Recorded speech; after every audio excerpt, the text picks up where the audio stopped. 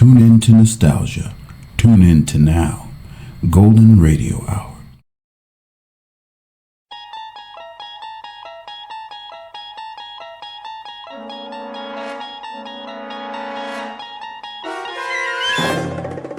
You're traveling through another dimension. A dimension not only of sight and sound, but of mind. A journey into a wondrous land whose boundaries are that of imagination.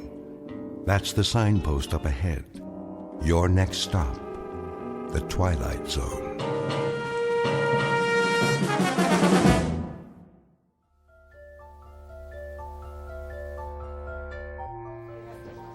How much is this? Shall I wrap it up for you, ma'am? I got all my Christmas shopping done. I need one more present for Uncle Fred. Could you put a big red ribbon on that? Ma, where is he? He'll be here, Tommy. How long? Just a few more minutes. I don't believe it. He's never coming. Excuse me. Yes, madam? Are you the manager? Indeed I am. Mr. Dundee at your service. Well, I have a question for you. Gift wrapping? The customer service counter is downstairs on the first floor. No, not there. Oh, a special Christmas item. I'm sure we can find something. What exactly were you... Listen to me, Mr. Dundee. See this sign? What about it? What does it say?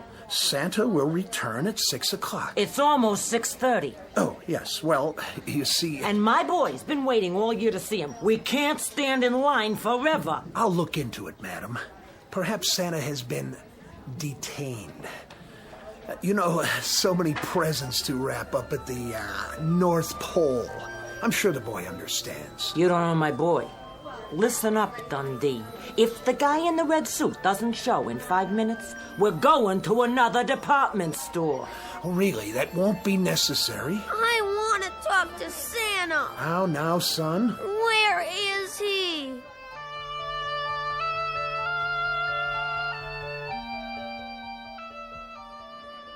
Bartender, pour me another one, will you? Coming right up. Hey, Corwin. Yeah, See the clock on the wall? what about it? You told me to tell you when it was 6:30? Well, it's 6:30. That's exactly what it is.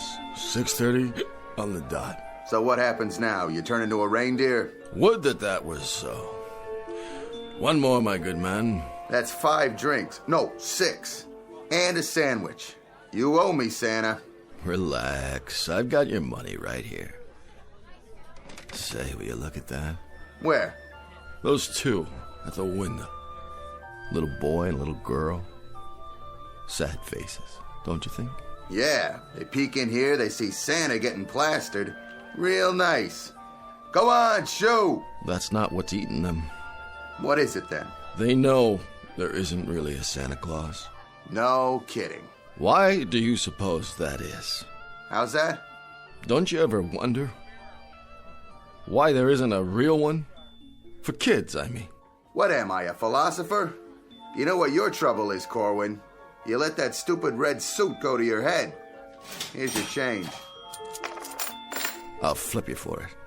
Double or nothing. What do you think this is, Atlantic City? Come on, eat your sandwich and get out of here. I've had enough to eat. Where's my drink? I'm coming. Oh, ouch.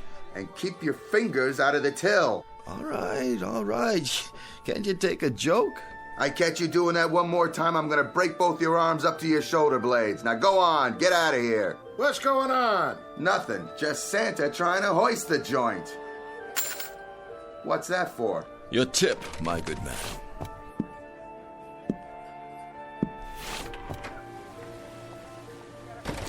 Take it easy now. Oh, snow's pretty slippery. Oh. I'd better sit down for a minute. Mr. Santa? Huh? I want a baby carriage and a dolly and a playhouse and a job for my daddy. What? And I want a gun and a set of play soldiers and a big turkey for Christmas dinner. You don't think... Oh, you poor kids. Don't you get it?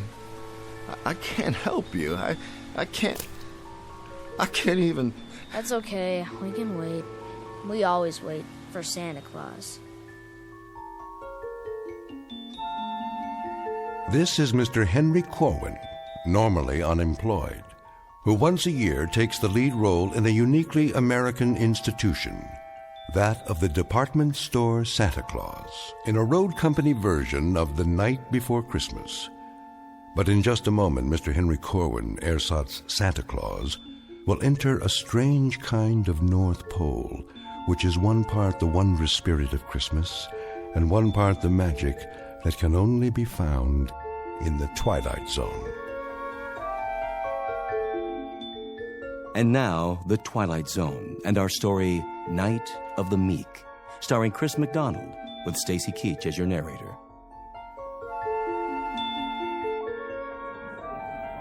Where is he? This is so inconsiderate. Here he comes, finally. Will you look at that? Why, he can hardly stand up. Oh, it's disgraceful. There you are. Hello, boys and girls. Ho, ho, ho. Corwin, you're an hour late. I am? 1 hour and 9 minutes to be exact. Can you beat that? Now, I advise you to get up on your throne without further ado. I'm going. And refrain from disillusioning these children any further. All right. I'm going. By showing them that not only isn't there a Santa Claus, but the one in this store happens to be a wino who'd be more at home playing Rudolph the Red-Nosed Reindeer. I take your point, Mr. Dundee. Stand aside. Saint Nick is back on the job. Go ahead, climb up on his lap. He won't hurt you, will you, Santa? You won't hurt my little boy. Go on, you tell him. What's your name, lad? Percival. You're putting me on. Percival Smithers. The third. My dad's name is Percival Smithers. My grandfather's name was Percival Smithers. Oh, I get it. Well, I guess that's not your fault. So, what would you like for Christmas, young Percival? A new front name. That's a good one. A real good one. I gotta remember it. Hey, Ma? Yes, dear. I smell something funny. You do? Yeah. And I know what it is, too. The same as Dad. Santa Claus is loaded. Leave my boy alone. Lady, I never laid a glove on a kid. Oh, you've got some nerve drinking on the job. Madam, I am mortally ashamed. You should be. Come along, Percival. I hope this won't scar you for life. Is there some trouble here? Trouble? No, there's no trouble, except that this is the last time I trade in this store. It seems you hire your Santa Clauses out of a gutter. Hey, who are you referring to? Drunken sot. Come on, Percival. Some Santa Claus? You don't even look like him. Mr. Dundee, that lady's got a problem. All right, everyone back to work. Back to your positions. And you, as for you, Mr. Kris Kringle of the lower depths, since we are only a few hours from closing, it is my distinct pleasure to inform you that there is no further need for your questionable services. You've had it. Now get out of here. It'll be my pleasure. Pick up your pay downstairs. Oh, and one more piece of advice. I'm all ears. Get that moth-eaten red suit back to where you rented it before you really tie one on and destroy it for good and all, you drunk. Thank you ever so much, Mr. Dundee. As to my drinking, it is indefensible. You have my abject apologies. Don't waste your breath. That just doesn't cut it with me anymore. But I have feelings, you know? Plain old human feelings, same as anybody. And I find of late that I have very little choice in the matter of how I express my emotions. I can either drink or I can weep. And drinking is so much more subtle. Will you please leave? But as to my alleged insubordination, I assure you I was not rude to that woman. Someone should remind her that Christmas isn't just barging up and down department store aisles and pushing people out of the way. Or when I'm warning you. Someone should tell her that Christmas is something quite different from that. It's richer and finer and truer, and it should come with patience and love and charity, compassion. That's what I would have told her, had she given me the chance. My, how philosophical, Mr. Corwin. Perhaps, as your parting words, you can tell us how we go about living up to those grand Yule standards which you have so graciously laid out for us. I don't know how. I wouldn't know how to explain it, especially to you. All I know is that I am an aging, purposeless relic of another time and place. A different way of life. And now, I don't know how it happened, but one day I woke up and found myself living in a dirty rooming house on a street that's filled with hungry kids and shabby, scared people. Good people. Where the only thing to come down the chimney on Christmas Eve or any other day of the year is more poverty. Keep your voice down. And if you must know, another reason I drink is so that when I walk up and down the tenements, I can think to myself just for a little while that they really are the North Pole, and the children are elves, and I'm really Santa Claus, bringing a bag of beautiful things for all of them. Every last one. That's enough out of you. I wish, Mr. Dundee, on just one Christmas, only one, that I could see some of the hopeless ones, the dreamless ones. On just one Christmas, I'd like to see the meek really inherit the earth. So that's why I drink, Mr. Dundee, and that's why I weep. Who is that guy? Never heard anyone talk to Mr. Dundee like that. I never heard anybody talk like that.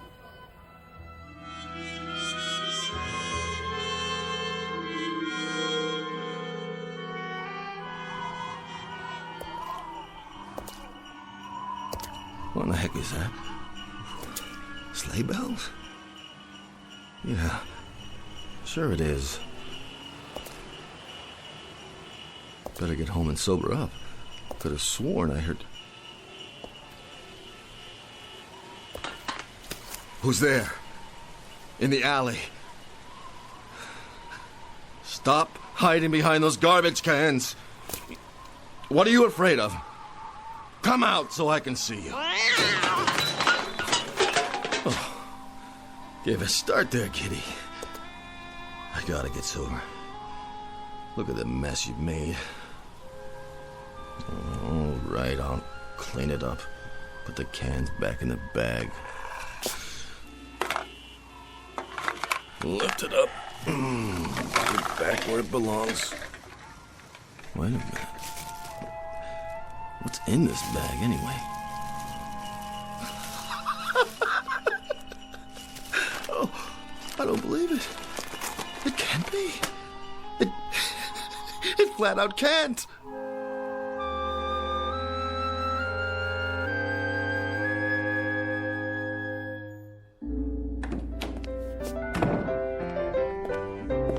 Excuse me, sister. Is this the Delancey Street Mission House? It is. Could I get something to eat, sister? You take a seat with the others.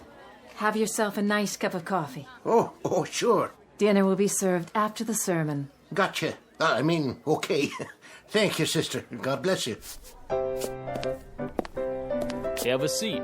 At least the coffee's hot. Sit down and take a load off. The sermon ain't so bad. No, it don't take long. Here's a chair. Don't mind if I do.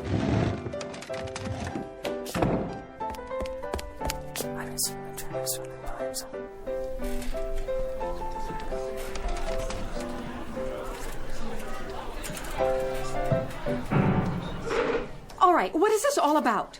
You, the noise, the commotion, what is the idea of barging in and disrupting our Christmas Eve? Begging your pardon, Sister Florence. I ain't touched a drop since last Thursday, and that's the gospel truth. But I swear to you right now... You mustn't swear. On account I seen him with my own eyes. He's coming. Who? Him. Him? Santa Claus is coming to town. Oh, I thank you for the thought. He's coming up the street heading this way, and he's giving everybody their heart's desire. Oh, yeah, sure. Santa Claus? Are you kidding me? Pour yourself a cup of coffee. Black. Merry Christmas! I told you, sister, it's him. Now, what'll be your pleasure this year, gentlemen? How about you? Me? Yes, sirree. Well, I'd sort of like to have a new pipe. Ha ha! Let me take a look at my bag. Here you go. A new meerschaum. How's that? Oh, thank you. Thank you kindly. How about you? A woolen sweater? A woolen sweater you shall have. Size? Who cares? Here you go. Next. Some new shoes? How about some pipe tobacco? A carton of cigarettes? Another sweater, maybe? Slippers. A smoking jacket. Where did you get all these gifts? Sister Florence, don't ask me to explain because I can't. I'm as much in the dark as anybody else. All I know is that I've got a bag here that gives everybody just what they want for Christmas. As long as it's putting out. Let's see here. What do you need? How about a new dress, sister?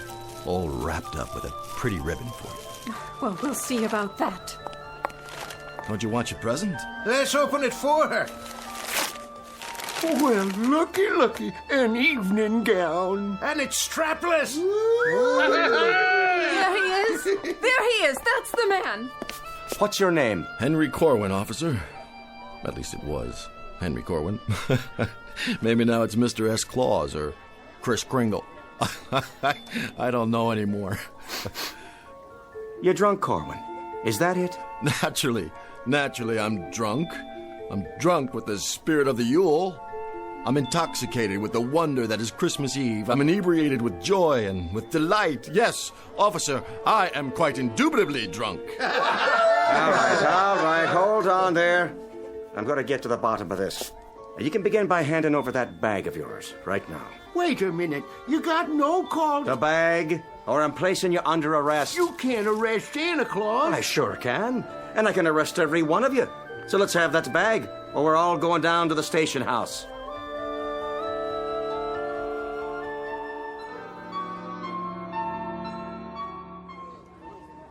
You hard of hearing? I'm sure we can settle this. Yes, we can, Corwin. And in a hurry. I'd like to see just one little thing. And that would be? Show me the receipt for all this stuff. Right now. The receipt? You heard me. Of course you've got a receipt. Well, go on, Henry. Show it to the policeman. Sure, you got one, ain't you? I'm afraid that's the one thing I don't have in this bag. Sister Florence. Yes, officer. Collect all the stolen goods. What stolen goods? Put them in a pile over there.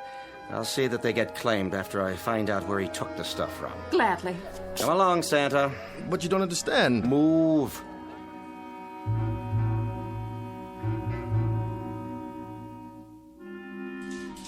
I want to report a missing person. Yes, ma'am. Fill out a report. Do I get a phone call? After you see the judge, now sit down. Can you take these handcuffs off? Ah, here we are. And here he is. And there you are, Mr. Dundee. Sit down, Corwin. And there that is. All the goods you've stolen. How nice to see you again. And how nice it will be to see you, my wistful St. Nicholas, going up the river. Do you suppose he could get as much as 10 years, Officer Flaherty? 10 years? Don't look good, Corwin. Of course, they might lop off a few months if he was to tell us where the rest of the loot is stashed. The rest of it? You think there's a storehouse of some kind where I go to replenish it? Well, ain't there? Why, he may have been looting and pilfering for years. Now I understand. That's why he takes this job every December. He's been giving away stuff for 2.5 hours. Must have a whole warehouse full of it. I'm glad you brought that up, officer. There's a little discrepancy here. Little discrepancy? Is that what you call it? Between this bag and what came out of it, did anybody see me go somewhere to fill it up? Because if they did, they're lying or deluded. All right, you speak when you're spoken to, Corwin. I'm just trying to clear this up. Listen, you moth-eaten Robin Hood. The wholesale theft of thousands of dollars worth of goods is not a simple discrepancy. I wondered where my inventory went, and now I know. Let's take a look in the bag, shall we? You go right ahead, sir. Be my guest. Though I can tell you right now, Corwin, that this whole affair has come as no surprise to me. I perceived that criminal glint in your eyes the very moment I saw you. I'm not a student of human nature for nothing. I've personally spotted hundreds of shoplifters in my store over the years. I'll bet you'd try it, if you're any good at it. Quiet. And I can tell you that you fit the profile to a T. Then why did you hire me in the first place? Well, an act of Christian charity on my part. I try and I try to do for you people. What people? And this is the thanks I get. Maybe if you tried hard enough, I wouldn't need a bag like this. All right, enough already. Mr. Dundee, you go ahead and you check in the bag. Believe it or not, I got other cases to handle here tonight. It will be a pleasure to achieve satisfaction. To catch him red-handed, as it were. Well, suit yourself, Mr. Dundee. Go ahead. Reach right in. Who let that cat in here? It was in the bag under all this... We'll be adding cruelty to animals to the charges now. Under what? Coffee grounds and empty tin cans? Looks like garbage to me, wouldn't you agree? He must have switched it. Where's the real bag? Mr. Dundee, you seem to have, put your finger on the problem. All your fingers, it looks like. Messy, isn't it? Yeah, this isn't funny. No? Give me something to wipe my hands. Well, I guess the bag can't seem to make up its mind whether to give out gifts or garbage. Well, it was giving out gifts when I seen it. Whatever they wanted, Corwin was supplying. And it wasn't trash, neither. It was Christmas presents, toys, all kinds of things. Expensive stuff, believe you me. You might as well admit it, Corwin. Oh, I admit it. Well then, there you are. But I believe the essence of our problem here is that we're dealing with a most unusual bag. One that is both more and less than it seems. So you are some sort of magician con artist. A magician? I love those guys. You know, this reminds me of a trick I saw once. Called himself Misto the Magnificent. Used to work down in Coney Island where they had those sideshows. He had a thing called the Never Empty Lotta. You know what a lotta is, officer? What's your point, Corwin? A vase, an urn, sort of. And he'd pour out water, glass after glass full, till it was empty. And then he'd pick it up and start all over again. Couldn't figure out how he did it. But this bag here, I guess it's like the never empty lotta. Only thing is, I'm no magician. I wouldn't know how to work it anyway. Whatever's going on, it's out of my hands. Some greater power is at work. I'm just the one who happened to be there at the right time and the right place. All right, no more talk. I told you I'm a busy man. For now, Corwin, my advice to you is clean up this mess and get out of my police station before I find a reason to book you. All right. If that's what you want, happy to oblige. Just like that? You're letting him go? My hands are tied. There's no evidence. And you, Officer Flaherty, call yourself a policeman? Hey, now. Well, I suppose it's a demanding task to distinguish between a bag full of garbage and an inventory of expensive stolen gifts. Too demanding for a civil servant whose salary is paid by my store's city taxes. You can believe me, Mr. Dundee. It's just like Corwin says. We must be dealing with something supernatural here. Oh, in other words, all anyone needs to do is ask this man to make a little abracadabra for them, and no sooner said than done. I don't know how it works, but I can Well, go ahead. Prove it. I told you, I'm no magician. Well, it seems miracles are the order of the day, aren't they? Don't go getting sacrilegious. You want me to drop the charges? Well, let's put him to a little test. I can't just pull a rabbit out of a hat. Oh, it's to be a rabbit now, is it? Instead of a cat? If you'd listen... Let me see. I fancy... Oh, how about a bottle of cherry brandy? Vintage 1903, if your mystical bag is in the mood to deliver. 1903. That's a good year. A very good year. Try this. I hope you like the gift wrapping. And as for you, Officer Flatter... Well, what? But I guess you two can share the bottle, can't you? What in heaven's name? Where did you get this? Enjoy it, gentlemen. I'll be going now. And to all, a good night.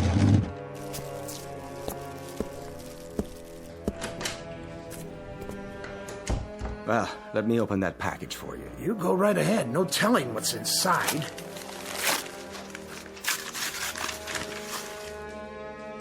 Well, would you look at that? Is it a real bottle? Looks like one. Feels like it, too. It is a magic trick. It has to be. The old switcheroo. Either that or I'm dreaming, or I've gone completely mad. Now, don't that beat all? 1903, just like you said. The card's even made out to you. To Mr. Dundee from Santa. Here you go. You look like you need it, Mr. Dundee. Give me that.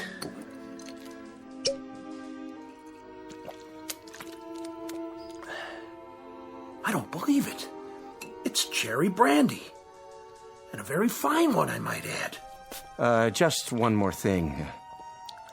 Yeah? Would you mind terribly much passing the bottle before it's empty?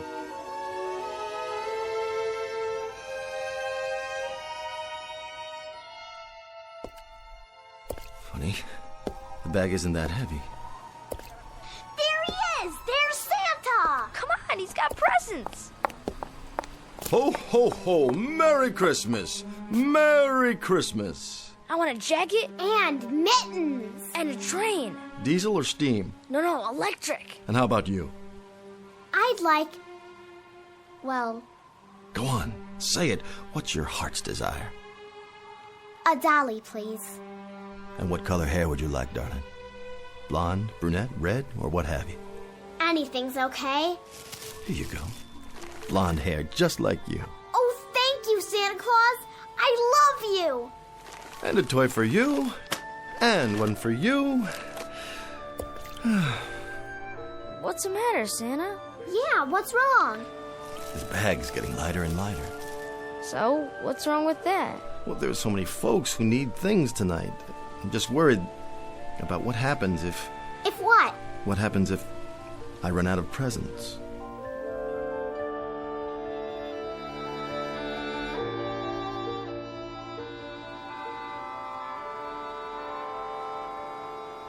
There it is. Midnight. Could have guessed it. Am I the last one? You are. Last present in this bag. If someone else needs it. Go ahead. I got mine already. Well, if you're sure it's all right. I don't see anybody else around, do you? No, Then here you go, ma'am.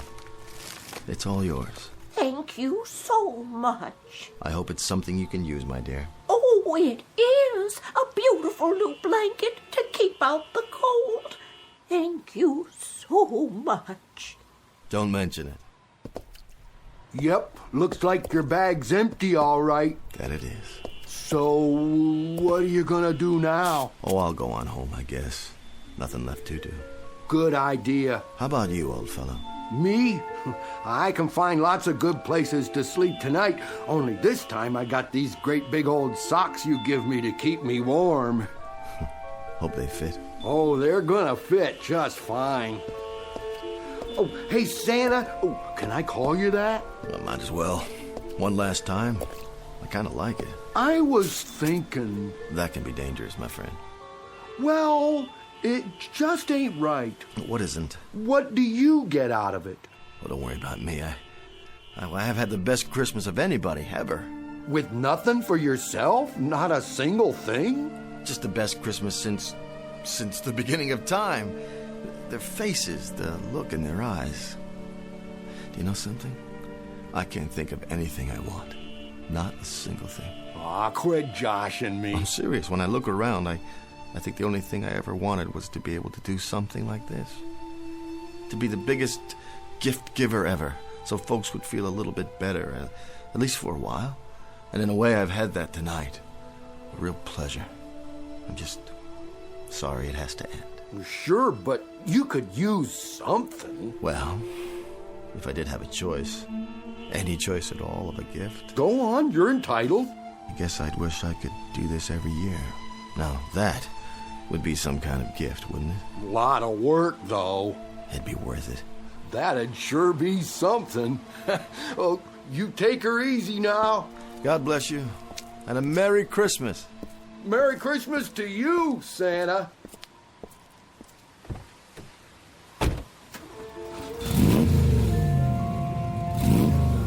Oh, and thanks for the car. Don't mention it.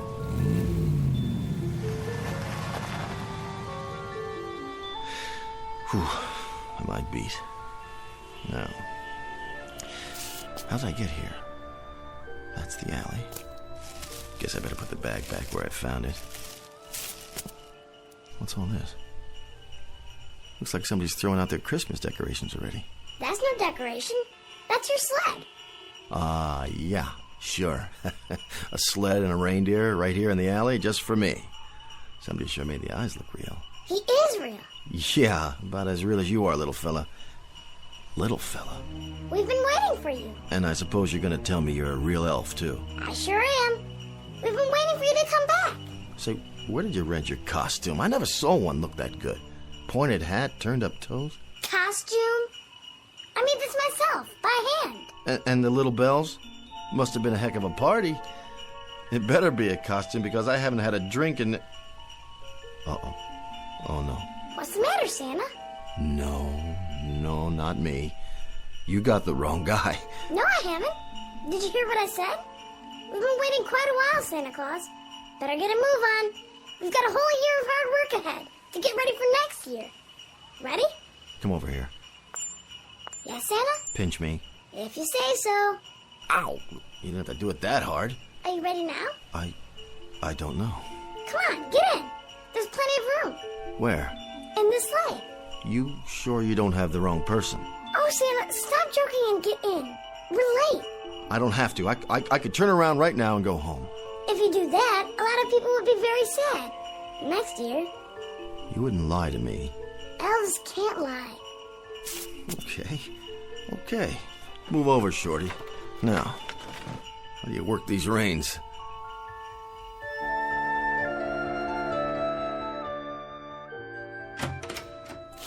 Good night, Officer Flaherty. Night, Mr. Dundee. So long, fellas. My regards to everybody in the precinct. And a Merry Christmas to you both. Night, boys. See y'all in the morning. Watch yourself out there. It's mighty cold. Now, don't you worry about me. Tonight, I'm feeling no pain. Going home now, Mr. Flaherty? That I am. Going home, Mr. Dundee. Assuming I can find me way. I'm sure you will. Left foot, right, left, right. Try to walk a straight line to the lamppost. Where? Over there. Hang on, I'll hold you up. And you, Mr. Dundee, home is it?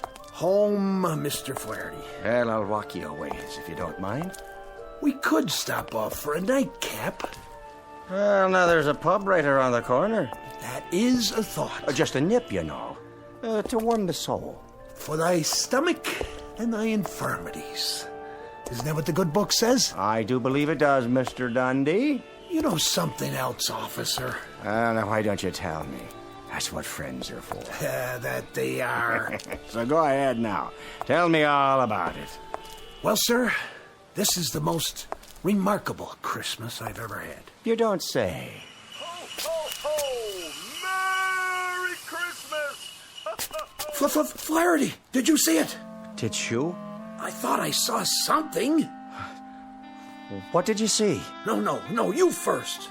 Mr. Dundee, I don't think I'd better tell you. You'd report me for drinking on duty. But you're not on duty. True. Go ahead. What did you see? Mr. Dundee, it was that Corwin fella, playing his life in a sleigh with reindeer sitting alongside a what? One of his little helpers. So help me. All done up in proper costume. They were riding towards the sky, big as you please. One question for you. Yeah? Did we drink a whole bottle of cherry brandy back in the station house? Vintage 1903, but only one bottle. The finest I ever tasted. So I guess that's about the size of it then, isn't it, Mr. Dundee? Flaherty, you better come on home with me. We'll make some hot coffee. Yeah, and pour a little whiskey in it. We call that Irish coffee, you know. Oh, I do know. And then we'll talk some more about all this. Sort it out. What is there to say? If a man can't believe his own eyes, what can he believe? Then, we'll thank God for miracles, Mr. Flaherty. That we will, Mr. Dundee. That we will.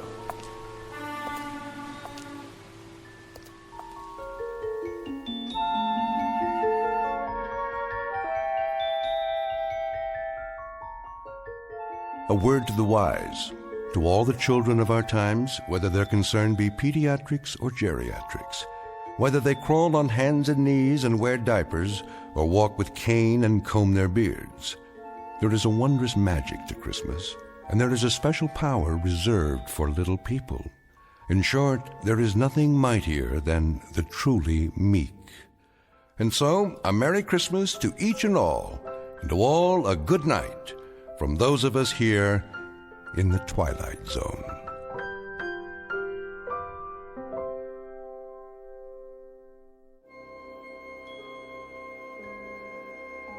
Hi, this is Carl Amari, producer of the Twilight Zone radio dramas. I'd like to take a moment to tell you about our official website at twilightzoneradio.com, where you'll get the latest news and information on these Twilight Zone radio dramas. Plus, at twilightzoneradio.com, you can digitally download 3 free episodes or any of our episodes for only $1.95 each. In this age of ever-changing technology, we've decided to make these episodes instantly available to you by making the Twilight Zone radio dramas a digital download-only series. This means that this series will no longer be offered on CD. The CD collections at our website are now being offered while supplies last at buy one, get one free. So be sure to get your favorites before they're sold out. Be sure to visit us often, and I'll see you in the zone.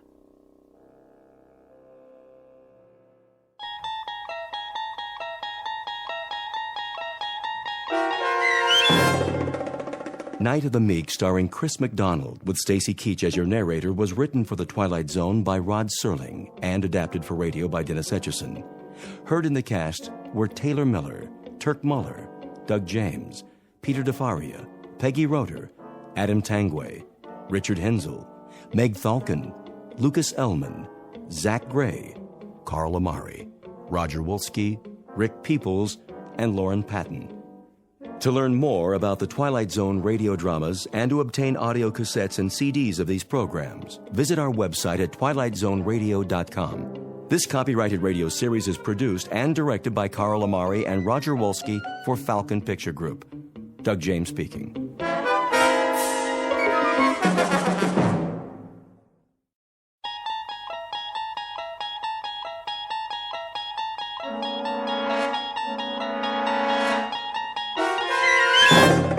You're traveling through another dimension. A dimension not only of sight and sound, but of mind. A journey into a wondrous land whose boundaries are those of imagination. Your next stop, the Twilight Zone.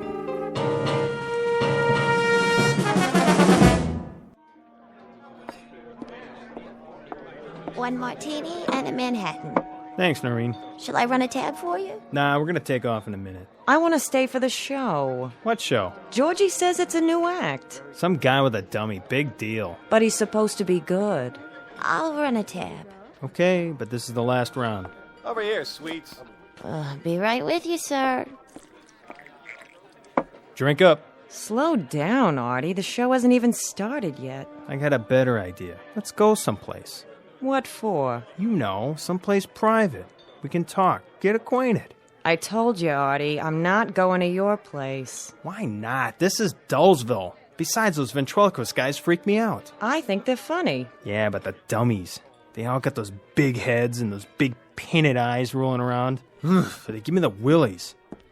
Testing. Oh, great. It's time for the show. Yeah, great. Is this thing on? I know you're out there, ladies and gentlemen. I can hear you breathing. But seriously, folks, if you're wondering why I called you all here this evening, it's a mystery to me, too. No, honest, I do know. It's because you want to see the chorus girl. Get him out here. Yeah, I want to see them, too. All of them, if you know what I mean, and I think you do. But before we do that little thing, I want you to meet a couple of friends of mine.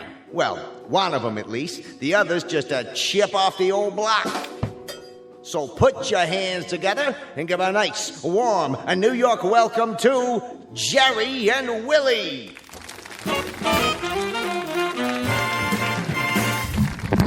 Hi there, everybody. Well, we're certainly happy to be here.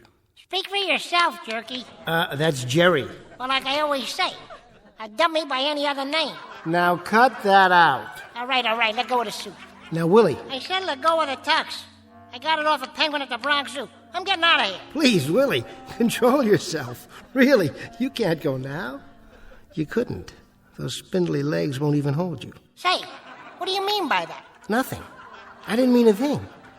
I only said it's not a good idea. Willie, isn't there something you wanted to ask? Okay. Tell me this, wise guy. It's getting close to Halloween. Are you superstitious? Me? Not at all. Why don't you fess up? Well, on occasion. What do? Throw salt over your shoulder? Cross your fingers? No, never. And how come your legs are crossed? Oh, sorry, Willie. Let me put you on the other knee. There. Comfortable now? That's better. Okay, wise guy, tell me what it is you do. Well, sometimes I knock wood. Ow! You did it again! You asked me. I'm through. I resign. Sit back down. From now on, I'm a solo. And as for you, you can turn in your lap. Give me one more chance, Willie. Now listen. Why should I? I know all your lines, and they ain't that good. Be reasonable, Willie. What in the world would you do without me? Anything I want to. Anything, huh? Like what? Well, for one thing, I could be a better ventriloquist than you. Oh, I don't think so. I do. Watch this.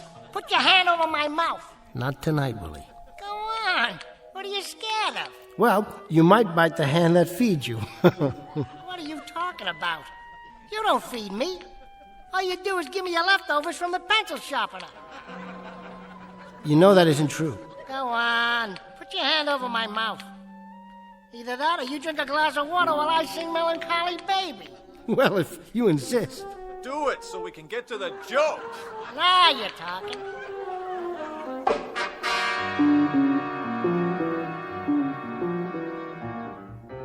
Meet a ventriloquist named Jerry Etherson, a voice thrower par excellence. His alter ego, sitting atop his lap, is a brash stick of kindling about 2 feet tall, whose sobriquet is Willie. But in just a moment, Mr. Etherson and his knotty pine partner will discover that they've been booked into an out-of-the-way bistro on a small, dark back street known as the Twilight Zone. And now, The Twilight Zone and our story, The Dummy, starring Bruno Kirby, with Stacy Keach as your narrator.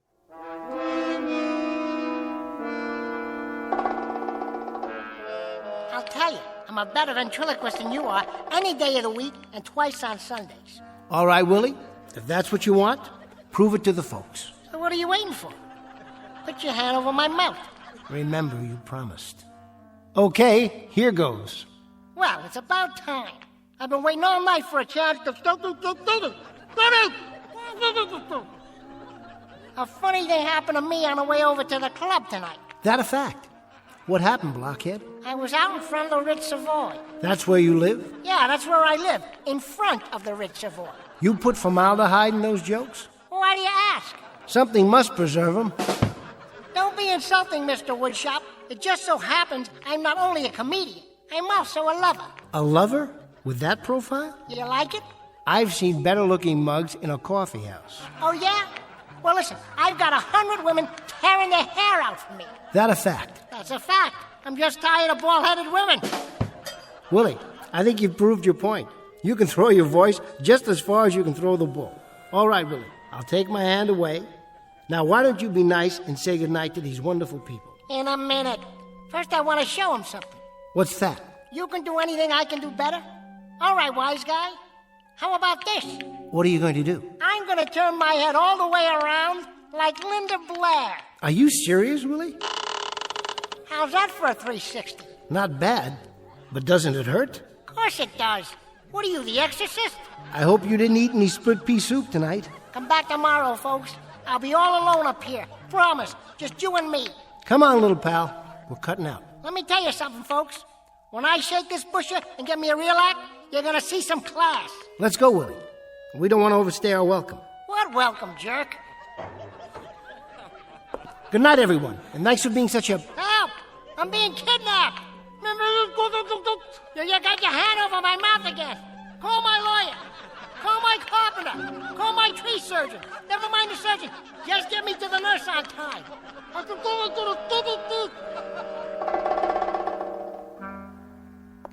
Hey, I told you not to do that. And I told you never to put your hand over my trap, didn't I? You okay, Mr. Etherson? Yeah, thanks, Rich. Must have caught a splinter or something.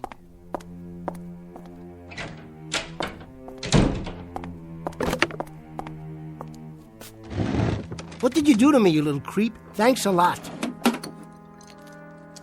Well, what are you looking at? Mind if I sterilize the hand?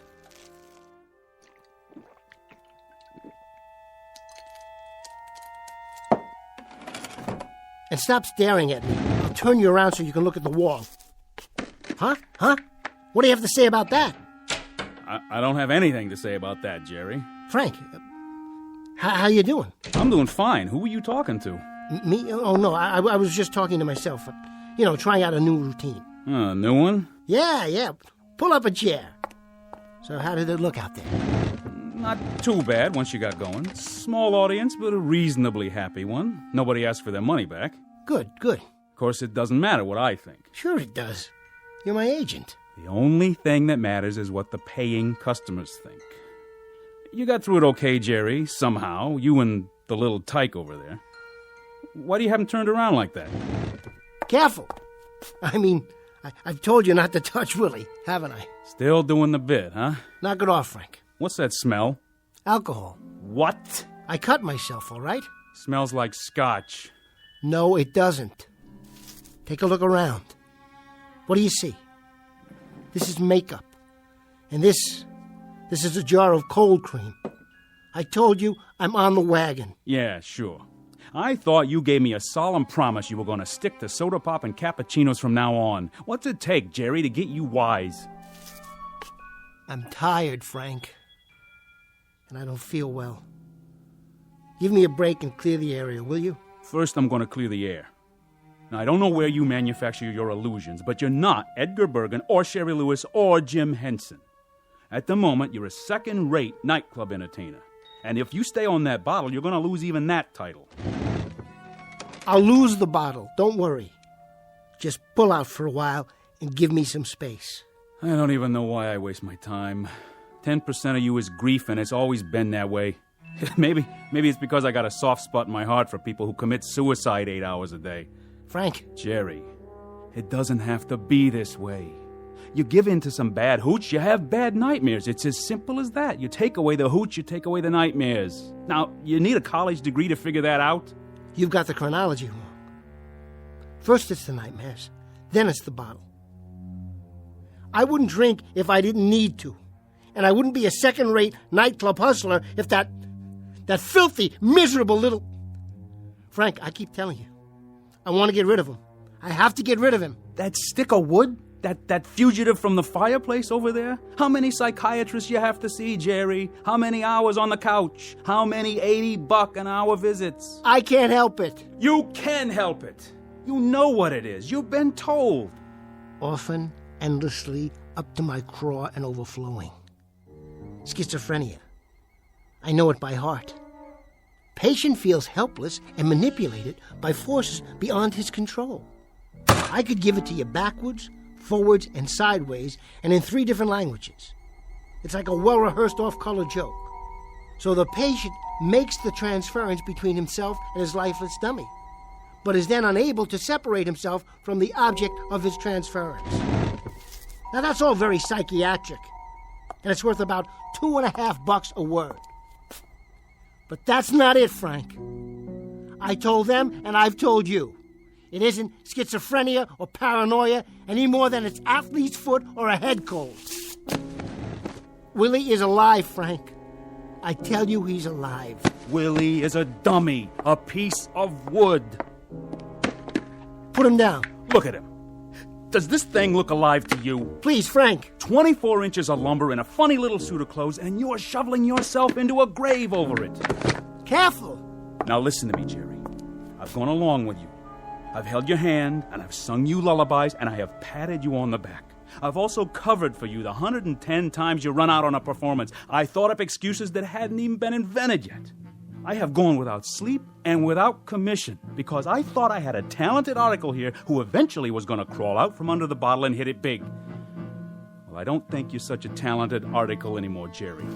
Now, let's put it this way. Maybe I think you could be, but you're never going to. I think you're a self-indulgent sot with an overactive imagination, and the only thing you like better than scotch is sympathy. Well, I'm going to give you just 24 hours to straighten out. Get rid of the bottle, and get rid of that crazy obsession that you're in a death match with a dummy. Frank. It isn't just a dummy. I tell you, it isn't just a dummy. Oh, take it easy, kid. You're gonna blow a gasket. Frank, take a look at this. What do you got there, Jerry? A backup? I had it made special. Didn't know if I'd ever have the guts to unpack it. But now there's no choice. Frank, say hello to someone very special. I'd like you to meet Willie's replacement.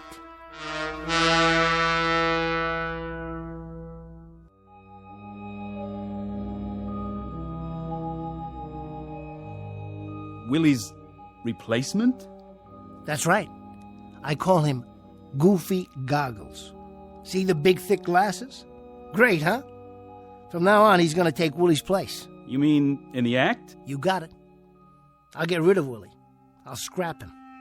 I'm going to do a whole new routine. A whole new routine takes time. You got another show in half an hour. I won't be able to go on for the late show. Tell him I'm sick or something. I've already told them you're sick or something. Now, the trouble is they know it's something that's bottled in bond. Frank, you got to back me up on this. You be out on that stage when you hear your music. I don't care which dummy you bring, but you be out there. This is one I'm not covering for. New routine, right.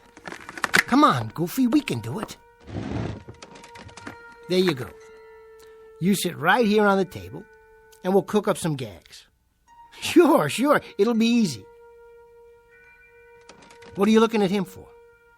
Don't worry about Willie. I turned him around so he can't see. Better put on a little more pancake. It's hot under those lights. How you doing? Clean your glasses for you? There. Okay. Now, say, Goofy Goggles, why don't you have your glasses fixed? You look kind of nearsighted. Are you kidding? I don't need them. My eyes are A-OK. I'm a grown boy. Goofy, you're looking at the band leader. I'm over here. Keep talking. I'll find you. Why don't you sit on my lap? There you go. Isn't that better? Say, Mr. Etherson, I've been meaning to tell you. You put too much starch in my collar. Too much starch in your collar? Well, that's so you'll stay awake for the whole show. Heads up. Did you see that chorus girl over there? Where? See? What did I tell you? But listen, you gotta be subtle about it. Don't stare at them when they walk by. Your whole head wobbles like it's gonna fall off. Yeah, that'll work. We're gonna make it out there. You and me, Goofy, and nobody else, just you and me. Willie, I saw that. You turned your head around. Don't look at him in the mirror, Goofy. He's nothing anymore. As soon as I lock him in his suitcase, he's through. Washed up, finished.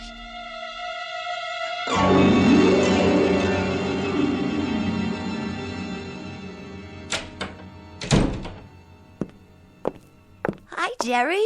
All ready to go on? Sure, Noreen. I'm gonna kill him tonight. Margie, listen to this. Hello, Margie. Pleased to meet you. Noreen told me all about you. This'll knock you out. Make me talk, Jer. Go ahead. Watch this, Marge. I'm on in a couple of minutes, Noreen. How about after the show? Oh, come on. Check this out, Marge. He makes me sound just like Willie. It's real crazy. Go ahead, Jerry. Hey, where is Willie anyway? He's not going on tonight. I've got a new partner. He's kind of cute. Meet my new friend, Goofy Goggles. Just the same. I miss you, Willie. Here's a kiss. Can you catch it through the door? Mwah! Knock it off, babe. That tickles. Willie, cut that out. What did I tell you, huh? What did I tell you? It sounded like he was all the way in the dressing room. Isn't that wild? Gotta go, I'm on.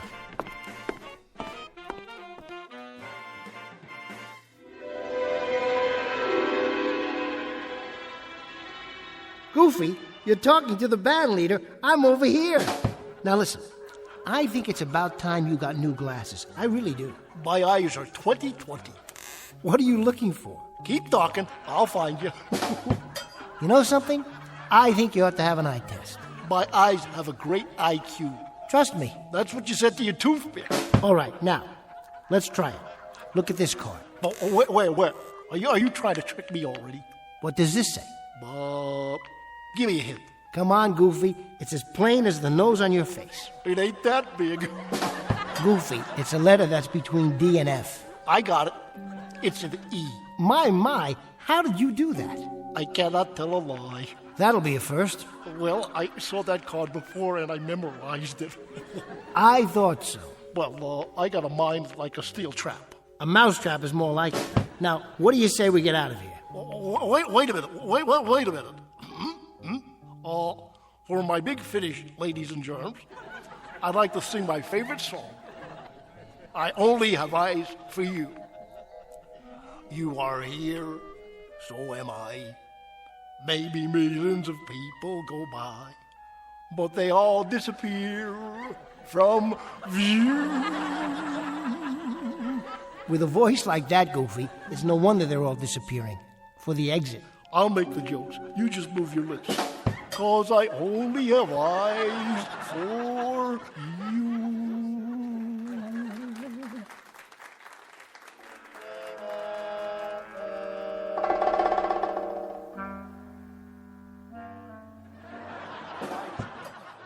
Cute act, isn't it, Georgie? What's cute about it? I like the old dummy better. Why'd he change it? Well, you know, brighten it up a little bit. Give it some novelty. Novelty? With a ventriloquist? Frankie, you see one, you seen them all. Every dummy looks the same. And if they ever changed the jokes, I'd have a coronary. What's with you this anyway? What do you mean? Well, usually, the acts go mixed with the trade between shows. You know, walk out on the floor and do a little drinking with the customers. That's how we make our nut. On drinks. But this guy thinks he's Greta Garbo.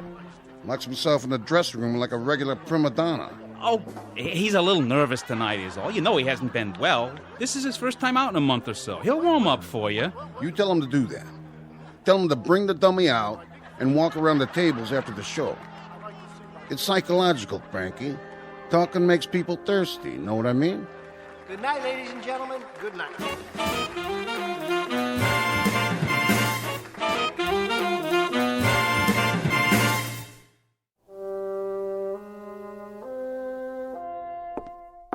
That was great.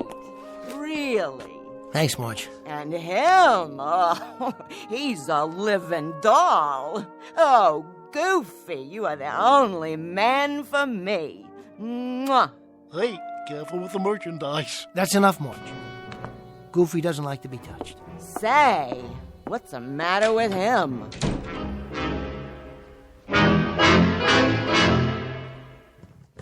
Come on, Willie. You've had it. Get down and stay down. That's right, put your legs in. Stop fighting me. I said lie down. There. Rest in peace, Pinocchio. Your next stop's the sawdust factory. And as for you, Goofy, it's strictly you and me from now on. How's that collar? Still too tight? Jerry? What are you doing here? You leaving? What's it look like? Well, you got your coat on. You packing up, huh? I'm getting there. Georgie was hoping you'd mix with the customers. Tell Georgie I'm a ventriloquist, not a shill. Why don't you tell him? And that means? That means I'm resigning from your fan club. You keep your 10%. I'll keep my self-respect, also my sense of humor, my regular meals, and my normal office hours.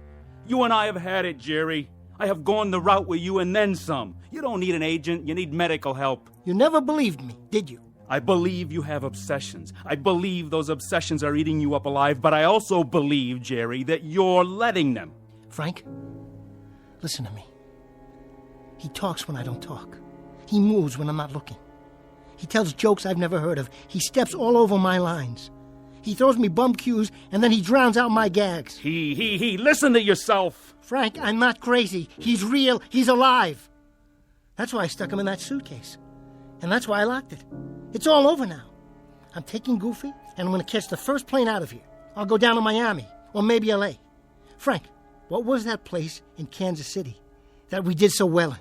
The place in Kansas City was the same as Miami, which is the same as Los Angeles, which is the same as Sioux City, Iowa, which is the same as any town south, north, and west of here. They're all the same, Jerry. You're not going to leave Willie by hopping on a plane, train, taxi, or a one-horse shay. This thing you have to lick right here. This you lick at the source. Yeah, well, we'll see. Come on, Goofy, get in. We're taking a little trip. What about the other suitcase? Drop it in the river for all I care. Or keep it for old time's sake. I don't ever want to see Willie again. I thought I just explained it to you. This you can't just run away from. And I told you, we'll see about that, Frank. Just you wait and see. Willie is history.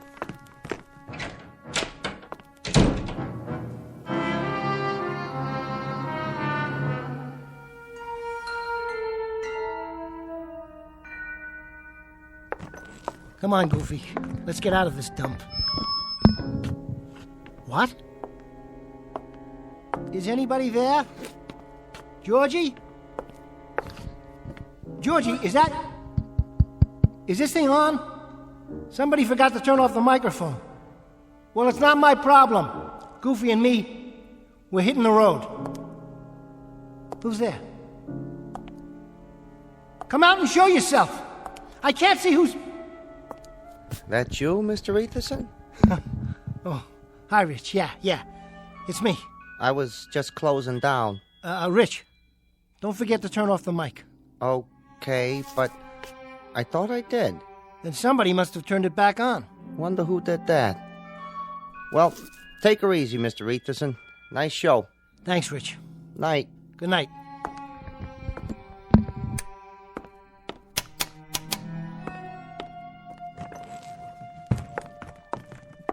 You running out on me, Jerry? What? You're not gonna leave me in a stuffy old suitcase, are you? Something else was there, Mr. Etherson? Did you just say something?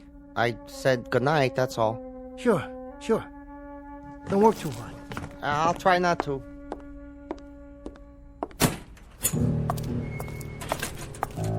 Ah, come on, sport. I wouldn't lock you in a suitcase. Where are you? Where?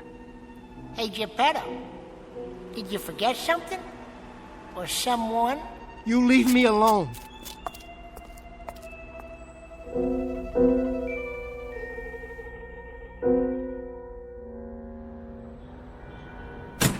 So then he says he doesn't like to be touched.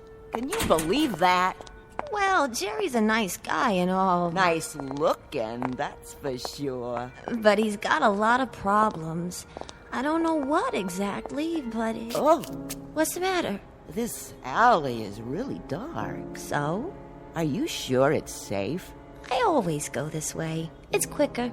Want me to walk with you?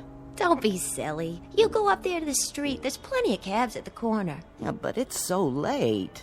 You shouldn't walk home alone. Don't worry about me, Margie. I can take care of myself. Well, if you say so. I say so. See you tomorrow night. Okay, Noreen. Night.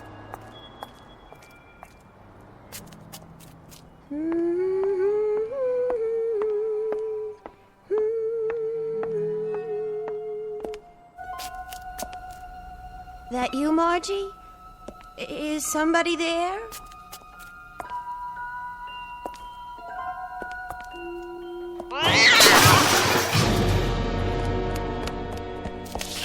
Let go of me! Hey, take it easy, Noreen.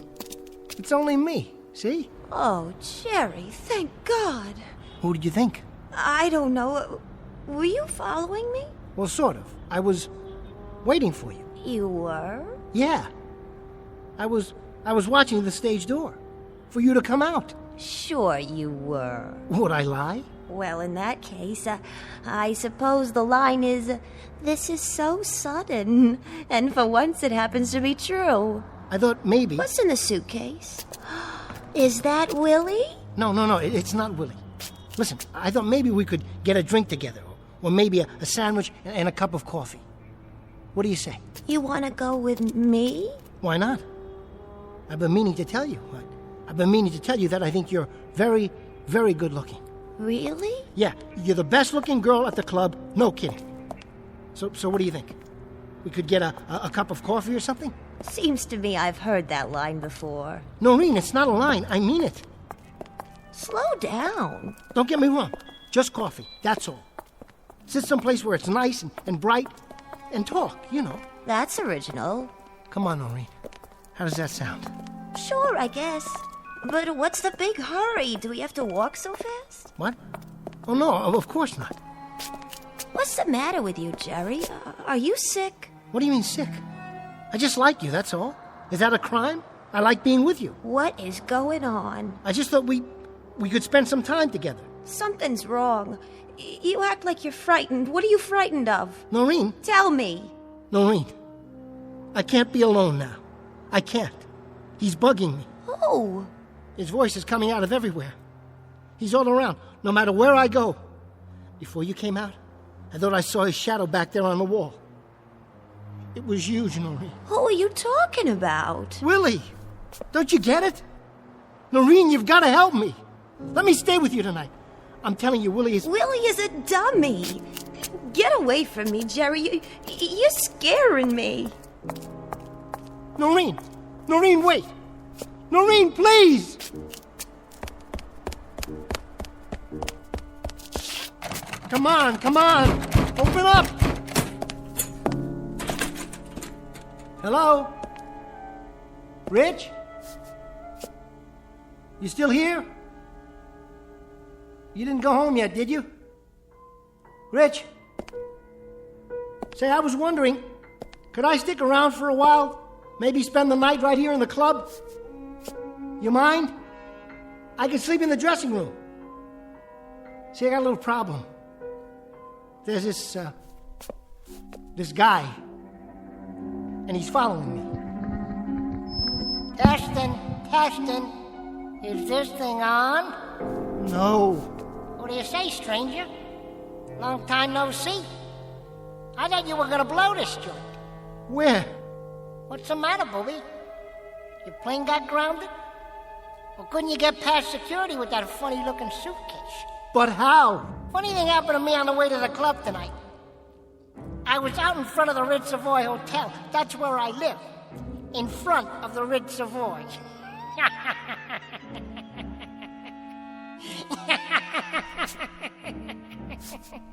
Where did you go? You're not on the stage. The microphone isn't even there. Want to play hide and seek? Guess what, Jerry? You're it.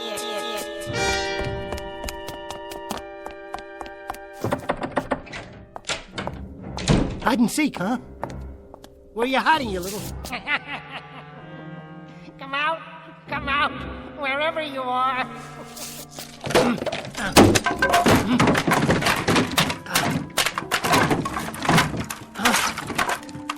The other suitcase. You're still in there, where I left you. You gotta be. There you are. I'll kill you, Willie. There. What do you think of that? Now let me see you try to follow me. Wait a minute. What are these glasses doing here? These are goofies. I know, I packed them myself when I put them in the... Goofy. I didn't mean to hurt you. I took the wrong one. How could I leave the wrong suitcase? Open the other one. Go on, Jerry. Open it. The one you've been carrying around. I was in there a long time. Now I gotta get my pants pressed. Let me give you a tip, Jerky. Don't ever run with a suitcase under your arm. I almost lost my lunch. Then you'd have a real mess to clean up. You get away from me. Just leave me alone. I won't tell a soul. Believe me, I won't tell a soul. Who do you think you're talking to? Maybe you need glasses. Willie, just let me walk out of here. And you'll never see me again, I promise. Well, why don't you take the eye test? What am I holding up? I'll give you a hint. It comes between D and F. No fair peeking. For the love of God, let me go. No can do, partner. Now, what do you say we get down to business? But you're a dummy. You're made of wood. Somebody built you. How could you... You jerk. You made me real. You spanked me to life. You gave me thoughts. You poured words into my head. You moved my mouth. You rolled my eyes and stuck out my tongue. You big lug, don't you get it? You made me what I am today. And I hope you're satisfied, you rascal, you, from the song of the same name. No, no, no, no, no.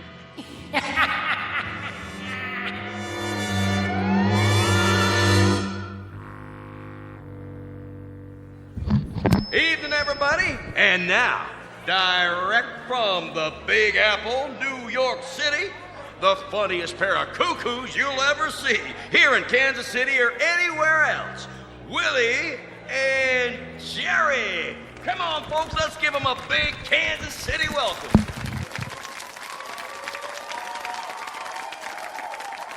How do you do, folks?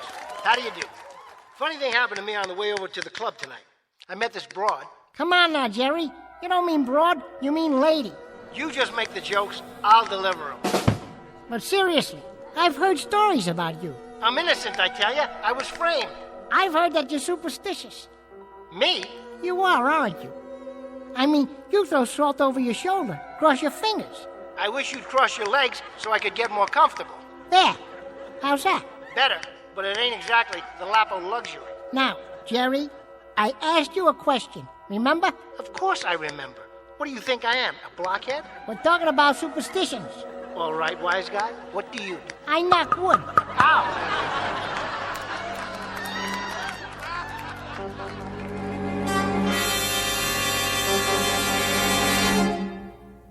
What's known in the parlance of the times as the old switcheroo. From boss to blockhead in a few easy lessons. And if you're given to nightclubbing on occasion, you might want to check out this particular act. It's called Willie and Jerry, and you'll find them booked into some of the better clubs along the Great Gray Way known as the Twilight Zone.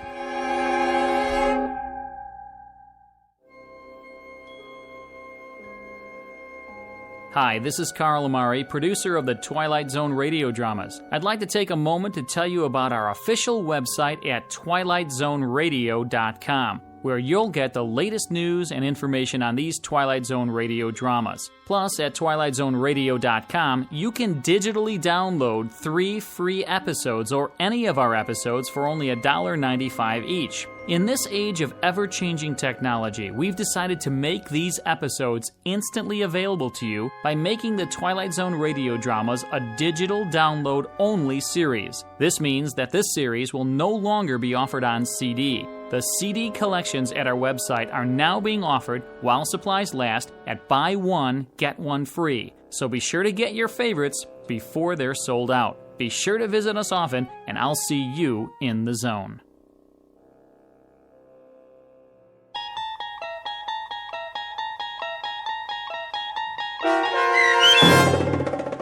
The Dummy, starring Bruno Kirby with Stacy Keach as your narrator, was adapted for radio by Dennis Etchison and based on a script by Rod Serling from a story by Lee Polk.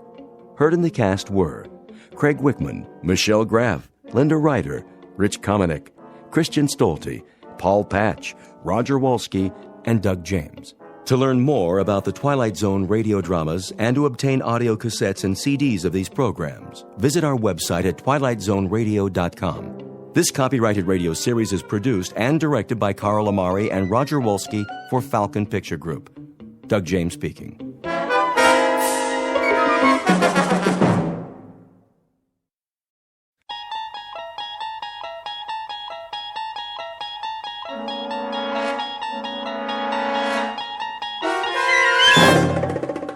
You're traveling through another dimension, a dimension not only of sight and sound, but of mind. A journey into a wondrous land whose boundaries are that of imagination. Your next stop, the Twilight Zone.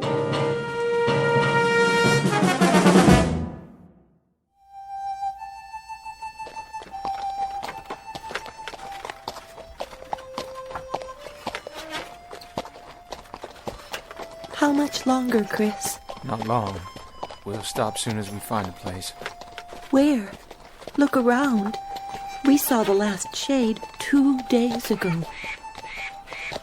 That's a buzzard up there circling the wagons, and it's been following us since dawn. It's waiting for the next one to die.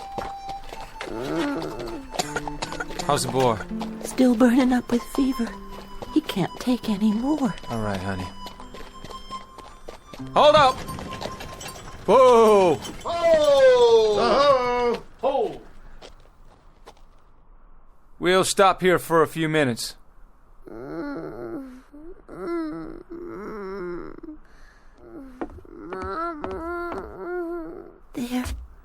There.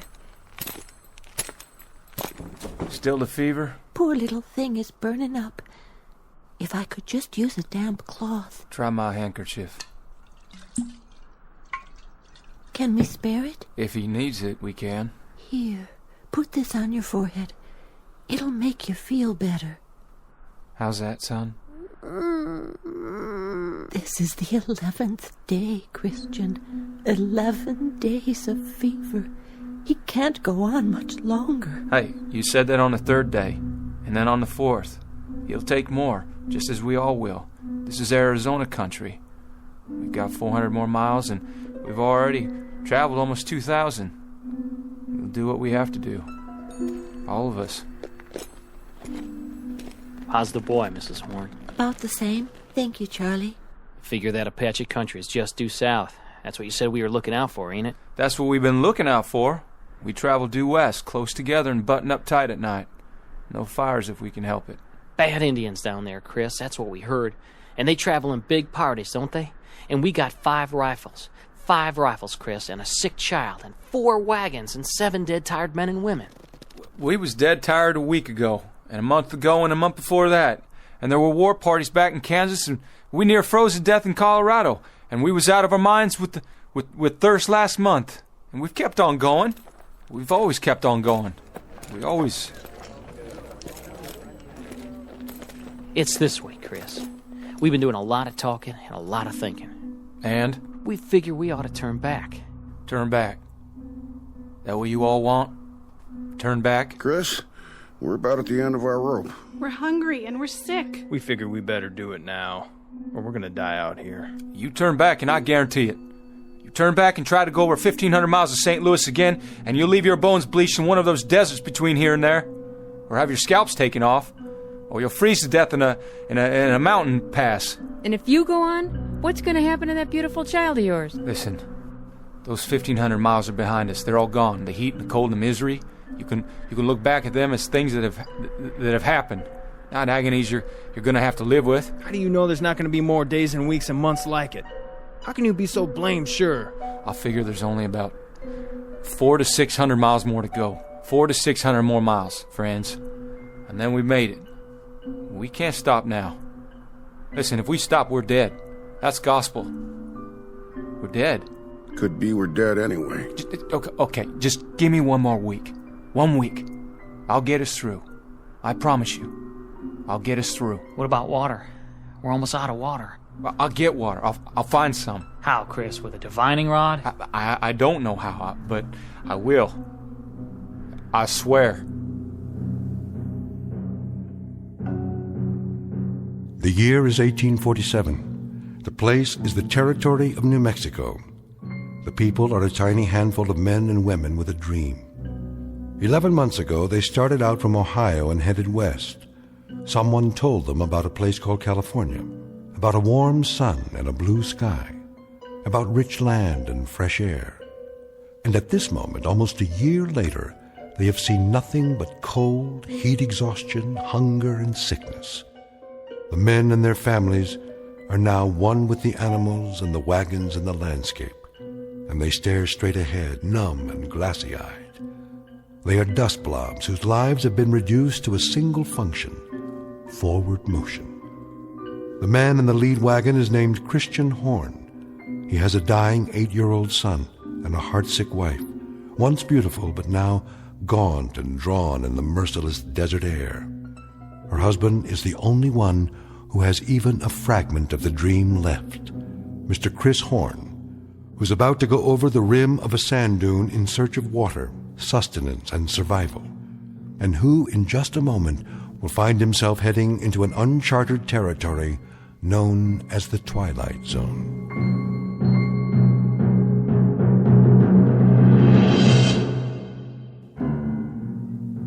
And now, back to our story from the Twilight Zone. 100 Yards Over the Rim, starring Jim Caviezel, with Stacy Keach as your narrator.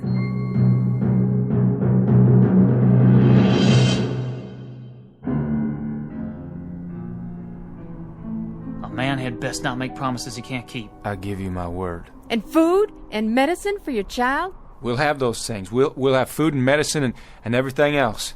If you can just keep going. Just keep going and don't look back. Look out there instead. Look west. We don't even know where that is anymore. Don't make any decisions yet. We can't stay here anyway. Once we're past the trail, we'll be able to rest a couple of days. I'm almost out of water, Chris, and food. I'll go up ahead, over that sand hill. I'll do some checking around. Stay here now, all of you. Martha, give me my rifle. Chris, you might look for a shady spot, a pretty spot where we can. I won't talk about burying our son. Not now. Not while there's life in him. How far you plan on going? Just over the rim there, 100 yards or so. Might find a stream or something, maybe some game, a rabbit or two. Never can tell. I guess that's true enough, friend. You never can tell. Stay close to wagons and keep them bunched up. Hold on, Charlie, all of you. Just hold on. I'll be right back.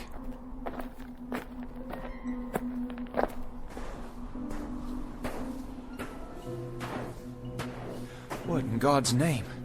Hey, everybody, look what's over here! There's a road! Down on the other side, a road! Look! Martha? Charlie? Hey! Hey! Where's the wagons? Where'd everybody go? Must have got turned around there. Go on. Go up again and see. Yeah. See which way I'm looking.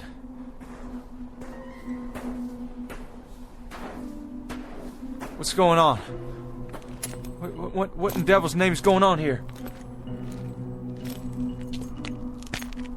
Road's hard. And black.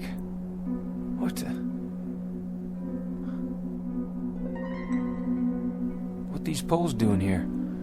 All these wires?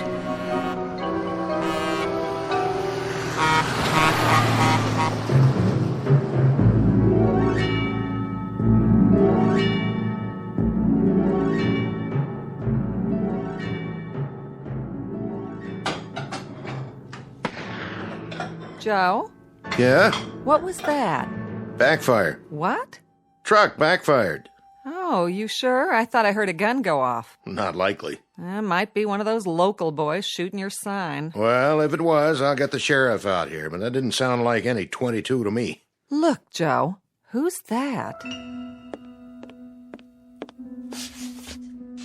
Some guy with a rifle.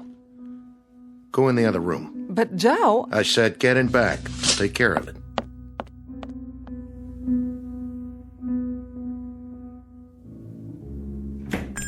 Howdy. Did you see it? Did you see that thing?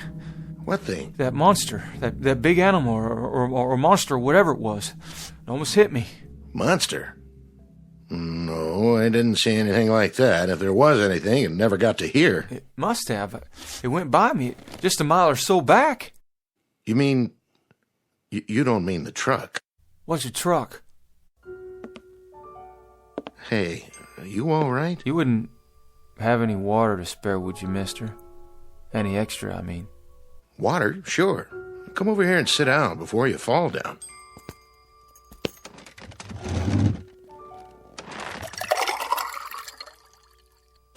There you go.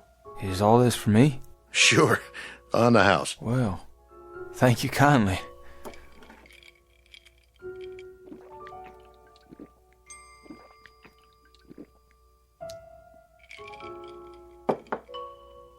You want some more? You got more? Sure do.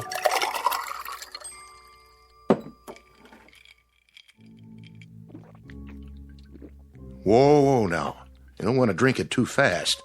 Just how long you been out on the desert, anyway? How long? Well, almost a year. Well, at least almost a year of traveling. Started from Ohio. I had 6 wagons to start with. One of them was burned by Indians, and one turned back. Indians? Wagons? What are you talking about? Say, mister, what happened to your arm? You're bleeding. Oh, yeah, I am. Well, I guess I did it to myself when that thing come at me. I rolled out of the way. Thought it was a mirage, then the gun went off. Just a flesh wound, though. Not too deep. I'll have Mary Lou look at it. She's my wife. She used to be a nurse's aide. Mary Lou? Everything okay, Joe? The fella here, he shot himself in the arm. He did? By accident, he says. You want to take a look at it? Why, sure. I'll get some bandages out. Hand me a clean towel, will you, Joe? Sure thing. Got the first aid kit right here under the counter. I'll just set your gun over here. Oh, well, thank you kindly. Well, careful with it now. That's a real old-timer. Antique piece, isn't it? No, bought it new before we started out, but she's been used a lot, I guess. We're running low on bullets. I don't suppose you've got any ammunition around here? Oh, no. We don't carry anything like that. This isn't a hunting area. What about Indians? The south of here's Apache country, isn't it? Why, sure. Well, sure, but there aren't any Indians nowadays. Well, I mean, not hostile Indians. No? Well, not as long as we've been here. Well, how long you been out here? How long? Oh, a couple of years now. Where do you hail from? Well, we used to live in Phoenix. Phoenix? Yeah, Phoenix. Mary Lou's folks are from there. I worked for her old man when we were first married, and then I bought this place here. Restaurant isn't doing so well, but the truckers are starting to come in now with the interstate. Restaurant? You have food? Sure do. Just like the sign says. On the wall there, see it? Right over the register. Joe's Air Flight Cafe and gas station. You don't understand a thing I'm talking about, do you? You've never heard of Phoenix, or registers, or nurses' aides, or trucks, or gas. Hey, mister, where are you from, really? Where'd you come from? Tell me straight out, why don't you? From Ohio.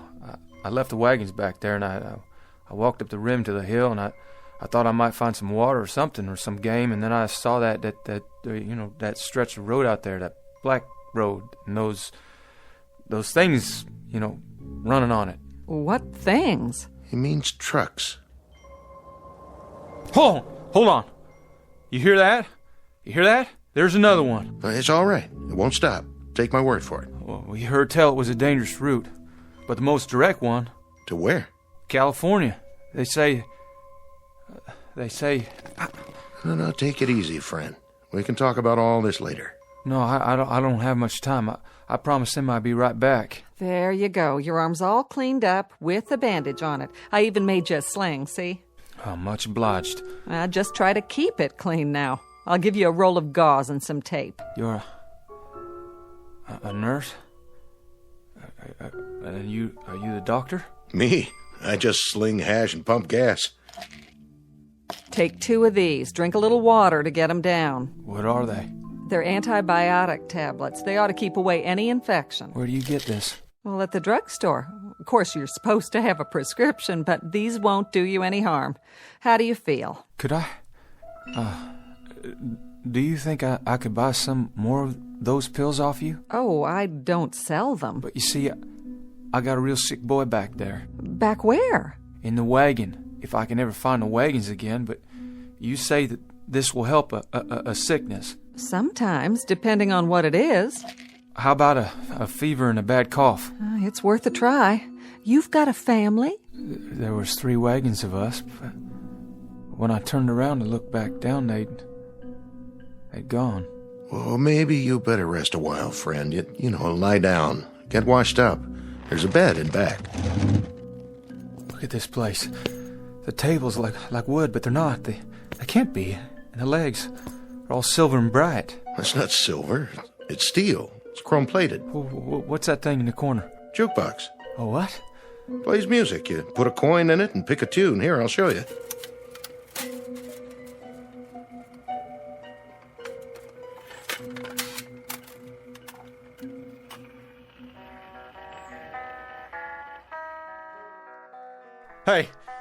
Where's that coming from?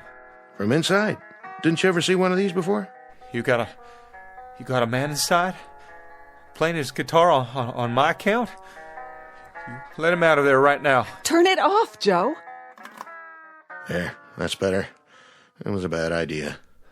All these things. Where am I? What is this place? Come with me. I'll show you where to wash up. Wait a minute. That picture. Where'd you get it? The calendar? Pioneer West Insurance Company. That's a picture of my covered wagon. Look just like my wagon. Oh, well, that's just an old lithograph. The date. That can't be right. It says April. But the year's all wrong. This is the year of our Lord, 1847. But this calendar says it's not even the same century. Oh, my dear God. How could that be? Easy now. What's going on here? Who are you people? Where am I?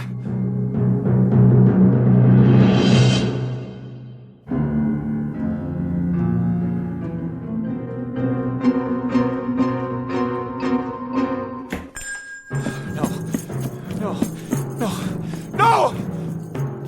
You better stop him, Joe. He'll get himself killed.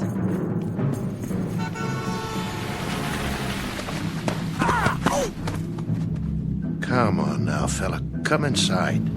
Please. Somebody tell me where I am.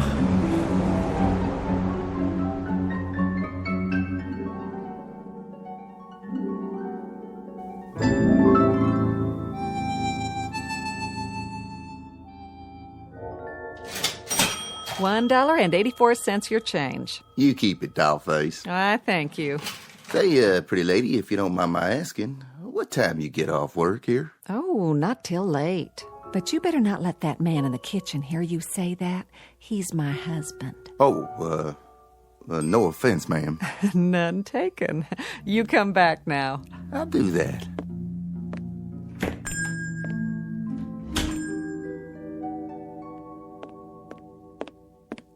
Doctor still in back? He is. Been a while now. I made a club sandwich for the fella. You think you want some soup, too? Well, you better ask Doc first.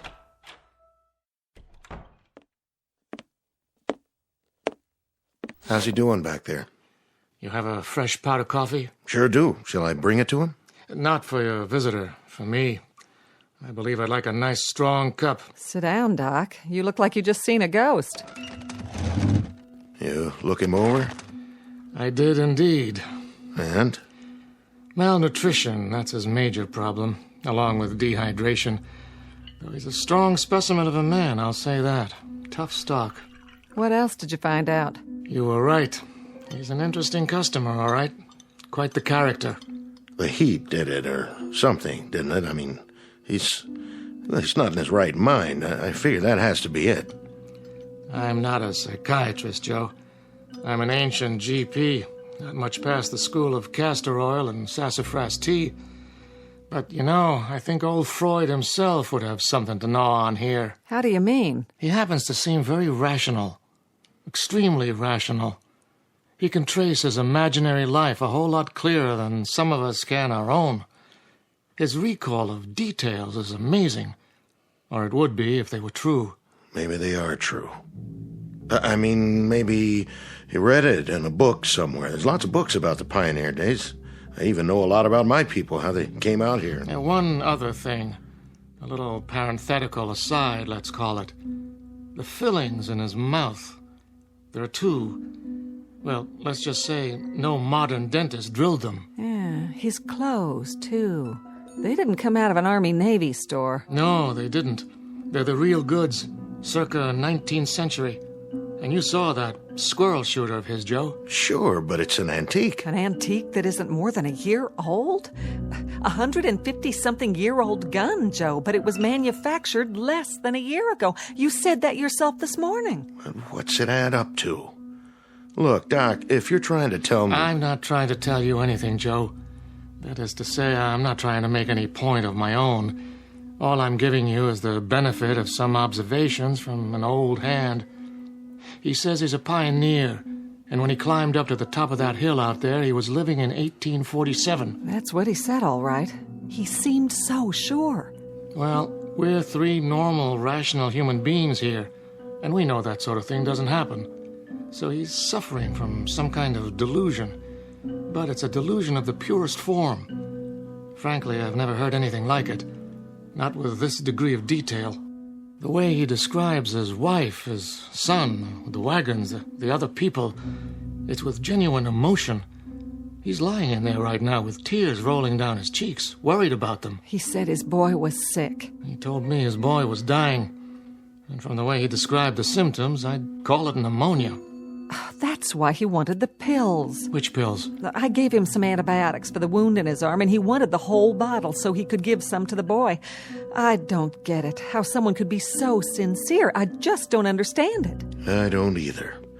Which leads me to the next question. Yes? What do we do with him, Doc? Precisely what I'm going to deal with right now.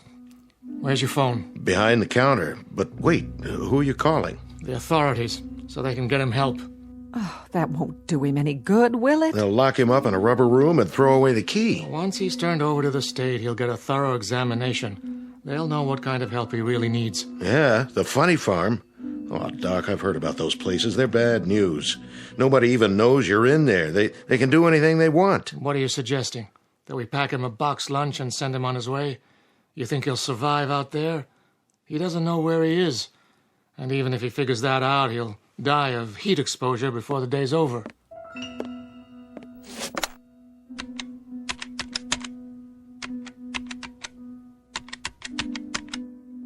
I want the sheriff's office, please. Oh, it just doesn't seem right. Yes, is the sheriff there? Oh, in his car? Well, that's even better. Can you radio him to get over to Joe's Diner as fast as he can? We've got a man here who needs looking after. No, not violent, but he should get here real fast anyway. Yeah. Thanks. Oh, Joe, I hope we're doing the right thing. So do I.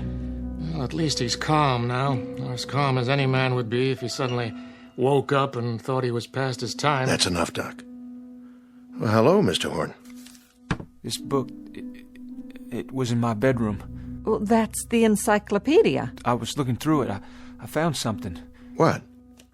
Well, this here. Horn Christian Jr., M.D., famous for his early work in childhood diseases, pioneer in vaccine research, born 1839, died 1914. That was my son. That's Chris Jr. So I guess I'm either crazy or the world is turned upside down.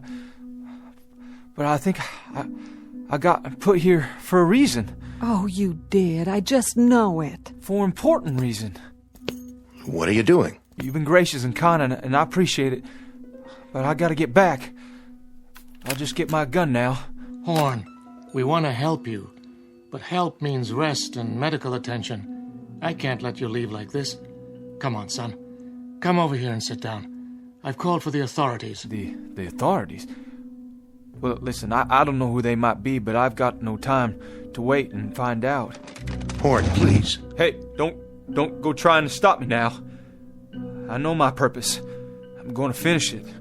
Or my life don't add up to much. Listen to us. Please, Mr. Horn. You take your hands off my gun, mister.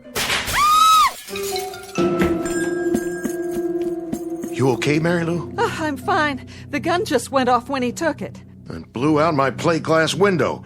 Horn! Horn, come back!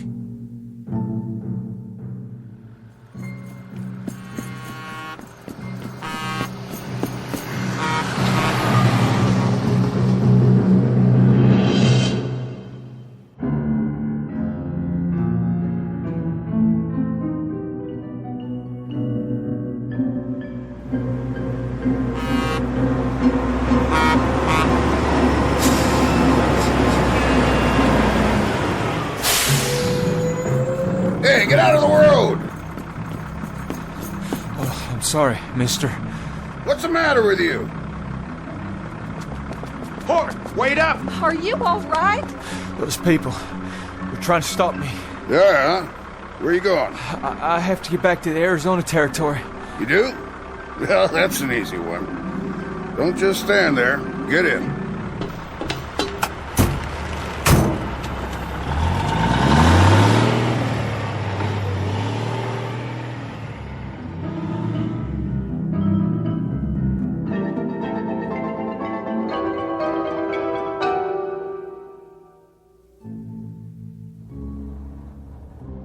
In the belly of the beast. How's that?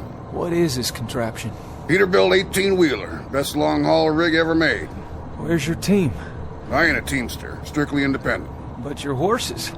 All the horses you want right under the hood. Sweet, huh? Where you say you're headed? California. We were headed for California. Well, that's where I'm going. Good country out there, is it? Easy living, if you ask me. Everything a man could want. And land of work? Any seed you plant, it grows tall. That's what I heard tell. Suppose I could give you a ride all the way in, so I'd have somebody to talk to. I'm going to California, but I can't get there this way. What are you talking about? It has to be the same ridge, right around here. It was. Mister, you have to let me out. Say, look at that. Sheriff's car, moving like a bat out of hell. Please, I made a mistake. You've got to stop this machine.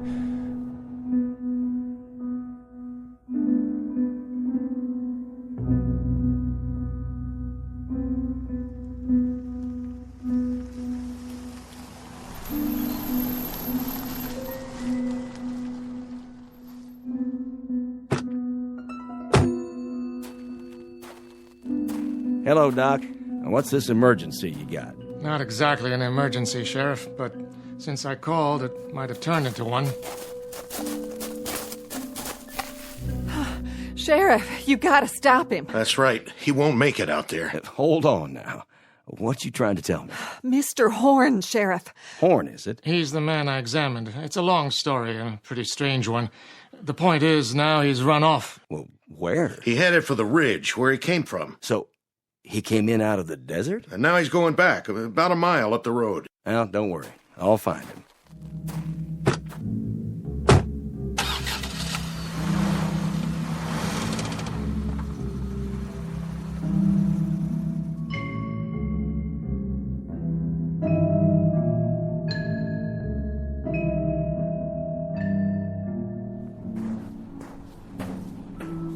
Gotta make it. Just a little ways more.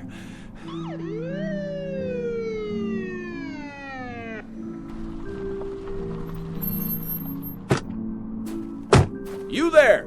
Hold it! No, you don't. Not now. Drop the gun, son. I said, drop the gun. All right, now come on down real slow. The pills. I dropped the pills. That's it. Now put your hands in the air. Got it! I said halt! Halt, son, or I'll shoot.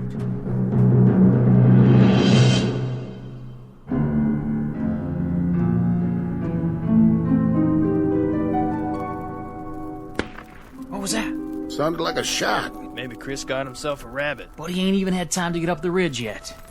Martha! Forget something, Christian? Martha, what happened? Where'd you go? Where did we go?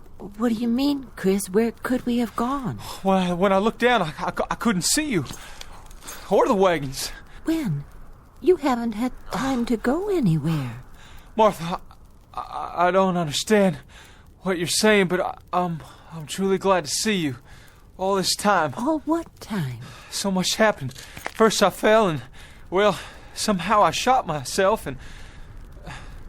It doesn't matter. I have so much to tell you. But how could you? Chris, honey, you just left a second ago. What did you forget? Forget? And what's that in your hand? Oh, that's a medicine. Medicine? Where did you get it? Never mind. Oh, Lord. Give him some water. Give him 2 of these. I think it may save his life, Martha. I see. As you say, then. Chris? Charlie. Short trip. Was it? Nothing much on the other side, I guess. You'd be surprised, Charlie. You'd be mighty surprised. There was a whole lot to be seen at that rim. A whole new land. And you know something else, Charlie? Us. People like us. We're the ones responsible. That's the truth. People like us. What's Orrin talking about? Listen, he's saying something. He wouldn't talk like that unless it was important. There'll be a highway. And machines. And a whole new land. And we're the ones who began it. What are you saying, Chris? Where'd you see all that? Up on the rim. It was all laid out before me like the New Jerusalem. Wide, hard roads, all black, with no holes in them. And machines and... I gotta see for myself. Me too. Let's go. Up the ridge, he says.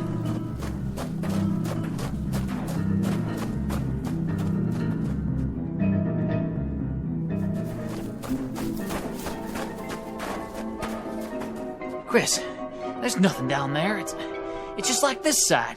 Sand and desert and miles of nothing. Oh, but there will be, Charlie, there will be. Just you wait. It may not happen in our lifetimes, but it's coming. It'll be here, all of it. Sooner than you think. If you can hold on to what I'm telling you and keep the faith.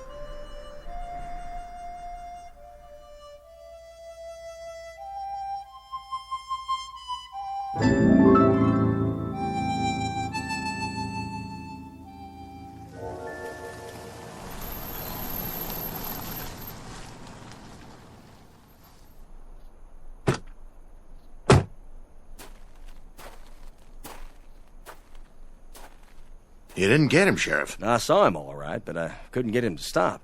Fired a warning shot, but I didn't scare him none. Look, I wouldn't worry, Joe. He can't get very far. Don't worry, we'll find him. Thanks, Sheriff.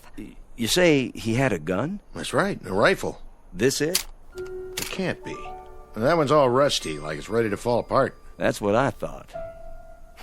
He couldn't have done any damage with it. Look at it close, Joe.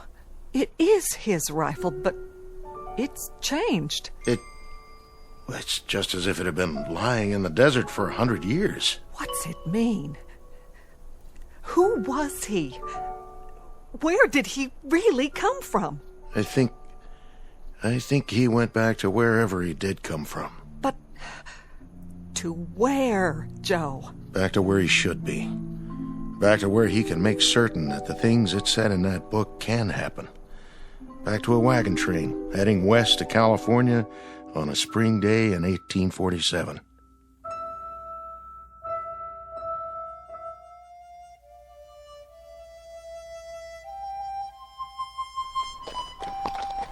Giddy up, boys. We're going to California. And my son, too. He's got a whole lot to accomplish out there.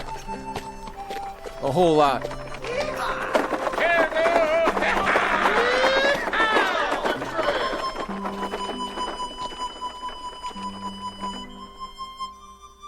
Mr. Christian Horn, a farmer from the state of Ohio, one of the hearty breed who headed west when there were no blacktop highways or telephone poles or the solace of civilization. Mr. Christian Horn and family and their traveling companions, heading west after a brief detour through the Twilight Zone.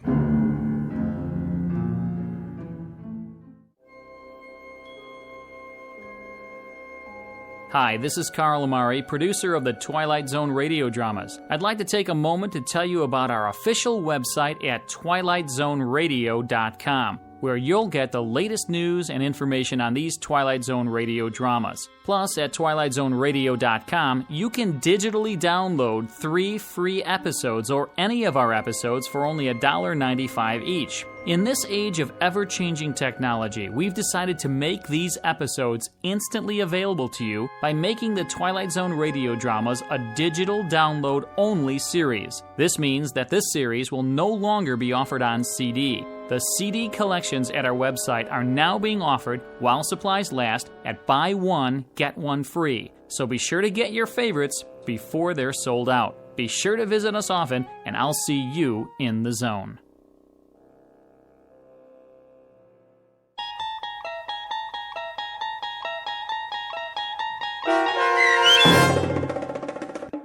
100 Yards Over the Rim, starring Jim Caviezel, with Stacy Keach as your narrator, was adapted for radio by Dennis Etchison and based on a script by Rod Serling.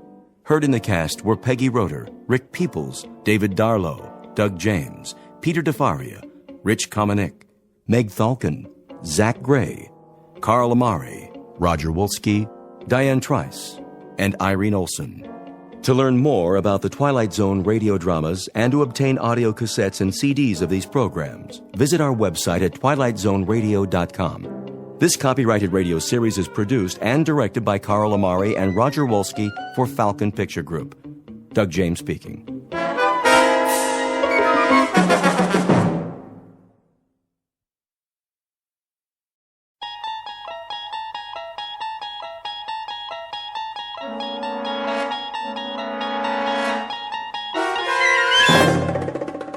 There is a fifth dimension beyond that which is known to man.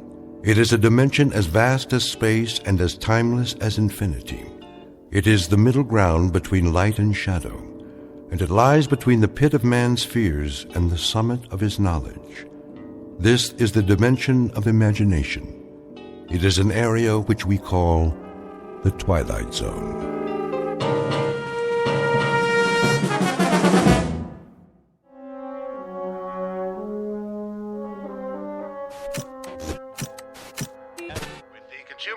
On the rise, Wall Street pundits predict no more hikes in the interest rate for the next quarter. Henry, where are you? In here, Mama. Recapping our local headlines for the hour, it looks like that rainstorm from the northeast has dissipated. So we can expect scattered low clouds in the AM, clearing by early afternoon and followed by some sunshine. I'm waiting, Henry. In a minute, Mama. Barley's gonna be on the news. Henry, come in the kitchen right now. 1 more minute. And in sports, here's a flash from the past. One of the city's favorite sons is set for an important boxing match tonight at St. Nick's Arena. Mama, come here. What is it? Quick. For this battling middleweight, tonight's the night, the one that counts. I thought you were going to help me with the dishes. Look. Henry, I need you now. Look. Why, that's a picture of Bowley. But after such a checkered career, can he make a comeback? I know. To put it another way, is this bout really necessary? No fighter lasts forever, and sports fans don't want to see a good man take a beating in the ring. So here's this reporter's advice to Bowley Jackson. It's time to pack it in. Find another line of work if you have to, but take care of yourself and stay out of the game. Get a job behind the scenes, training younger, stronger, talented young bloods whose careers are ahead instead of behind them. Now. Yes, Mama. You're a good boy, Henry, but you gotta learn. Don't get your hopes up too high or you'll... Where are you going now? I gotta see Bowley. Leave him alone. He must be busy getting ready. But he needs me. Listen to me, Henry. Some things you just can't wish for. They're too big. You just set yourself up for a big disappointment. Please. He's my friend. Well, just for a second, but don't you get in his way now. I won't. In and out of the ring, it's been up and down. After a string of early victories, he found it hard to keep getting up again and again. So read the handwriting on the wall. Don't get hurt this time, champ. You proved you could do it. Now it's time to step aside. Oh, Bowley, please, please listen to the man.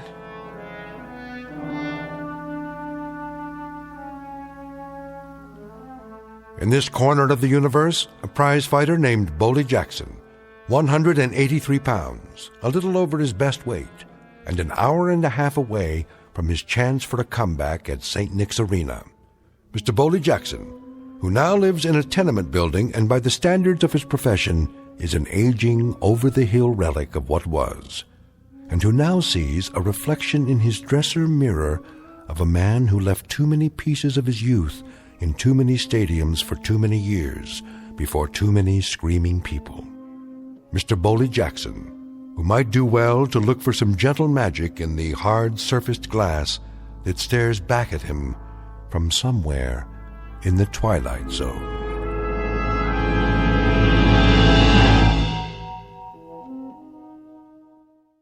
And now, The Twilight Zone and our story, The Big Tall Wish, starring Blair Underwood, with Stacy Keach as your narrator.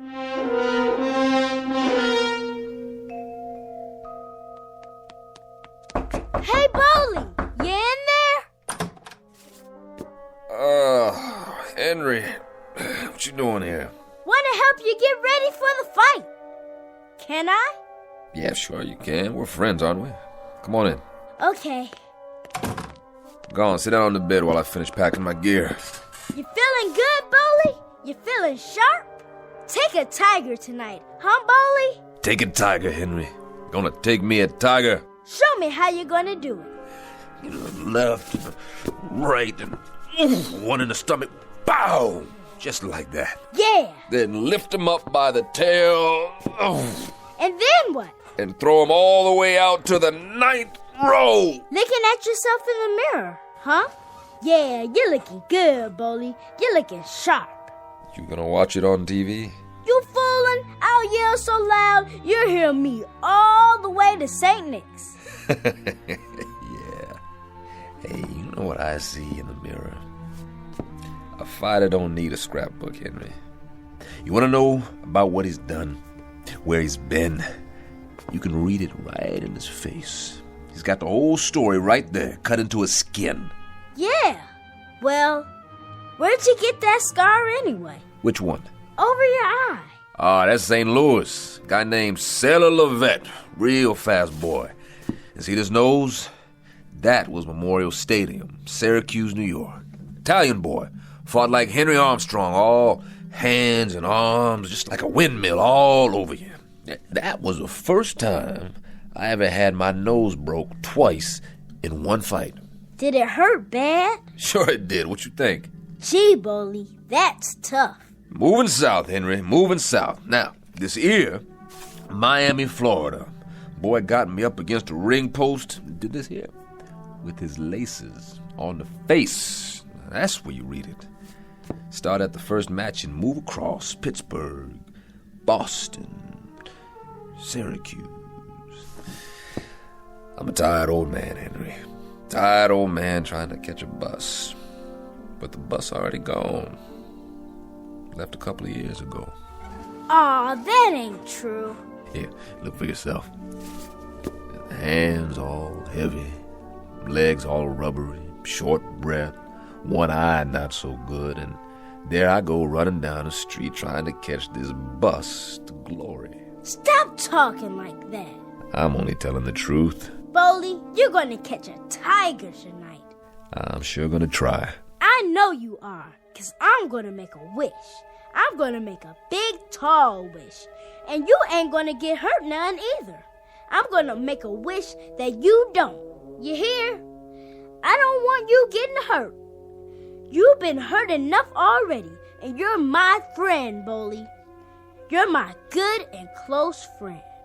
You are a good boy, Henry. Good boy. And I thank you. Now, you go on.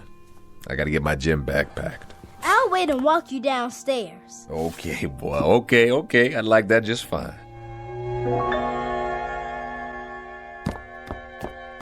There you are, Henry. Hi, Mama. Where did you run off to? I'm helping Bowley. Well, don't get in his way. You got quite a boy there, Francis. Quite a boy. I hope he didn't bother you too much. Him? No. He talks like a little old man sometimes, you know. Real intense. Says I'm his good and close friend. Well, you are. You know, he's mine, too. I don't think I ever had a friend like Henry. You're good to him, Bowley. You're real good to him. Taking him to ball games all the time, taking him out for walks. Hard for a boy not to have a father around. He never did know his. I know he didn't. He won't be going to bed tonight till you get back. Don't let him stay up too late. Take care of yourself, Bowley. I hope you don't get hurt none. I'll work hard on it. I'm going to make a wish, Bowley. I'm going to make a wish nothing happens to you. So don't you be afraid, understand? Don't you be afraid, no matter what, 'cause nothing can hurt you. You hear me? Nothing. That boy. You're more than his friend, Boley. He's got you in a shrine. Why would he do that? 'Cause you deserve it. Scared old man who don't remember nothing except how to bleed. I don't fit in no shrine, Francis. Don't talk like that. But you tell him. You tell him how I'm obliged for his wish. I think he already knows. 'Cause that's what I need right now. Just a little magic. He's been talking about making a wish all day. Has he? He's all the time making wishes, Boley. I see him standing there in the bedroom in the dark, looking out of the window. I come in real quiet and I say, Henry, why don't you go to sleep? And he turns around with that serious little face of his and he says, making a wish, Mama. Making a wish for this, making a wish for that. Oh, he's all the time wishing. Why, just the other night. What? Oh, it was nothing. Tell me. Well, I needed some more money for the rent, $50. Henry said he was going to make the big, tall wish. That's his biggest kind, the big, tall wish. He don't waste it on just anything. It's what he calls the most important one. That was last Friday. And then what do you know? A woman I did some nursing for out on the island sent me a check. Just like that. A check for $50. And that was exactly how much I needed. I was real lucky. Yeah, that's what it was. Luck. Little boys are something, huh? Yes, they are. Little boys with their heads full up with dreams. And then, when does it happen, Francis? What do you mean? When do they suddenly know there ain't any magic? When does somebody push their face down on the sidewalk and say to them, hey, little boy, it's concrete. That's what the world is made out of. Concrete and gutters and dirty old buildings and tears for every minute you're alive.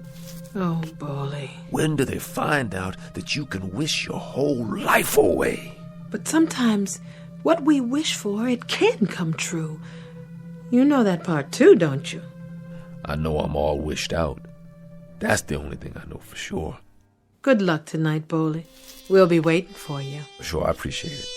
You kiss him goodnight for me now if it gets too late. I will.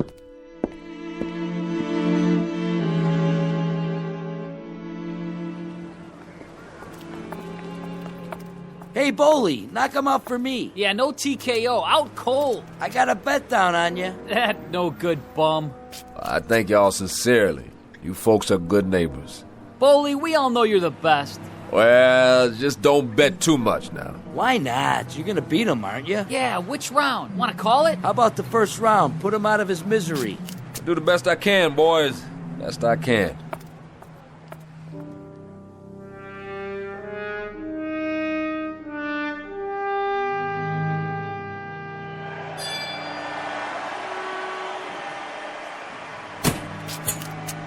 Hey, Joe. There you are, Jackson. What's happening? What you standing back here for? You're supposed to be getting ready. Just checking out the house. Well, forget about it. Thomas won't cut you a piece of the action. Not tonight. How come? Not much box office. Too many people at home watching on TV. So all you get's the guarantee. That's all right.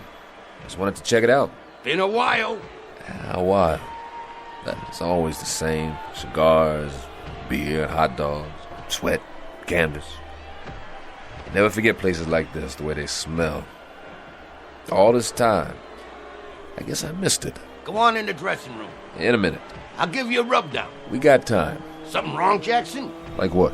You're not freezing up on me. I'm here, aren't I? I've been working out all month. No offense. I just thought, seeing as how you've been away for a while. Don't talk down to me, Joe. You might have a slight case of the jitters, that's all. Not me. Never did. Never will. Don't worry about it. You'll do fine. Sure I will. You look good. You really do. How was the weigh-in, Slugger? Right on the money. Like I said, you're looking real good.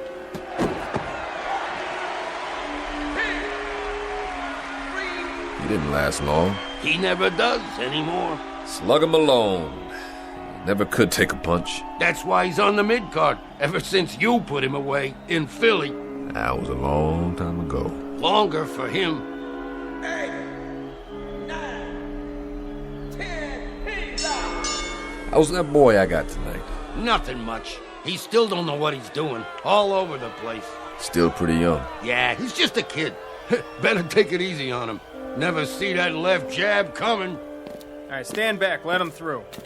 How you doing, Malone? That you, Bully? Yeah, it's me. Hey, man. Saw the fight. Sorry about that. You did all right. Stayed on your feet. Let me see that eye. Get away from my boy, Jackson. He's hurt. It tagged me pretty good. Not too bad. Clean cut. Kind heals up fast. Come on, Malone. Hold up. Slugger. You're gonna be okay. You hear me? Hey, Bully. Where you been anyway? I ain't seen you around. Here and there. You know how it is. Yeah, I know. You just take it easy for a while. Be good as new. You'll see. You still got the left jab? Sure I do. You show, Bully. I got a bet down on you. Well, I was gonna, but Let's go, Slugger. I'll see you, Malone. Yeah, I see you in the funny papers. Move it. Hey, Bully. When you gonna give me a rematch, huh? Anytime, Slugger. Anytime. He was never that much. He did the best he could. All he can do. Yeah, well, you better lace him up now. Sure, Joe. Thomas will be waiting. I bet he will. It's almost showtime.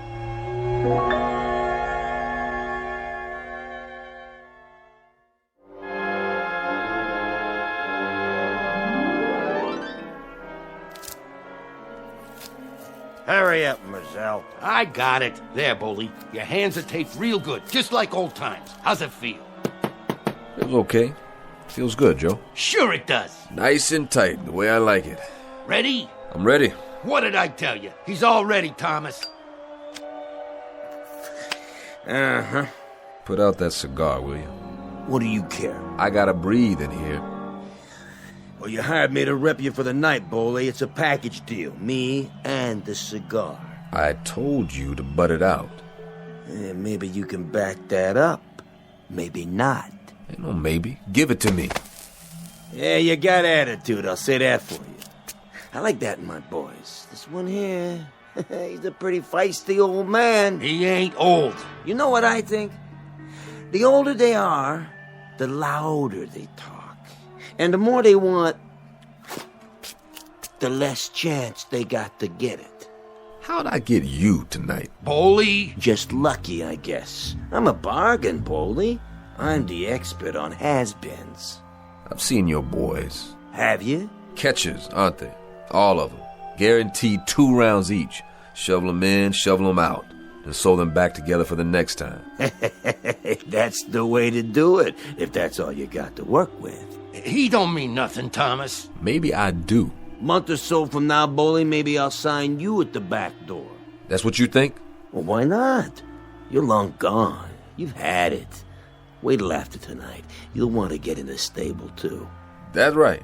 All you have to do is guarantee 2 rounds. 2! 3 prelims every month. Do that standing on your head, can't you? I thought the smell came with the cigar, but you wear it all over you, Thomas. You know something? You stink. Mm-hmm. You tell him, champ. Let's see if you can do it in the ring. Jackson, 10 minutes. Yeah, he'll be there. I pulled you for a manager this time. Well, just lucky, I guess. So let's see if you can do your job. Now, what about tonight? What about tonight? Better sit down and lace him up. What should I look out for? You serious? I only seen this boy fight once. That was a couple of years ago. I could say. No? I never seen him. Are you sure? I'm sure. What about it, Joe? That's true? Well, I don't know. You've watched him fight, all right? Hey, let go of me. As a matter of fact, you've seen him 6 times in the past year. I keep up, see? Hey, you're imagining things. You are a piece of garbage, Thomas. You're betting on him, aren't you? Aren't you? You got a mouth on you, Jackson, you know that? Yeah? You think so? Bully, what are you doing? You better listen to Joe. It ain't enough he sells wrecks by the pound. He comes in here for some dirty money, supposed to help me, and then he bets on the other guy. I may be a bum upstairs in another 10 minutes, but I'm gonna fight a beautiful first round in here. Hey, you touch me again, I'll have you up for 10 years. Yeah? Yeah, I swear to you, Bully, I'll fix your wagon good. Lay off me, Bully. You're digging your own grave, you crummy tanker. Bully, please, don't hit him again. Ugh, you just got lucky you hit the wall instead of me that time. Bully, your hand. See you later, Jackson. Let me see it. Oh, man, what'd you go and do that for? Don't worry about me. It wasn't enough you had to spot him all those years. It wasn't enough, huh? Now you gotta walk in with 4 busted knuckles. Oh, you're bleeding right through the tape. So what? You've seen blood before? I'll put a bandage on it. Leave it. Boley, come here. I don't care, Joe. Somebody's got to teach that lowlife a lesson. Maybe so. Maybe. But not you. Not tonight. Okay, Jackson, you're on. Well? Well, nothing. Let's do it. You sure, Boley? Give me my gloves. Right here. Careful. Poor little Henry. Who? I put 2 strikes on his magic already. What are you talking about? Nothing, Joe. It don't matter. Because he's got to learn. Who's got to learn? This friend of mine is named Henry Temple. He's got to learn that there ain't no such thing as magic.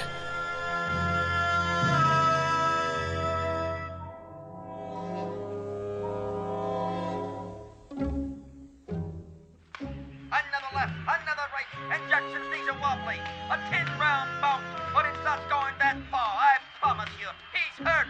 Boley! It may be early in the fight, but Boley Jackson is definitely in a world of hurt. A sad spectacle. Someone who didn't know when to hang it up. He seems unable to mount any kind of defense. No! Simmons moves in on him again. There goes one to the side of the head, beating him like a government mule. No! One to the breadbasket. Ow! A left-right combination to the head again. Stop! Oh, is that boy hurt? Is that boy hurt? Somebody ought to stop this carnage. Don't watch anymore, Henry. Stop it! Please, turn it off now. He's down. Jackson is down. It's as good as over. Henry, do you hear me? Get away from the TV. Please, Boley! What are you doing? Please, Boley, please! Please! Please! 8, 9, 10, he's down. I can't believe it. What happened? Boy. It's unbelievable. He's out. The man is out. Simmons is out. One of the most amazing turnarounds we've ever seen. Boley Jackson was as good as gone, but then somehow he reached way, way down, sucked it up, and landed a left jab at a combination that put the lights out for Simmons, the favorite. Ladies and gentlemen, Boley Jackson has done it. He's back.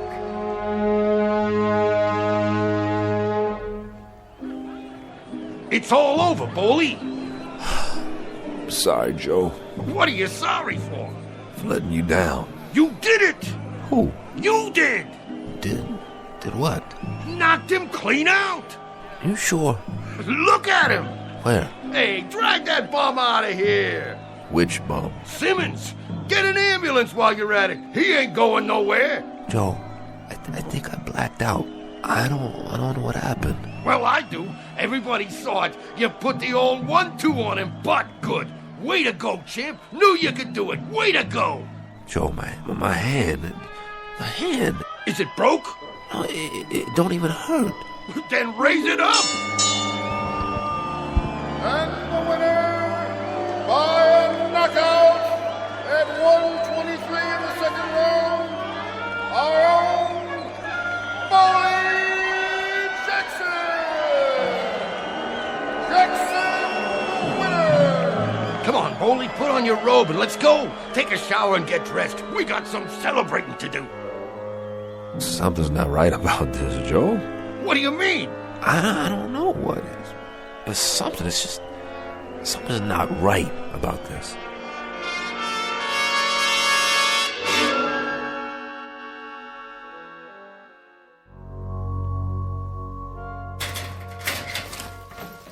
How do I look, Joe? Like $1,000,000. You didn't need a shower, never even worked up a sweat. Look in the mirror, not a mark on you. Oh, you're beautiful, Boley. Yeah, but he kept on hitting me and hitting me. When? All through the first round and the second. But you was bobbing and weaving. He never laid a glove on you. You positive? Yep, you done dandy. Joe, look at this hand. My fingers are fine. They sure are. You were wrong, huh? Just bruised it, I guess. It hurt like anything, but somebody said I got him with it full on. It couldn't have been broken after all. Who said it was? You did, and it felt like it too. I could feel the knuckles coming up through the bandage. I don't know, I could have sworn it was busted.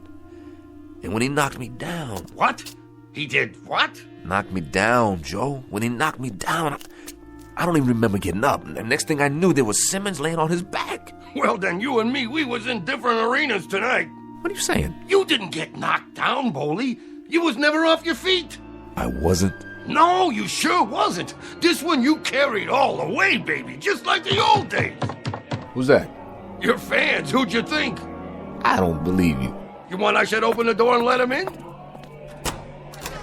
Hey, Jackson, show us how you did it. What a job. What a right. I knew he could. Boley, when you gonna fight again? Hey, you're gonna get a title shot. How about a picture? Wait, Joe, close the door. Just a minute, folks. The champ will be right out. Let me get this straight. What's to get? You hear that, Bunch? Enjoy it. I wasn't off my feet. Nope. I didn't go down. Not once. Would I lie to you? All these years, you ever know me to lie to you? No. Then what are you waiting for? Let's go and paint the town red. No, I don't know, Joe. There's something I gotta do. Like what? Well, I sort of promised somebody I'd see him later, after the fight. You don't mind if I have a good time, do you? Nah, of course not, Joe. You're entitled. Just remember me to all the guys, okay? Maybe I'll hook up with you later. You got it. Good night, old-timer. Just remember, I'm real proud of you.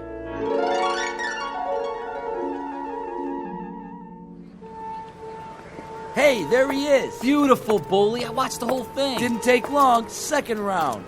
Thank you. Oh, you were great, Boley. We seen you on the television. You was really great. Just beautiful. Let me feel your muscles. Wow, you clobbered him good. That was a real right hand. Where'd you get a right hand like that? You know something? I don't know. I really don't know. Ha, yeah, he don't know. Thank you all. I gotta get inside now. Somebody I want to see.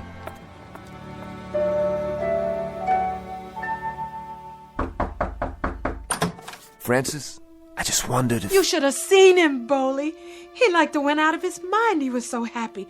Whole building was shaking. You'd never believe it. Is he... He's up on the roof, waiting for you. I'll see to him. Send him down soon, Boley. It's real late.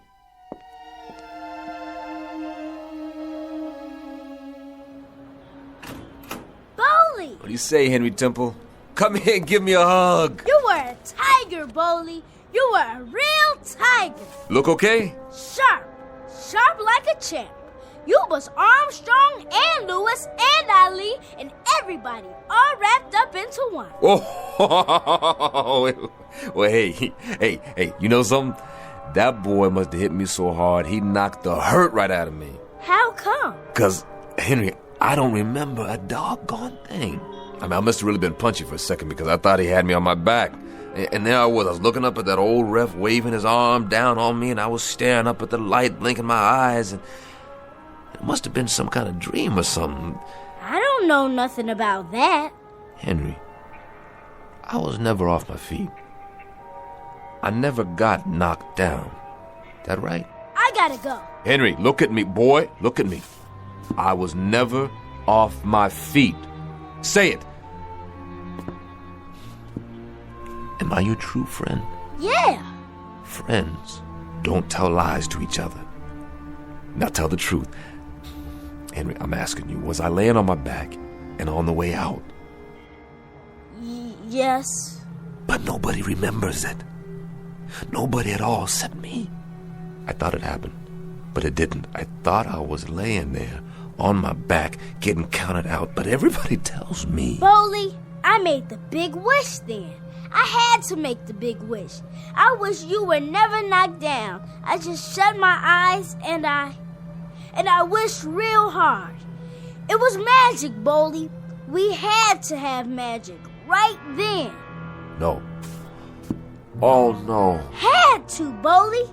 Nothing left for us then. Had to make a wish. Crazy kid.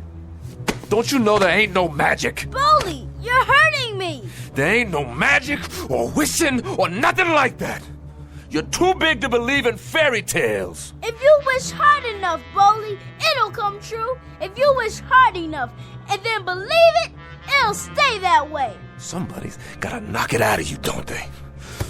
Somebody gotta take you by the hair and rub your face in the world and give you a taste and smell of the way things are, don't they? Stop! Listen, boy, I've been wishing all my life. You understand, Henry? You understand? I got a gut ache from wishing, and all I got to show for it is a face full of scars and a head full of memories of all the hurt and all the misery I've had to eat with and sleep with my whole miserable life. Oh, you crazy kid. I'm not. Crazy kid. You telling me you wished me into a knockout? You telling me it was magic that they got me off my back? Now, listen, boy, there ain't no magic, huh? No magic, Henry. I had that fight coming and going. I had it in my pocket, man. I was the number one out there, and there ain't no such thing as magic.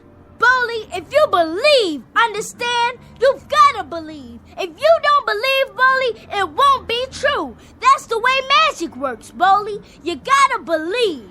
Please, please believe. Little nutcase. That's what you are. How come I got mixed up with you? Ain't I got enough trouble without getting mixed up with some dopey kid that... Oh, God, sorry, Henry. Henry, come here. Henry, look at me. I can't believe. I'm too old, and I'm too hurt to believe. I can't, boy, I just can't. Henry, there ain't no such thing as magic. God help us both. I wish there were. Boley, you got to believe. I can't. You got to. Boley, you gotta believe. Or else... I told you. I can't. Then if you can't, Boley, if you can't...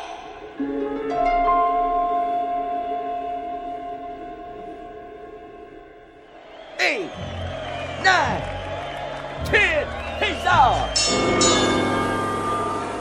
Come on, Jackson. I'll help you up. Oh, what happened? The kid got in a lucky punch. Don't worry about it. Don't mean nothing.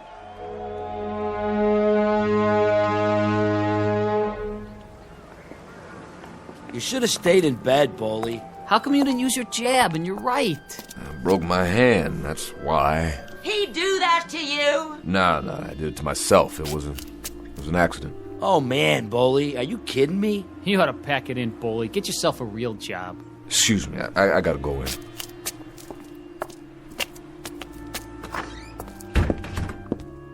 Are you okay? Yeah, I'm okay. I was afraid you got hurt. Me? No, I'm too tough for that. You sure? Let me see. Oh, Boley, that's a bad cut right there. And those bruises? Let me clean it up for you. Maybe later. Where's Henry? He's in bed, Boley. I have to tell you, that's a sad little boy in there. Can I see him? Sure, I expect he's waiting for you. Boley? Yeah? I'm real sorry. I know you are, Francis. Me too. Henry? You're not talking to me? Sure I am. I pulled a rock, Henry. Threw a punch before I should have. Hit the wall. See, I busted my knuckles. And I went in with half my artillery gone. You still look like a tiger. You look like a real tiger. I was proud of you. I was real proud. That's good. I better go now. Night, Henry. Boley? You go to sleep. Tomorrow we'll go to the hockey game and we'll get some hot dogs in the park. Just you and me. Sure thing, Boley. That'll be great. And Boley, I ain't gonna make no more wishes.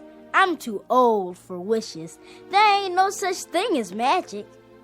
Is there? No, I guess not, Henry. Or maybe there is magic.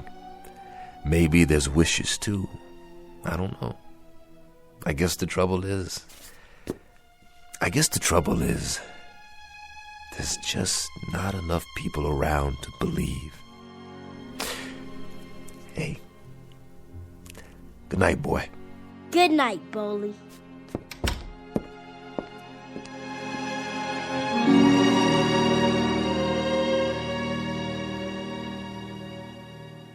Mr. Bowley Jackson, who shares the most common ailment of all men, the strange and perverse disinclination to believe in a miracle, the kind of miracle to come from the mind of a little boy, and now perhaps only to be found in the Twilight Zone. We'll be back to the Twilight Zone after these brief messages. Hi, this is Carl Amari, producer of the Twilight Zone radio dramas. I'd like to take a moment to tell you about our official website at twilightzoneradio.com, where you'll get the latest news and information on these Twilight Zone radio dramas. Plus, at twilightzoneradio.com, you can digitally download 3 free episodes or any of our episodes for only $1.95 each. In this age of ever-changing technology, we've decided to make these episodes instantly available to you by making the Twilight Zone radio dramas a digital download-only series. This means that this series will no longer be offered on CD. The CD collections at our website are now being offered while supplies last at buy one, get one free. So be sure to get your favorites before they're sold out. Be sure to visit us often, and I'll see you in the zone.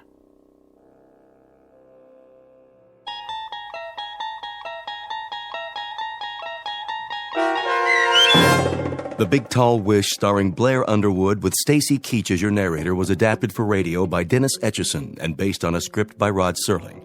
Heard in the cast were Maestro Harrell, Cheryl Lynn Bruce, Richard Hensel, Doug James, Turk Muller, Rich Komanek, Rick Peoples, Linda Ryder, Peter DeVito, Carl Amari, Vince Amari, and Roger Wolski.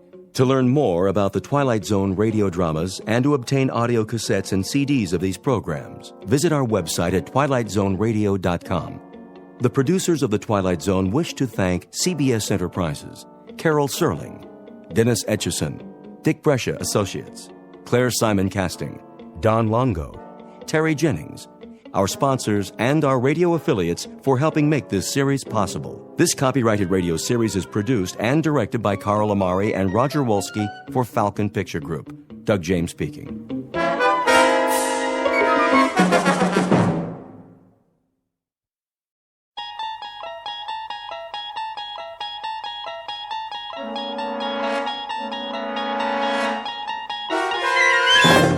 There is a fifth dimension beyond that which is known to man. It is a dimension as vast as space and as timeless as infinity. It is the middle ground between light and shadow, and it lies between the pit of man's fears and the summit of his knowledge. This is the dimension of imagination. It is an area which we call the Twilight Zone.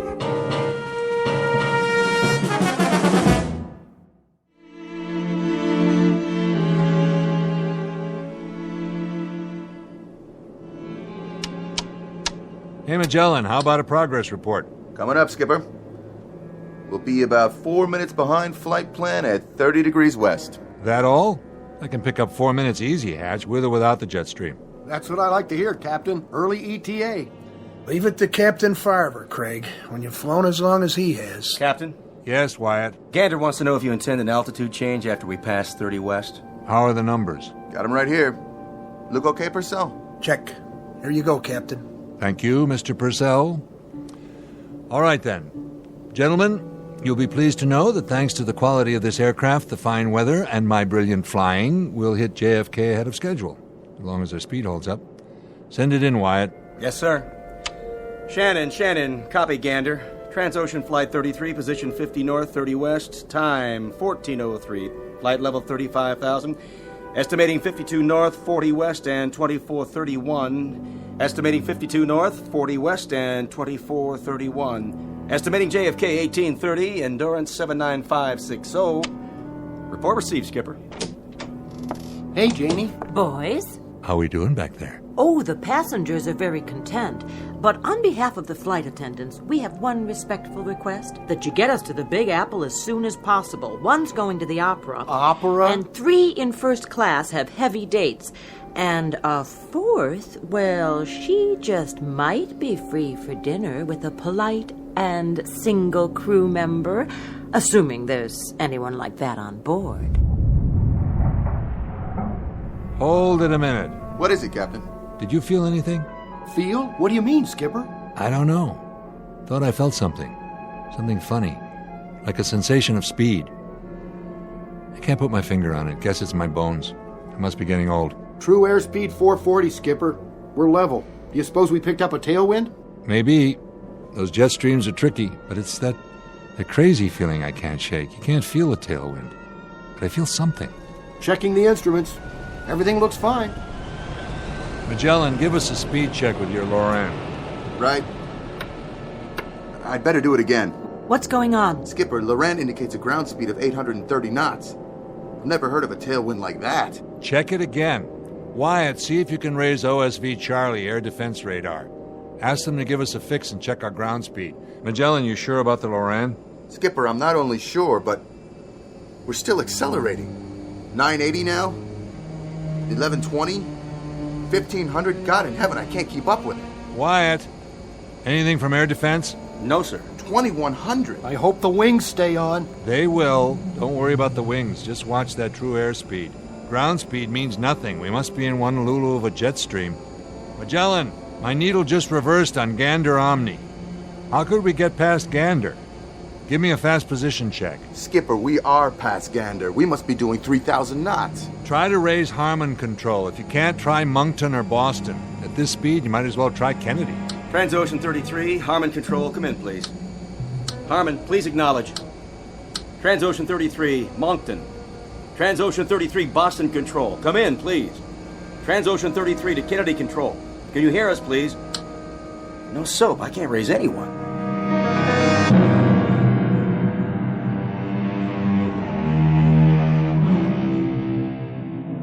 You're riding on a jet airliner en route from London to New York.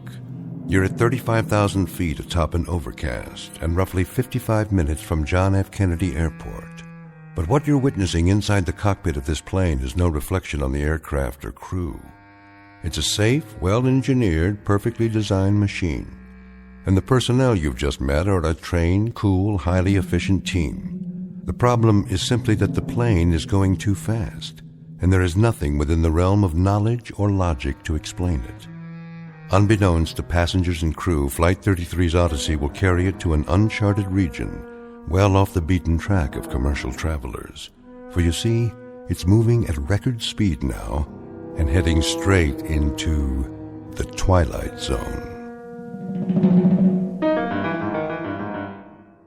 And now, the Twilight Zone and our story, The Odyssey of Flight 33, starring Daniel J. Travante, with Stacy Keach as your narrator.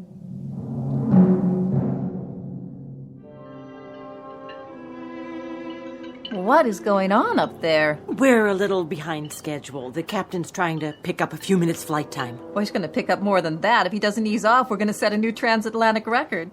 Help me, will you, Paula? Oh, sure, but... Get the beverage cart ready. Again? Yes, again. But it's going to roll all over the place. If it does, you'll just have to lock the wheels. Well, maybe we should wait. For what? Well, till the captain turns off the seatbelt sign. He hasn't turned it on yet. Well, why not? He's got other things on his mind. Like? Do as I say. Please. Oh, okay, Jane. Just the beverage service? And peanuts. Got it. I guess you must have told them. What? Delivered my message to the Flyboys. I've got 8 o'clock tickets for the Met tonight, the ride of the Valkyrie. I told them. Oh, thanks. I've always had a thing about Valhalla. Looks like I'm going to make the curtain after all. Come with me for a minute. Where? Back here, where it's private. We have to talk. About? In the galley. Listen to those engines. Oh, maybe you shouldn't have said anything. The guys are really showing off. They are showing off, aren't they? Let me put it to you this way. I just hope the Valhalla you're talking about is strictly at the Metropolitan Opera on 7th Avenue and 57th Street in Little Old New York, and and not the real thing. Are we in trouble? Paula. Oh my God, we Listen are. to me. How bad? They don't know yet. That's the truth. Is the cart full? Oh, yes, but... Go ahead and begin serving. Just like that? Coffee, tea, or milk with a smile. Oh, I should have gone to acting school. You can do it. I'll be right there with you.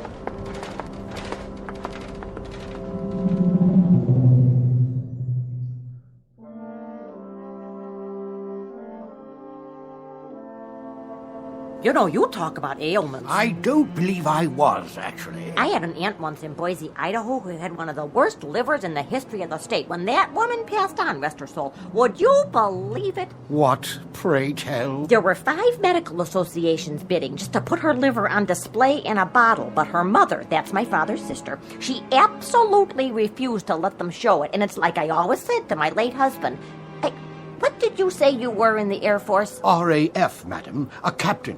I'm now a military attaché at our British embassy in Los Angeles. A nephew of mine was in the Navy. He was on a cruiser or a PT boat or something. Or was it a battleship? I say, did you feel anything? Well, I was a little queasy when we took off, but my late husband used to say that I had a stomach like a... That's odd. A lot of people have queasy stomachs. I have what they call... Quite odd, really. I had a distinct sensation of rapid acceleration, I should say. Well, here we are. This tray is for you, ma'am, and this one is... Got a case of the nerves, miss? Oh, I'm meeting someone in New York. My boyfriend. I don't want to be late, so I'm kind of, nervous. One lucky fella, that's all I can say. You got another one of those cute little trays for me? I just ran out. Well, I see one more underneath. Well, I have to go back to the galley. Excuse me.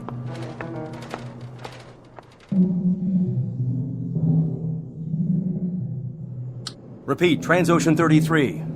Anybody? What about it, Wyatt? Not a thing, sir. Either they're off whack, everybody out there, or we are. Check your equipment again. I've checked it 4 times. Knock it off. We'll just have to bullet through and see if anything... Did we hit something? Check for damage. What was that flash? Did we get hit by lightning? Numbers 3 and 4 are still on the wing. They look okay. I can see 1 and 2. Everything seems to be in one piece. Purcell. Yes, sir. Go aft and check for any cabin damage. Report back as fast as you can. I'll get on the horn and calm everybody down. That light, that crazy light. And all the shaking. Turbulence? I doubt it. It's more like a shock wave. As if we'd gone past the speed of sound. You mean we hit Mach 1? We broke the sound barrier? We didn't get any Mach 1 warning. We probably wouldn't. Not with a true airspeed of only 440. Magellan's last speed fix showed 3,000 knots. We could have broken some kind of barrier, but not any I've ever heard of. Magellan, can you give me a Loran fix now? Whatever that bump was, Skipper, it knocked out everything. Loran's inoperative. Altimeter and rate of climb steady. Skipper, I still can't raise Gander or Moncton or Boston. Either they're off the air or we are. Or both. Hatch, give me a sun fix. I'll need a heading from JFK for my last known position. If we can't raise anybody, we'll have to go down and establish visual contact. Skipper, we can't do that. We leave this altitude and we'll land smack in the middle of 20 other flights. Sooner or later, we're going to have to find a landmark or go VFR. With no radio contact, we're like a deaf and dumb man. But as long as we stay up here, we're even worse off. We're also blind. No damage aft, Skipper. Everybody's, scared. Ours not to reason why. Into the Valley of Public Relations. Hand me the mic. Ladies and gentlemen, this is Captain Farver speaking. I want to assure you that everything is under control and that there is no danger.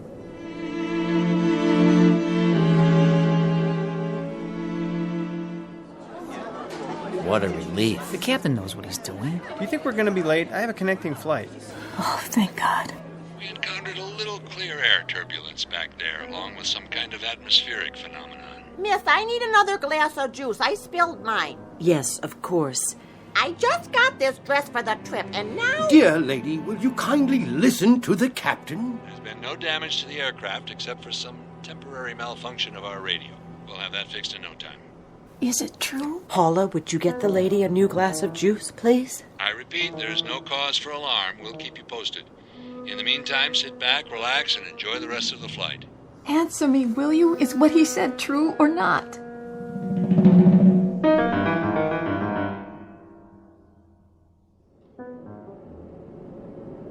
That should hold them. For now, maybe, but don't bet on it.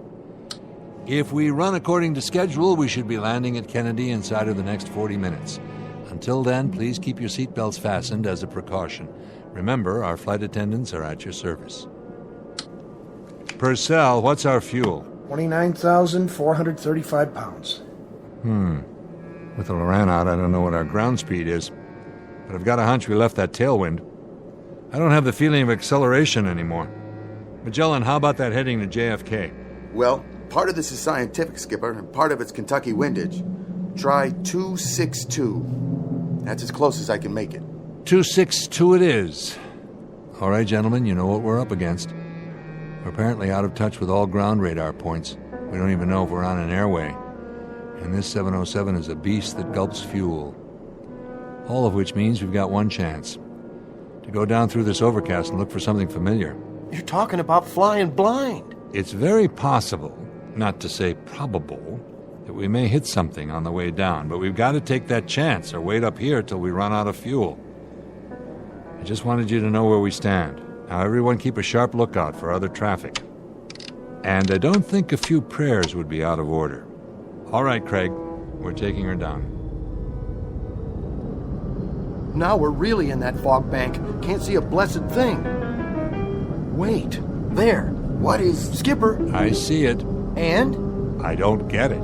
It happens to be a fact, though. That's Manhattan Island down there. How could it be? Looks more like the middle of the Amazon jungle to me. Where's the skyline? Where are all the buildings? I don't know where they are, but we're over New York City. There's only one small item that's a little amiss here. The passengers are confused. We're over land, but they don't see any... Any what, Janie? Well, any buildings or bridges or highways or... Nothing but trees, some stretches of grassland and more trees. It's the right shape, but it can't be New York. Oh, that's Manhattan down there. See? There's the East River and the Hudson River. Sure looks like it. There's Montauk Point and every other topographical clue we need. The real estate's there. It's just that the city and 8 million people seem to be missing. There isn't any New York City.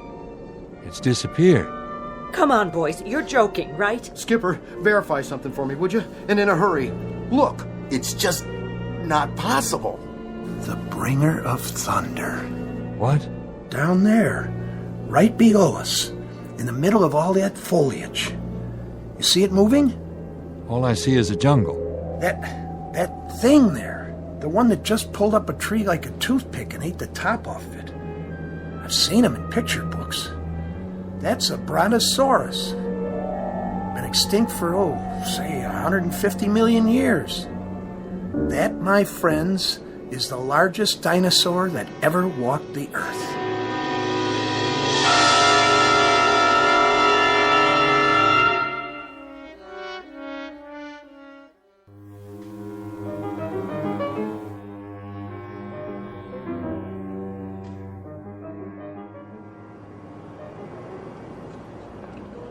Here's that sandwich and some extra cookies for the boy. Oh, why, thank you. Oh, what is your name? It's Jane. Well, Jane, when we land all safe and secure, I am going to write a letter to Transocean Airlines and tell them how nice you were to everyone on board. That's very kind of you, but it's not necessary. I'm only doing my job. Oh, more than that. Much more. You remind me so much of my daughter-in-law. She's a nurse and... Miss? Yes? You got a drink on that cart? Of course, sir. Would you care for coffee, tea, a soda? No, ma'am. I mean a drink. Drink. Anything you like. Scotch, rocks? Certainly. Yeah, make it a double. All right. How much owe you? Nothing, sir. You sure? I mean, this ain't first class. It's on the house. Everything's on the house today. Here, I'm giving you 2 drinks, 2 doubles. How come? Because you've been such a perfect passenger. We'll be landing soon. Not that soon. I don't see the city yet. You should buckle up anyway. Yeah, sure. Hey, you know what? You're all right. You know that? We're all right. Isn't that great? So what's the score? I mean, we've been circling for 5 minutes now. They said they'd let us know not to come in. Well, that sounds promising, doesn't it? At least we're back to normal speed. That's something. Something? Captain Farver's a pro. So's the rest of the crew. Yes, they are. Definitely. So there's no reason to panic. No reason at all. We just go on like a normal, ordinary flight. Okay, got it. So, shall I go help out in first class for a while? In a minute. I need you to do something else first. What? Pick out a couple of those little vodka bottles. Sure. What passenger? I want you to hand them to me. What are you doing? Rocks are with a mixer. Are you serious? We're on duty. Then I'll drink them myself. Wait. What is really going on? I promise you, if I knew, I'd tell you. But you know something, don't you? When I was in the cockpit, I thought I saw... Oh, Paula, did you happen to look out a window a few minutes ago, right after we leveled off? Why? What did I miss? They were all looking down, and I looked with them. I wish I hadn't, but I did. Oh, is it one of the engines? It's not the aircraft. Oh, then what? That's the trouble, Paula. I don't know. I give you my word, I really, truly don't know. Excuse me, ladies. I'm sorry, sir, but this area's off limits. I know, but you'll see... If you were looking for the restroom, it is at the other end of the aisle. No, you see, it's just that... Are you quite sure your pilot knows what he's doing? Absolutely. Captain Farver's the best there is. In that case, why has he announced an arrival at Kennedy when we're nowhere near that location? I'm not blind, you know. I've made this flight many times, a great many times, and I can assure you that wherever we are, this is not New York airspace. There was a last-minute change in the flight plan. The captain's taking an alternate approach. For what reason, may I ask? Something about the jet stream. Rubbish. I flew for the RAF. The jet stream occurs at different altitudes, not at widely varying longitudes. Whatever it is you're attempting to cover up... Would you mind taking your seat, sir? I'll tell you young ladies something else. I have a camera in my flight bag, and I've documented this alternative flight plan on 2 rolls of 35mm film. Whatever ideas that cowboy captain of yours may have about unscheduled shortcuts, I'm sure the Federal Aviation Agency will be most interested. Thank you very much, sir. I'll pass it along. I wonder what else he got pictures of. What? Nothing, Paula. Cheers.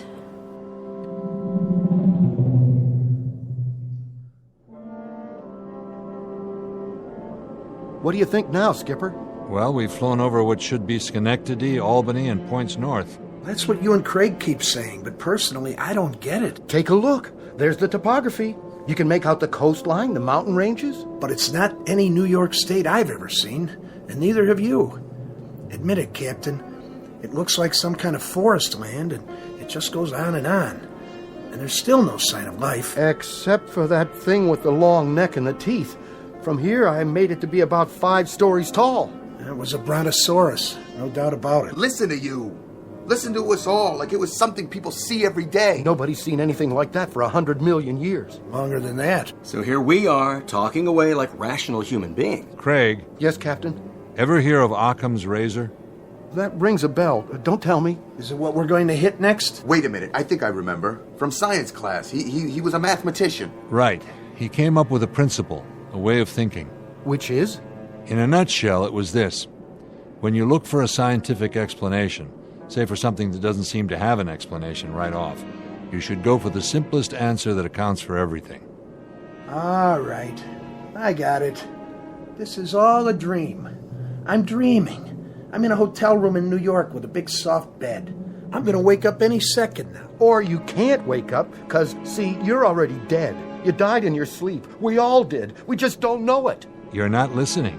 I said the simplest answer that accounts for all the facts. That means everything that's happened. There is no way to account for it. All right. What if I said we were swallowed by a whale like Jonah? Would you buy that? No, because whales live in the ocean, not the air. Unless we already crashed in the Atlantic and didn't notice. Pretty big thing not to notice. Exactly. Or could we say we've been swallowed by a flying saucer, and this isn't even the Earth anymore? Flying saucers don't have throttles and altimeters and 400 people in the cabin. And flight attendants like Janie. How do you know? Been on one before? Now you're catching on. Those aren't the simplest answers. You don't buy those theories any more than I do, because they're too much of a stretch, an unnecessary one. It's always possible that they could turn out to be true, but why make such a big jump? You see what I mean? Captain, I'm not real big on science fiction. Why are you telling us this? Because I thought about it, and I came up with a theory myself. A surmise based on everything we know. That I'd like to hear, because I'm flat out of answers myself. I'll give you my surmise then, gentlemen. You may want to trust me up with ropes when you hear this. I doubt that, Captain. You got more flight hours than all the rest of us put together. Keep an open mind. It's the only single rational explanation I can come up with to account for everything that's happened so far. Even the special effect monster back there? Even that. All right, let's hear it. Here goes. The bumps, the acceleration, what we saw with our own eyes. All of us, remember. Everything we absolutely know to be true. There isn't any way to explain all that. Isn't there? Take a look at what we've got to work with. Go ahead. Somehow, in some way, we not only broke the speed of sound, we must have broken some other kind of barrier as well. What other kind is there? We've gone back. Back in time. And you're telling me that's rational? Think about it, all of you, and then tell me if you can come up with an alternative. If you can, I'd like to hear it. Okay. Just for the sake of argument, say you're right. Where does that leave us, Skipper? And what are we supposed to do about it? Skipper, fuel is down to 19,000 pounds. That's about what I estimated. Not much. You know, I've stared at these instruments till I know every number by heart, but it doesn't do me any good. Because without a theory to act on, nothing changes. All this is still impossible. And the clock is ticking. And we're stuck up here, waiting for radio contact or visual confirmation till hell freezes over or we run out of fuel. And guess which one happens first? At which point we set this baby down in Adventureland, without enough clear ground to stop. And we break in half. So, let me get this straight. What you're saying is... What I'm saying is, when you don't have anything else to fall back on, pick the best damn theory you have and act on it. Because that's the only chance you have, even if it's a slim one. Not exactly good science. Too many unknowns. But when the choice is between slim and none... So what do we do about it? We rev this baby up till she's going as fast as she can. We climb until we hit that jet stream, and then we try to follow the same flight plan, and I mean exactly, and go back to where we came from. Is that all? Our instruments are functional. The only thing that's wrong with the radio on the Loran is that nobody's down there to hear us or send up a signal. It's a long shot. It's the only shot. You got a better one? No, sir. Then let's do it. 700 knots, 780 knots, 800, 900 knots. Skipper, I don't know if we're going to make it. Throttle forward. What are you doing in here? Hang on, Janie. Whatever you're doing, stop before you kill us all!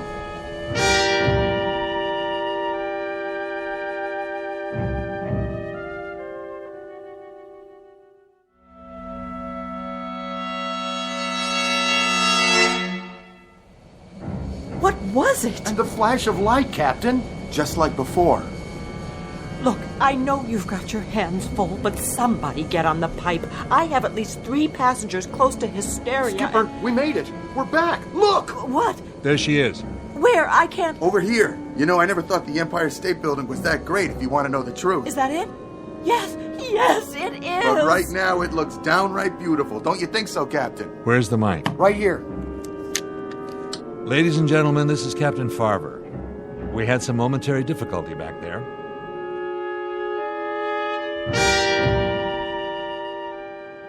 But as you can see, we're now over New York. We should be landing in just a few minutes. Thank you all for bearing with us. Bravo! He did it. I haven't prayed since... Down on my knees and Hey, look, the Statue of Liberty. It's right down there. Kiss the ground. Oh, May, I must have dozed off. Did I miss anything? In a word, madam, dear lady, Yes. Well, sometimes I just have to rest my eyes for a second or two. You know how it is. Quite. These seats are awfully uncomfortable, though, right in the small of my back.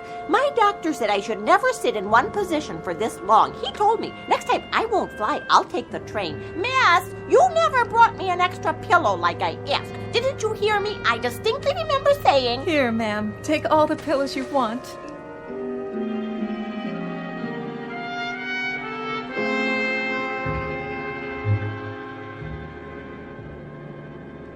How about Kennedy? Nothing doing. Our VHF is still out. Maybe Kennedy's is too. Try high frequency. I did already, Skipper. Nothing from JFK. How about LaGuardia? Keep using high frequency. Somebody should hear us. LaGuardia, this is Transocean 33. LaGuardia, Transocean 33. This is LaGuardia.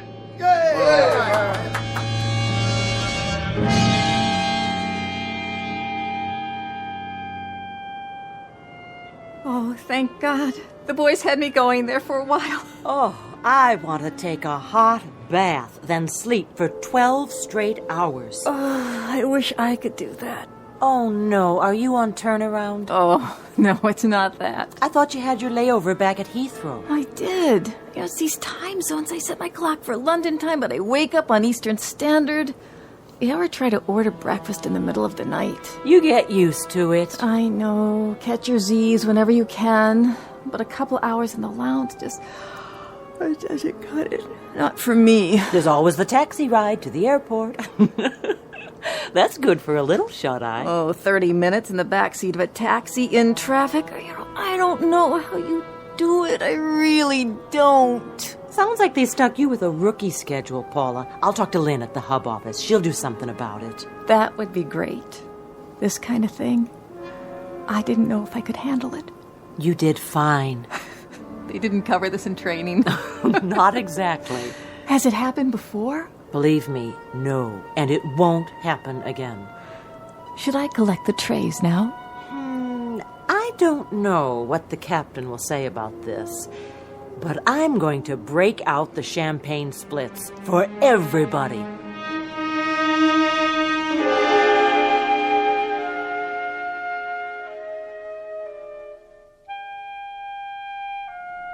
Wyatt, try for radio contact. Yes, sir. This is Transocean 33, LaGuardia. We're on the northeast leg of the LaGuardia Range, and both our ILS and VOR appear inoperative. Request radar vector to JFK ILS. Nothing, sir. Keep trying. Transocean 33, LaGuardia. What are you, wise guy? You like what?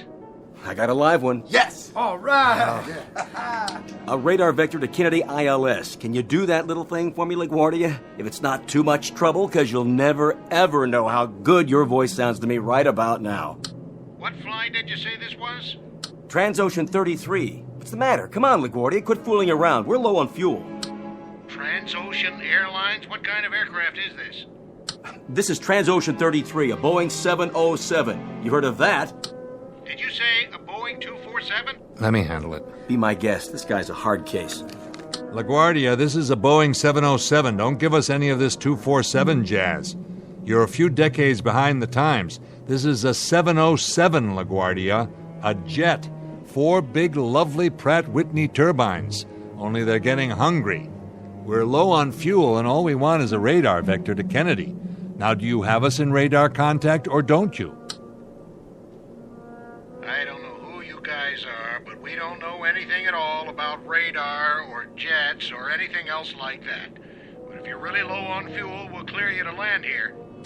Well, aren't you the generous one? Hey, don't go to any trouble on our account. Captain, the approach chart says their longest runway is less than 5,000 feet. Should we take a chance? Transocean 33, you're cleared to land on runway 22. Altimeter 2988, wind southward 10 miles per hour. The captain is to report to the CAA office immediately after landing. Roger. We'll stay in touch. CAA? Why, they haven't called the Federal Aviation Agency the CAA in more years than I've been flying. What do you want to do? All right, Craig, we're bringing her down. If you say so. It'll be like landing in a phone booth, but... Captain, circle again, will you? Why, something wrong? Take a look. What is it, Hatch? What are you? Still New York, all right. Will you take a good look? What are those two structures? Where? Those buildings right under us. Skipper, Do you know what they are? Do you? I know exactly what they are. The Trilon and Perisphere. The who? I saw an old newsreel about it. They built it all and tore it down a long time ago, before I was born. But there's no doubt. That's the New York World's Fair. The 65 World's Fair? They must have left some of it standing. Funny, I never noticed it before. Not the 1965 fair, the one before that. But that was in 1939. I know they tore that one down. They did. So that means we're in 1939. We came back. We did it. We came back, but dear God, we didn't come back far enough. We can't land. We can't land at LaGuardia, not in 1939. We've got to try again. What about the passengers? I think we'd better let them in on it. What choice do we have? We owe them the truth. Ladies and gentlemen, this is your captain. What I'm about to tell you is something I can't explain very well. Your crew is as perplexed about it as you are. But if you look out on the left-hand side of this aircraft, you'll see directly below you an area that was once called Lake Success, and those buildings down there aren't the United Nations. They happen to be...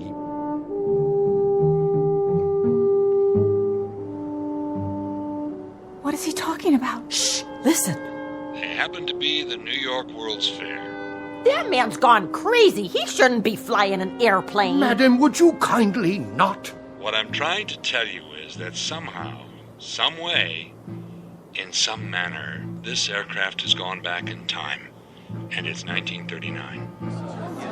We're going to try to increase our speed and go through the sound barrier, or time barrier, whatever it is, the same as we've already done twice before.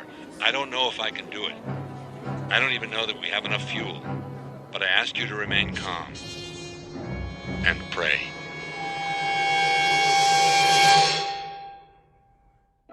A trans-ocean jet airliner en route from London to New York on a recent uneventful June afternoon, but now reported overdue and missing, and searched for on land and sea and in the air by anguished human beings, fearful of what they'll find. But you and I know where she is.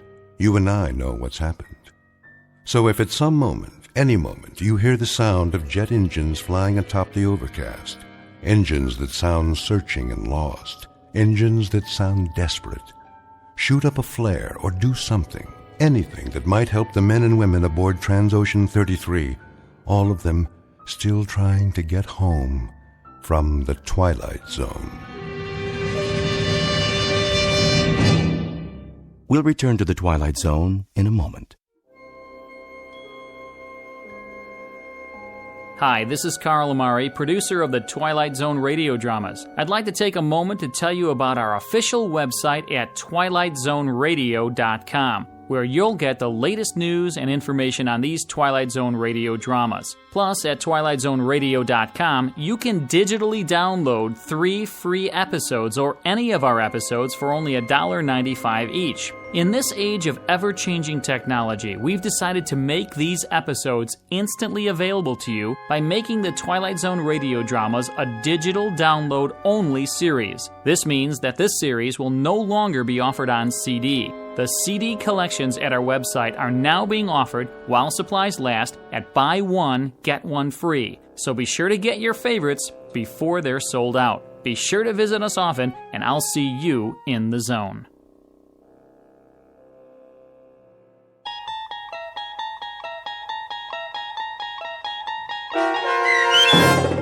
Odyssey of Flight 33, starring Daniel J. Travanti, with Stacy Keach as your narrator, was written for The Twilight Zone by Rod Serling and adapted for radio by Dennis Etchison. Heard in the cast were Taylor Miller, Peter DeFaria, Richard Hensel, Turk Muller, Doug James, Peggy Roeder, Carl Amari, Roger Wolski, Vince Amari, and Roderick Peoples. To learn more about the Twilight Zone radio dramas and to obtain audio cassettes and CDs of these programs, visit our website at twilightzoneradio.com. The producers of The Twilight Zone wish to thank CBS Enterprises, Carol Serling, Dennis Etchison, Dick Brescia Associates, Claire Simon Casting, Paul Patch, Terry Jennings, the American Forces Radio and Television Service, our sponsors, and our radio affiliates for helping make this series possible. This copyrighted radio series is produced and directed by Carl Amari and Roger Wolski for Falcon Picture Group. Doug James speaking.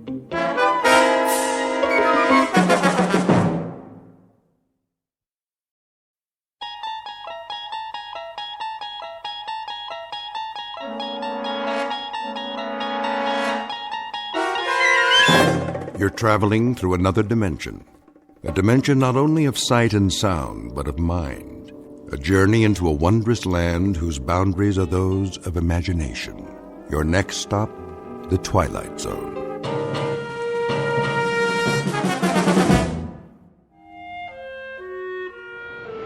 Trans-East Flight 23, now ready for departure. Please show your boarding passes at the gate. Ross? Morning, Stern. Gonna be a cold one. Oh, yeah. Ice on the wings all day. Got your long johns on? You bet. I don't believe it. What? Where'd you get the fancy hat? Not this. The wife bought it for me. Fur line and everything. Pretty nice, eh? Keep your brain from freezing. Yeah, you wish you had one. Nah, I already got a brain. Very funny. Flight 107 now on approach, landing in approximately 10 minutes. Flight 107 arriving on schedule at Gate 2. Time to go to work. As soon as I get me some coffee. Stern, Yeah? you and Ross get out there. We're going, boss. On the airfield, now. What's the big rush? Flight 107, What about it? on the radar. Repeat, will ya? You're breaking up. Lost radio contact. Pilot's not responding. Does he mean 107? Coming in by the seat of his pants. Get moving. On the double. We roger that. Let's do it. Lost radio contact, huh? No sweat. Pilot knows the flight plan. Unless they're playing poker up there.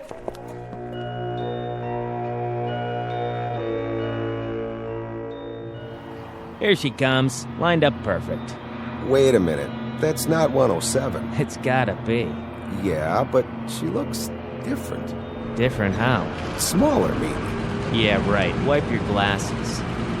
Get 23 off the runway. Keep it clear. Stern, walk her back to the gate. You got it. Uh-oh, there ain't time. 107's dropping fast. Well, get out there. Signal her in. My God, it's a prop plane. Is that a DC-3?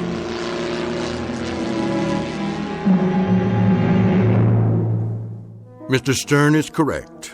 What is about to touch down is a DC-3. Despite the loss of radio contact, not an eventful arrival, which is no surprise. Most airplanes take off and land as per schedule. Very seldom do they crash. But all airplanes can be counted on to do one or the other. It is only on rare occasions that this workhorse hasn't reached its destination at the appointed time. Others like it have flown millions of miles with millions of satisfied passengers. We offer a rather detailed introduction because this DC-3 doesn't belong here. It is an anachronism. You see, DC-3s ceased operating as commercial passenger carriers a number of years ago, to be replaced by more modern designs with jet engines. So where did this ancient example come from? It is an enigma, a 7-ton puzzle made out of aluminum and steel and a few thousand component parts, none of which add up to a satisfactory answer. In just a moment, we're going to give you 90% of the jigsaw. You and the Federal Aviation Agency will assume the problem of finding the missing pieces and putting them all together. This we offer as a tantalizing brain teaser, a little extracurricular diversion, flown in directly from the Twilight Zone.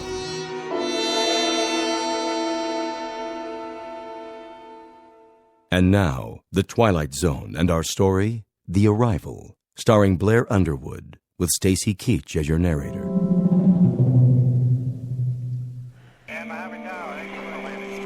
Flight 51, you are not cleared for landing. Repeat, not cleared for landing. Low on fuel. Please advise. Trans-East 13, maintain holding pattern. Await further instructions. What's going on down there? Clearance to land temporarily denied. Tower, I see an aircraft off starboard at 3,000 feet. Can you identify? Stay above it. Continue circling. I have 250 passengers on board. Will someone please tell me what is going on? Flight 107's on approach. Here it is on the screen. So? You have her flight plan? We've lost radio contact. She's not responding. Then give her plenty of room. Keep scanning all frequencies. I've done that, sir. The pilot can't hear us. Or he's passed out. Do you have a visual? Not yet. She's dropping fast. Lined up and coming in. She almost clipped a 737. And he says... Well? He says it's not a trans-east plane. What? The pilot says it's... Look out the window. Let me see what kind of... That's not Flight 107. What the? Must be from an air show. I don't believe it. Neither do I. What the heck is that? That, son, is a DC-3. Here it comes. He's gonna make it. Oh, you better. She's down.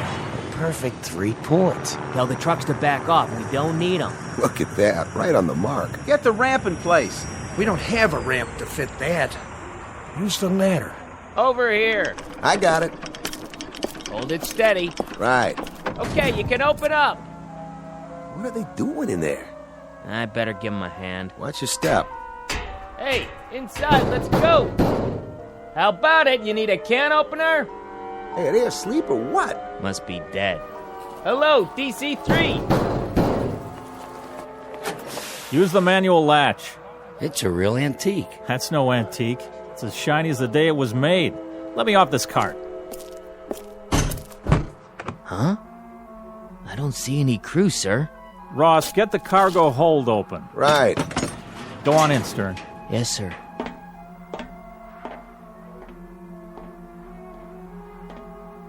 Well? Well, Mr. Cousins. Speak up. How many passengers do we have in this crate? None, sir. What are you saying? What do we have?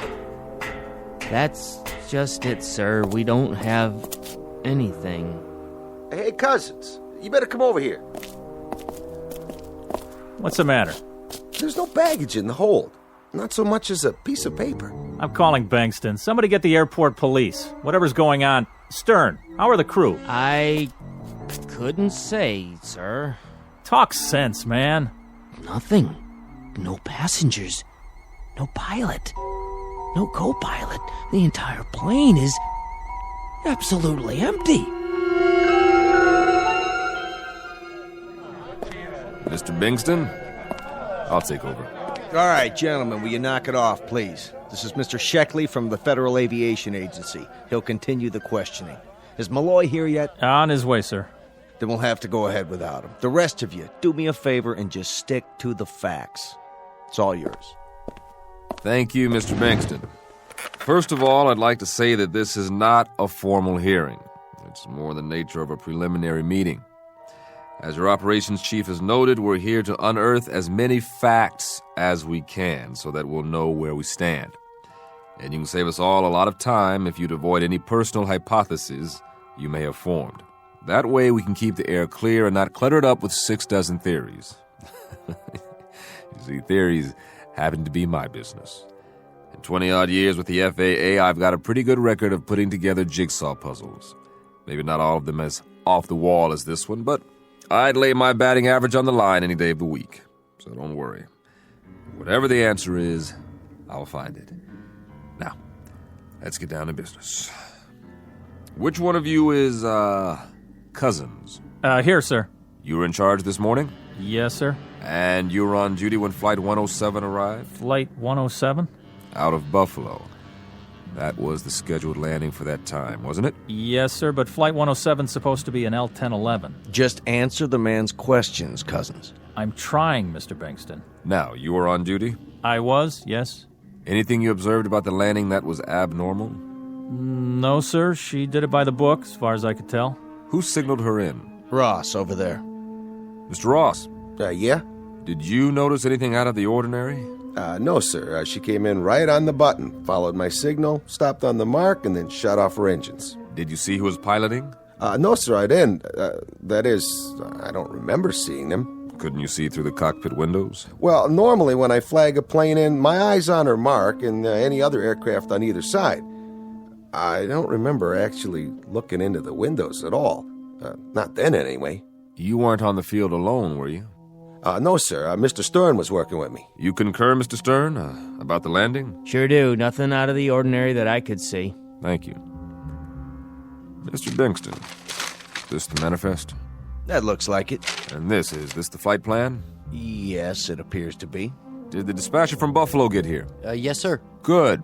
You want to take a look at this? Yes, that's the flight plan. You saw the pilot sign this? I was at his elbow, sir, this morning at 11:12 a.m.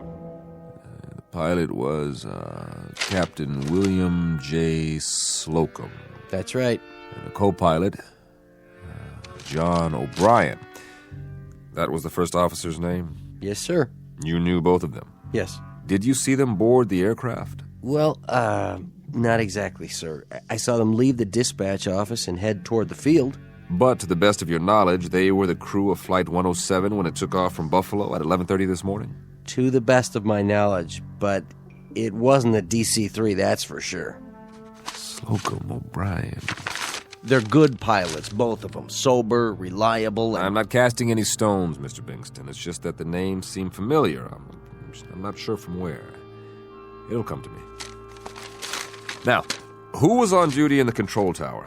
That's me, sir. You had radio communication during the approach? Yes, sir. And then for the landing? She contacted us over the outer marker, and I gave her clearance. Now, the way I figure it... Just answer, don't offer. Well, I was just going to say that when the aircraft checked in over Fulton... Was that a normal checkpoint? Yes, sir. And she checked in right on the money. But the transmission sounded a little funny.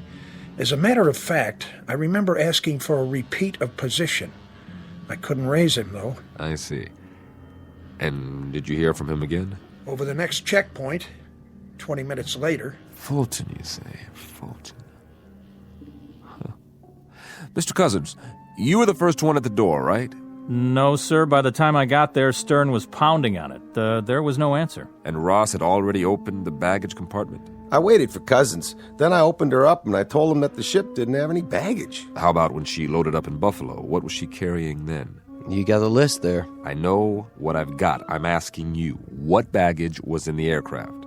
When she took off, there were 21 pieces of luggage, 5 sacks of mail, 5 other crates of equipment. Yeah, that checks. Sorry I'm late. Malloy, glad you could make it. Well, I guess that'll do for now. If I have any more questions, I'll let you know. And I'll see some of you later when I examine the plane. Thank you for coming. All right, man, back to work. If you're off shift, make sure you can be reached. And don't talk to the press. Is that clear? Not a word. Who's this? I'd like you to meet Paul Malloy. He heads up our public relations. Public relations, huh? Well, I can't help but wonder. How much public and what kind of relations are you poor guys going to have after this one? I'll handle it as well as I can under the circumstances. Frankly, I haven't decided what to tell the public yet. I'll tell you something. Relax. I've got 22 years in the saddle, and I haven't been licked yet. Sometimes the investigation takes a while. A couple of tons of smashed-up metal spread over 50 square miles of countryside, and all it turns out to be is a misplaced air scoop, or maybe a loose bolt in an elevator hinge, or once in a blue moon, it's a pilot who got sick. But it's always something, and that something eventually shows up. You're talking about crashed aircraft. We're talking about a disappearing act here. Don't forget a switched plane. Like some kind of Las Vegas magic act. Look, you don't have to tell me that. I don't know what the wire services are going to make of it, but I've got to tell them something. And I hope you can give me a place to start, because none of this could have happened. An airliner takes off with a full crew and 13 passengers. At least some kind of airliner does, and it lands an hour later with nobody. This is simply not within the realm of possibility. Mr. Malloy, I have to hand it to you. You're dead right. But the truth is, it's happened. I deal in facts, not probabilities. But it can't have happened. First of all, an aircraft couldn't land that perfectly with nobody at the controls. Secondly, a plane load of people doesn't just disappear in midair. There has to be an explanation, a legitimate, valid, rational explanation. I couldn't agree more. And now, I think it's time we go over to the hangar. I'd like to have a look at this magic plane firsthand.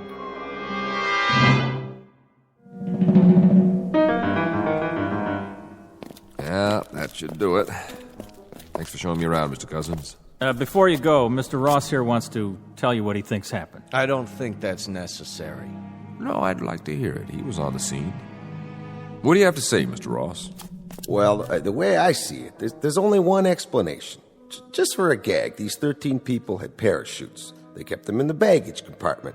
That's why there wasn't any luggage. And someplace between here and Buffalo, they jumped out, like D.B. Sweeney. That's brilliant. And what happened to the pilots, Mr. Ross? I suppose that part of it's elementary. Maybe they hid in the restroom, then sneaked out of the plane after we left. Oh, please. You're imaginative, Mr. Ross. I'll give you that. What if? What if what, Stern? Nothing. Truth is, it beats me. I'll tell you something else, though. I still feel spooked. Standing here, I felt spooked even worse when I was inside. Just a whole bunch of empty blue seats staring at me. Look, boys, we've been theorizing for 6 solid hours. Now, I'm just a simple-minded vice president in charge of a medium-sized airport. I've got a passel of newsmen hounding me to death, wanting to know what kind of operation we're running up here. Tell them to keep their shirts on. That's what you should be telling them. Or a reasonable facsimile of an explanation. That's what I hired you for, Malloy. Then you better hire me another head and a couple of sets of arms, because I haven't been off the phone all day. I've had every news service, television network, and even a couple of professional mind readers trying to find out what's the great big mystery we're keeping under wraps. You know how long I can sit on this, Bankston? Maybe another 15 minutes. Then it's going to break open with a bang, and we're going to stand here with rotten eggs all over our faces while Mr. Sheckley's FAA takes our license away from us. Incompetence, mental instability, you name it, and you can have it. This passenger manifest. What about it? You've checked out every name? I have not. That's all I need now, to have a small army of relatives from upstate New York clutching at my lapels and asking for a definitive statement as to where their loved ones are. How many calls have you had? None so far. You mean to say you haven't had any inquiries yet?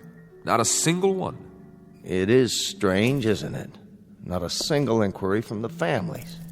The plane only arrived 6 hours ago. Maybe they haven't had time to miss their...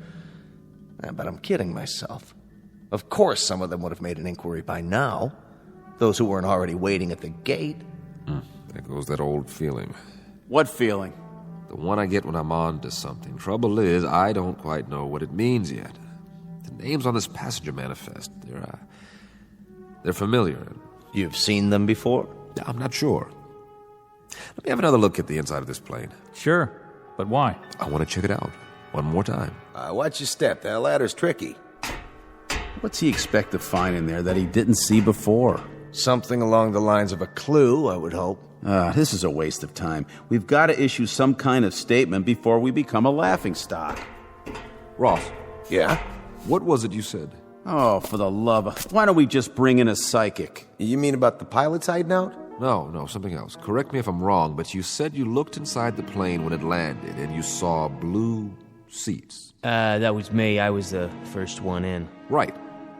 Mr. Stern, I just walked up the aisle and back again. They are blue. What kind of nonsense is this? An hour ago, when I first examined the interior of this aircraft, the seats were brown. Haven't we got enough trouble without you two starting an argument about interior decoration?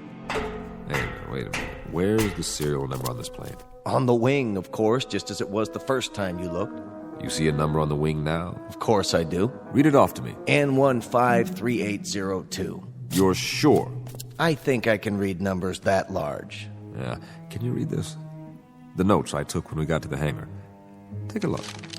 N107793. Now, you must have copied it wrong.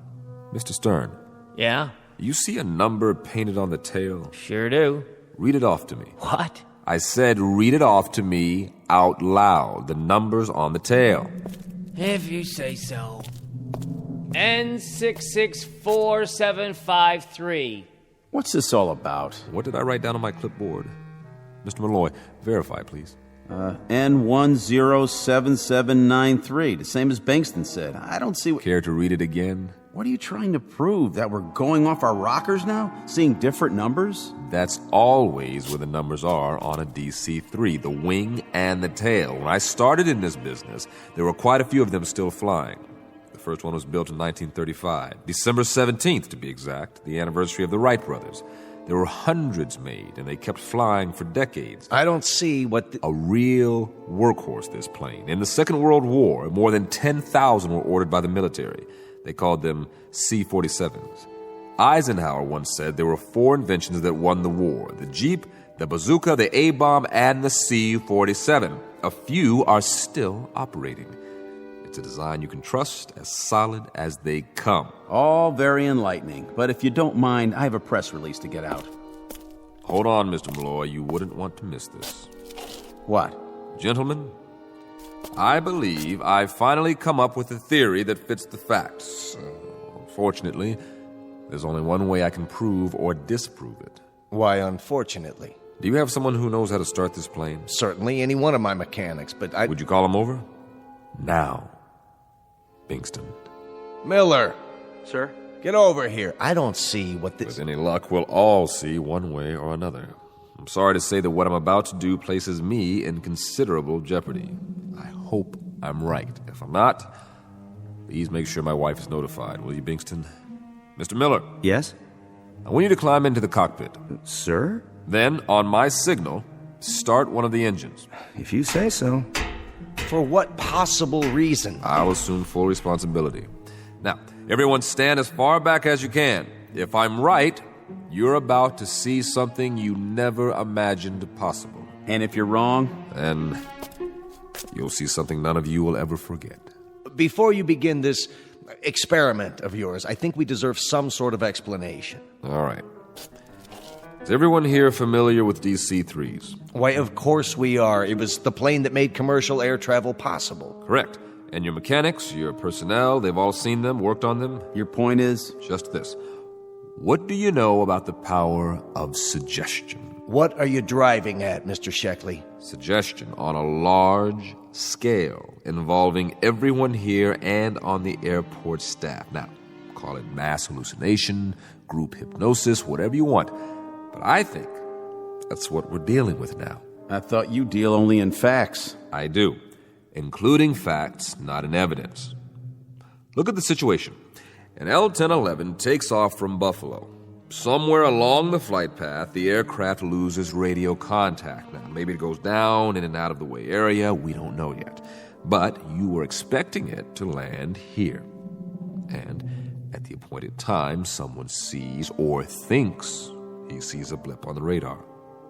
And then, with everybody watching the sky, someone else thinks he spots a silver glint coming in. Only from his angle, it looks sort of like a DC-3. The next thing you know, he's spreading the word. There's your power of suggestion working full force. Bottom line is, everyone has a little hypnosis performed on him without even knowing it. Why, that's absurd. I'm looking at the plane right now. We're standing next to it. But are we? Consider the alternative. A modern passenger plane with jet engines changes somehow in mid-flight. And when it lands, it's transformed into an old prop plane. That's impossible, wouldn't you agree?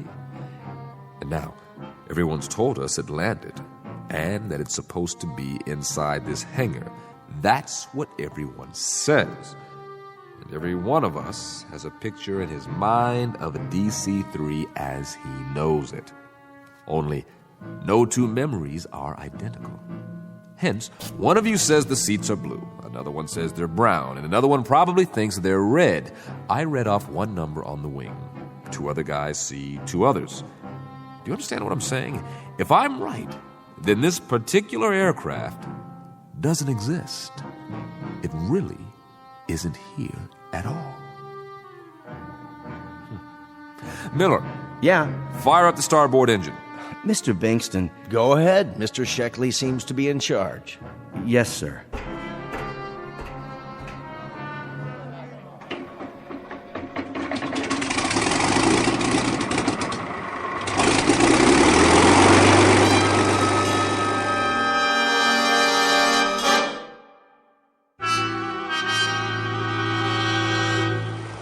This is crazy. You're trying to tell us that this is an illusion? Well, I've got a news flash for you. It's as real as I am. You can feel it. You can touch it. In that case, one of two things will happen. Either I'm about to prove to you that you're wrong, or I'm wrong. Dead wrong. If this plane is a product of our collective imaginations, then so are the engines, and so are these propellers. If I stick my hand through them, nothing's going to happen. But if my theory is for the birds and these props are real, then remember what I said, will you? Break it to my wife gently. Ready? Wait, Sheckley, let's talk this over. We can talk later. He can't be serious. Aren't you going to stop him? I can't give orders to the FAA. Rev it up. What's he gonna do? Put his hand in the propeller. Jiminy Christmas, is he nuts or what? Get those RPMs higher. Can't look. Good Lord. He's going to stick his entire arm into the... Now!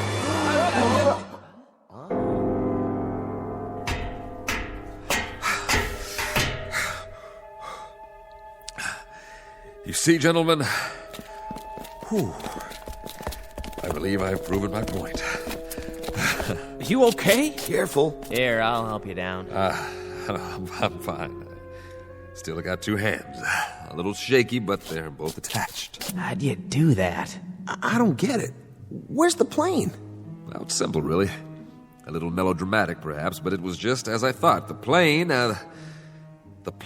was a kind of projection all along from our imaginations, our subconscious minds. You might say we believed it into existence. I could have sworn that... Yes, you could have. And why not? You've seen DC-3s before? Plenty of them, but... So, when everybody told you one was here, you saw it. Clear as can be. We all did. Now, if you don't mind, I think I'd like some fresh air. What'd it feel like? Like nothing at all, because that's what was there. Nothing. So you felt nothing because you didn't expect to. Something like that.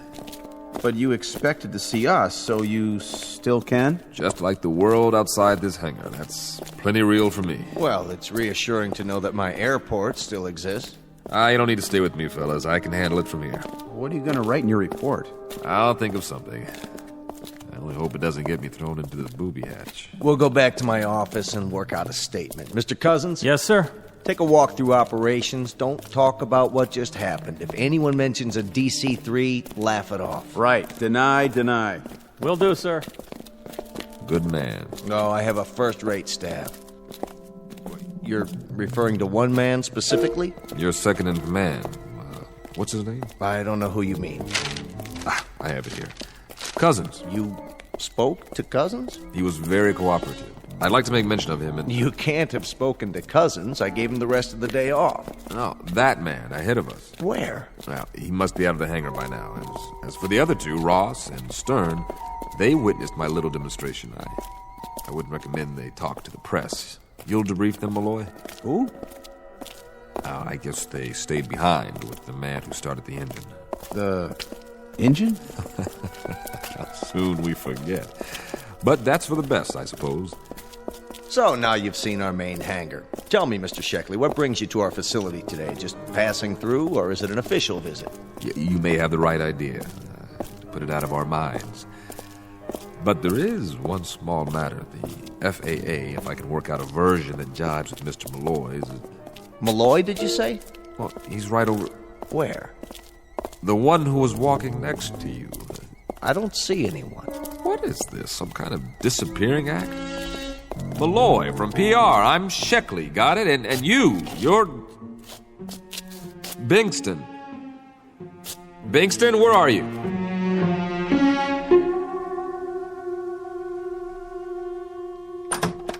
May I help you?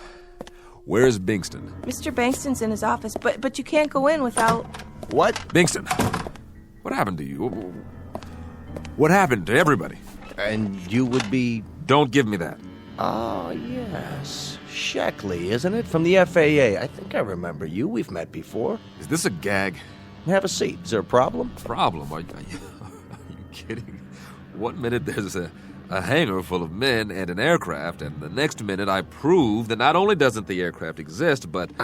I don't follow. What doesn't exist? But that all of the rest of it, all of you... Are you sick, Sheckley, or drunk? You don't look very good. Sit down, man. Where's Malloy?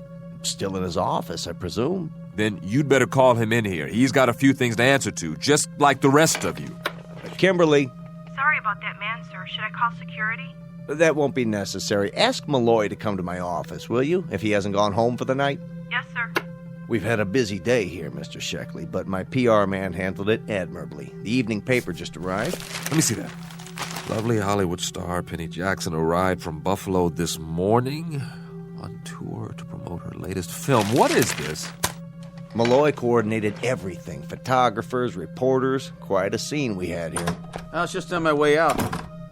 Who's this? Who am I? What is this? How could they have taken this picture? The flight from Buffalo this morning. How could they say it landed when... When what? You know this guy? Mr. Sheckley, this is Paul Malloy, our public relations man. I know who he is. What in God's name is going on here? Maybe you better tell us. What's so odd about a picture on the front page of the local paper? What's so odd? That has to be Flight 107, Bingston. Didn't that flight arrive this morning with nobody on it?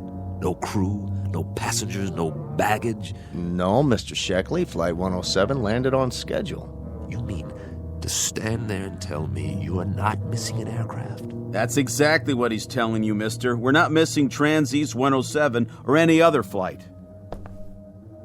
How could that be? You never missed Flight 107. That's right.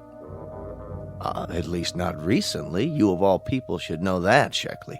Know what? You're confusing the two. I remember now. That's why you looked familiar to me when you walked in. You were the examiner on the other one. What other one? We've had one flight lost in some 20-odd years. Just one. Flight 107. Right. But, Mr. Sheckley, that must be 17, 18 years ago.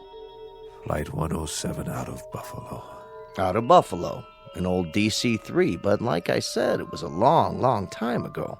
What's all this about? What happened to her? Lost in a fog and never found. We always figured she veered off course, ended up over the ocean, and went down. You never found her? Not a trace. And Mr. Sheckley here investigated the disappearance, but that's one case he's never been able to close. Nobody has. It just sits in the record books as lost, presumed crashed. For reasons unknown. And it's never stopped eating at you. It still is. So you came back here today looking for an explanation, any explanation, so you could finally put it to rest. I've never been licked on a case. Never. We've always found the cause. Mr. Sheckley, why don't you let someone drive you home? Never. We've always found the cause. Always, I tell you. Is he going to be all right? I honestly hope so. Flight 107, 13 people. Pilot William J. Slocum, co-pilot John O'Brien. I never forgot your names. What went wrong? I have to know. Where did you go down? Where are you? Where are you now? Where are you?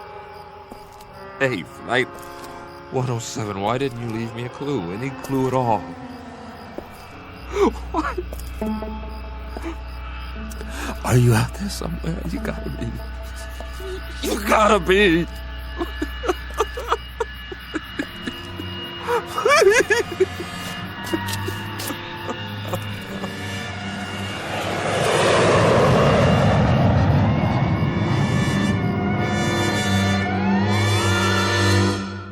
For those in need of an explanation, there's always the obvious one. Simply that of a man with an Achilles heel. A mystery that once landed in his life and robbed him of his peace. A perpetually missing aircraft that disappeared with no clues, leaving an unanswered question in Mr. Sheckley's neatly ordered world. A heavy burden to carry through the years, made up of one part enigma and one part the knowledge of his own failure. Until it ultimately took the form of an illusion. At least, that's the clinical answer, the one they'll write on his case file as he goes off for a well-deserved rest. Or consider this. Maybe, just maybe, a plane did touch down, however briefly, before it disappeared again. A kind of airborne Flying Dutchman.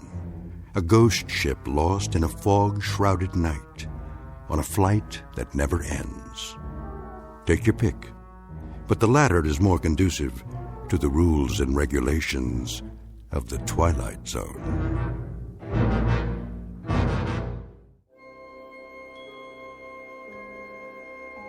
Hi, this is Carl Amari, producer of the Twilight Zone radio dramas. I'd like to take a moment to tell you about our official website at twilightzoneradio.com, where you'll get the latest news and information on these Twilight Zone radio dramas. Plus, at twilightzoneradio.com, you can digitally download 3 free episodes or any of our episodes for only $1.95 each. In this age of ever-changing technology, we've decided to make these episodes instantly available to you by making the Twilight Zone radio dramas a digital download-only series. This means that this series will no longer be offered on CD. The CD collections at our website are now being offered while supplies last at buy one, get one free. So be sure to get your favorites before they're sold out. Be sure to visit us often, and I'll see you in the zone.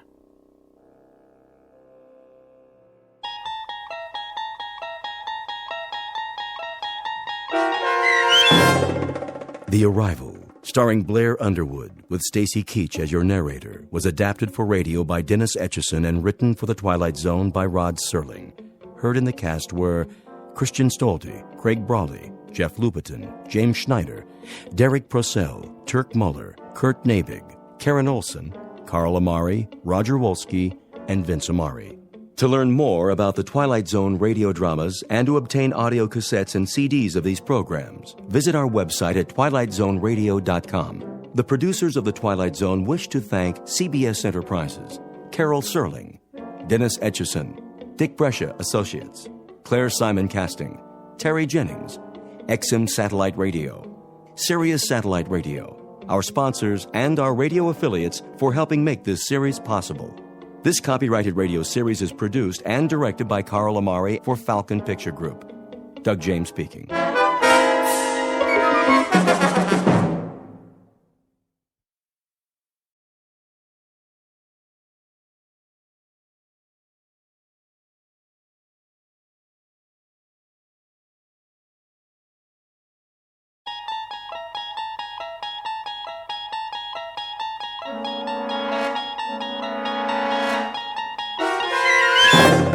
You're traveling through another dimension. A dimension not only of sight and sound, but of mind. A journey into a wondrous land whose boundaries are those of imagination. Your next stop, the Twilight Zone.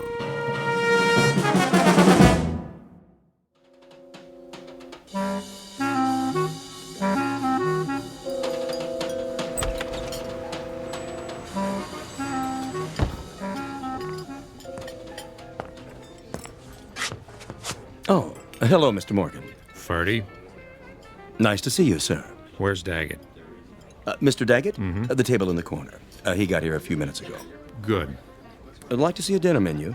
I don't have much of an appetite. A drink, then. The usual. Yeah, make it the good stuff. Of course. Harold, 1 tequila with lime, table 3.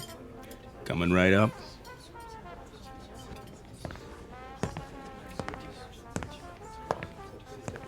He's here, boss. Well, well. How you doing, Dane? You wanted to see me? Yeah, sure. You know Ben and Jimmy. Dane. Hiya. Boys? And Iris and Sherry. Hi. Hello. Pull up a chair. No thanks. Go ahead. Take a load off. I thought you wanted to talk. I do. Mr. Daggett wants you should sit down. I'll stand. Now listen. That's all right, Ben. If he doesn't feel sociable. I don't have all night. Well, we can't talk here. How's your drink, sweetheart? What? Oh, fine, Bernie. Order another one. Make it champagne all around. Ooh, champagne. Are we celebrating? That's right. A regular celebration. What's the occasion? the 6-month anniversary of a wonderful partnership. Come on, Dane. We'll go to my office. You too, Jimmy. Ben, stay here and keep the ladies company, like I told you. Okay, boss.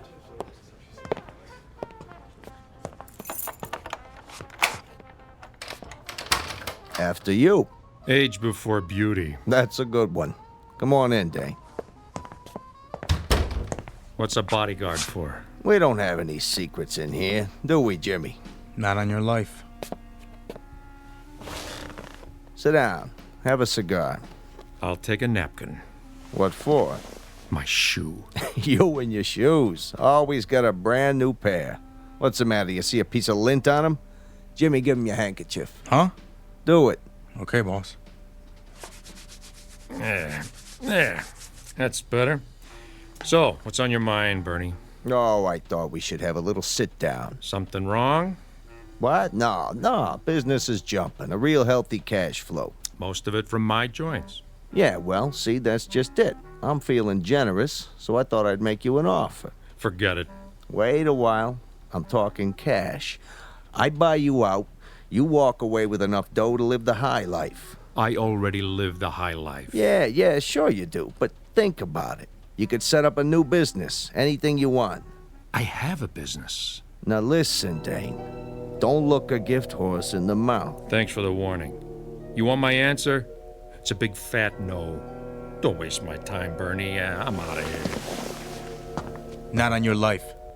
That's a laugh. A 2-bit mug with a heater in his pocket. Sit down, Dane.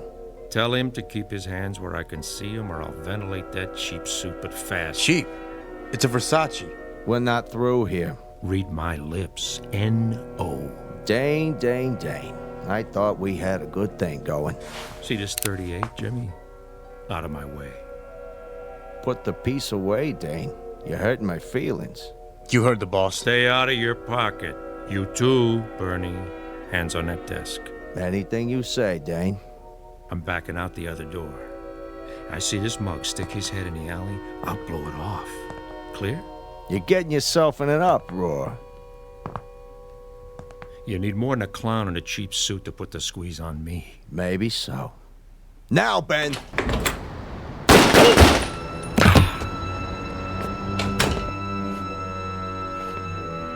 You should have looked behind him. Good shooting, Ben.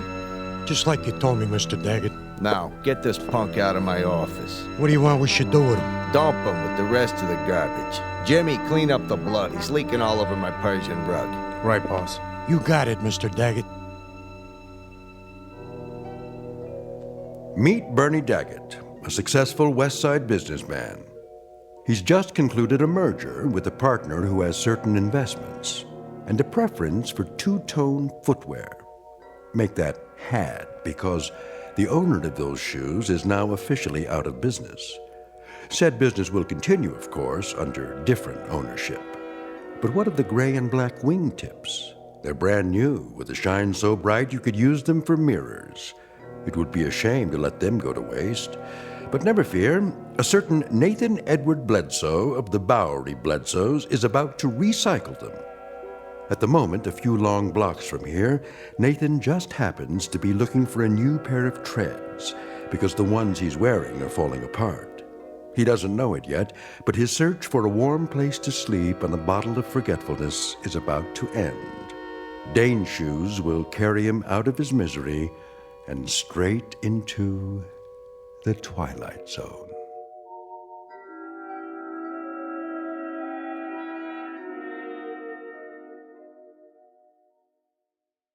And now, The Twilight Zone, and our story, Dead Man's Shoes, starring Bill Smitrovich, with Stacy Keach as your narrator.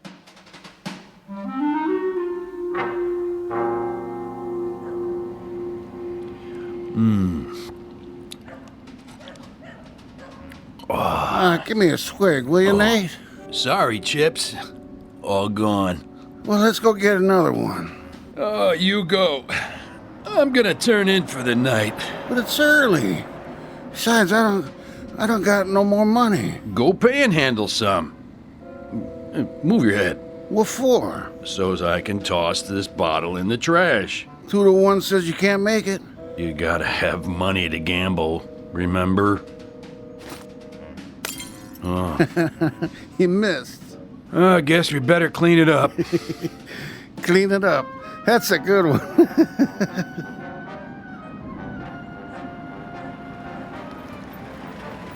Now you done it.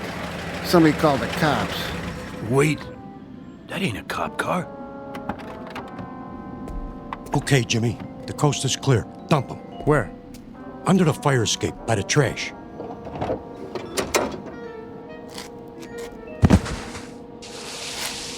What you got in the bag? Quiet. Keep your head down. Okay, Ben. Done it. Let's go. Mr. Daggett said to come right back. So long, Dane. Good riddance to bad rubbish.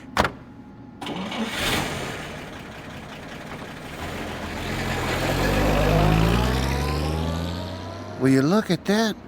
They drove all the way down here just to dump their garbage. That ain't garbage, you moron. Then what? What do you think? You mean? Go check it out. Maybe he's got a ring on his finger or something. Oh, no. I ain't messing with no... dead body. You chicken? Yeah, I'm chicken. What's that sticking out? I don't see nothing. Wait here. What is it? Can you beat that? Just what I needed. What? Guy's got a pair of shoes on. Brand new. I wouldn't touch them if I was you. My size, too. Careful, Nate. You're fooling with evidence. Look at that. Perfect. Wonder if there's anything in the pockets. Nate, we gotta get out of here, I tell you, before they hang it on us. No wallet. Oh, nothing. Except for this key. Number 621. Mayfair Apartments. Hey. I know where that is. Pretty swanky. Hey, where you going? To check out my new digs.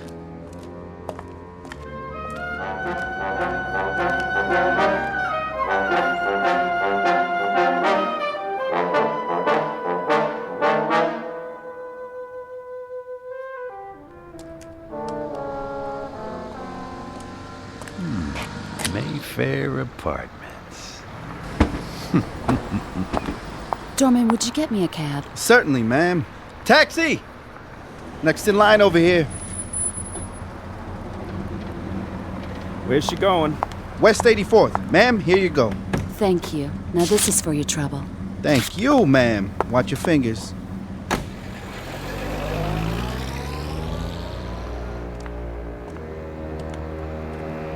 Hey, fella, where you going? This building is for residents only. Yeah, sure, pal. So sue me.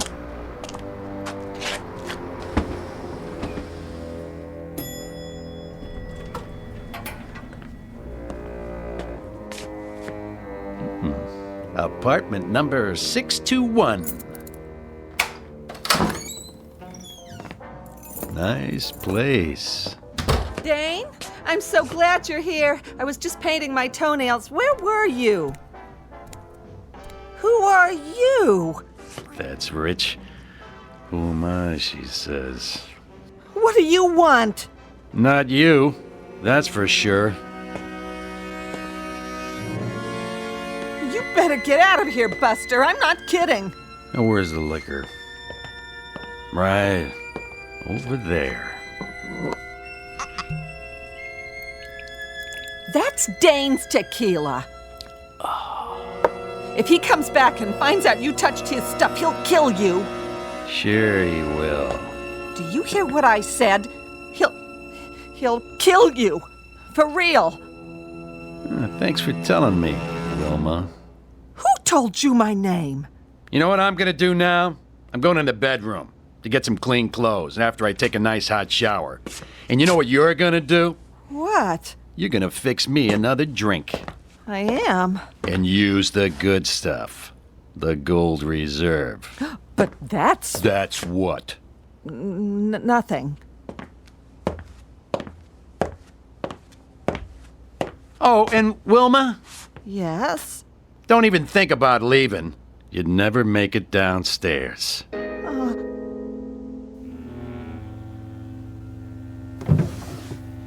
Shirt, socks, and a suit. Think I'll try the pinstripe.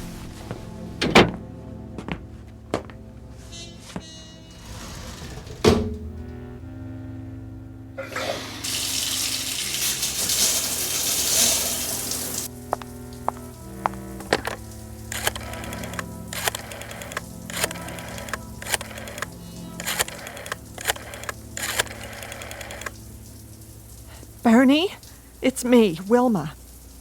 Wilma! No, I can't talk any louder. Listen, is Dane there? Well, where is he? What do you mean you don't know? All right, do me a favor. Call me as soon as you do. Thanks, Bernie.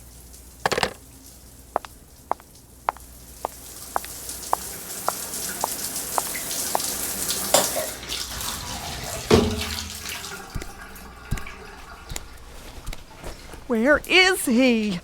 Who? Dane! Dane? I don't know who that is. Oh, yes, you do. I don't. Honest. Then what are you doing here?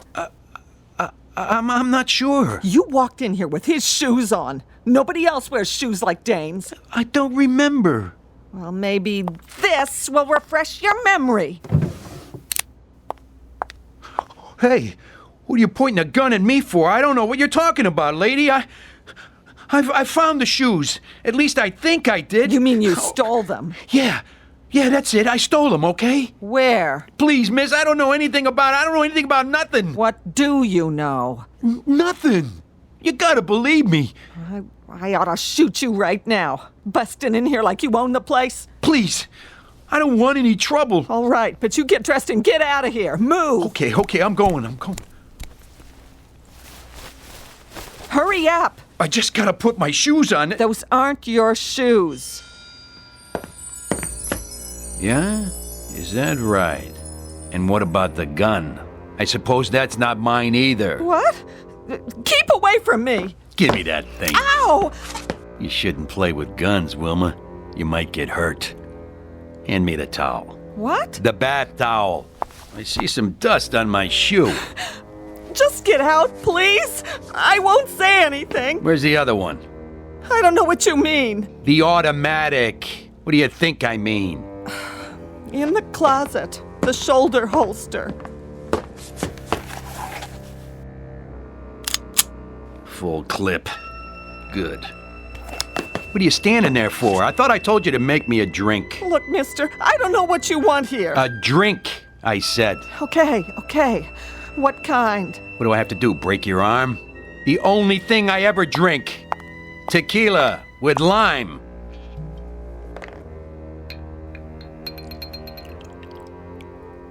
Dane's due back any second. I'm warning you, for your own sake. If you know what's good for you... I know what's good for me. Please, don't touch me. Please, don't.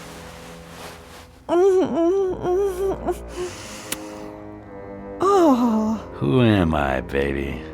Oh, it's not possible. No? Let's try that again. Dane? But you're not him. You're not. Be quiet. What have you done with him? What happened? What?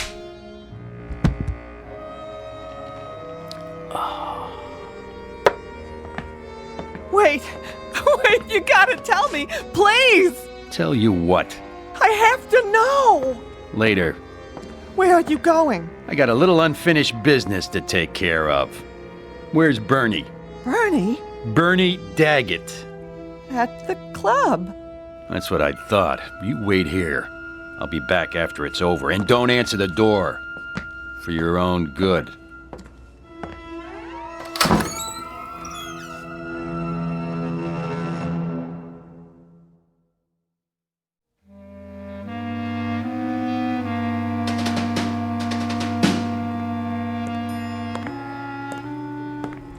Sir? Yeah? Did you get the message from Mr. Oh, I'm sorry. What's the matter? There problem? Nothing, sir. I thought you were someone else. Oh, is that so? Like who? Another one of our residents. Let me guess. The guy in 621? That's right. You must know Mr. Morgan. Yeah, you might say that. Just visiting. What's it to you? Oh, nothing at all. It's just... Just what? That suit and those shoes. Mr. Morgan has a pair exactly like them. No kidding. Must be quite popular these days. Very smart. I like 'em. You got a handkerchief? Why, yes, I'm sure I do. Here you are. Clean one, is it? Oh, yes, sir. Good. Got a scuff on the toe. You do? It doesn't show from here?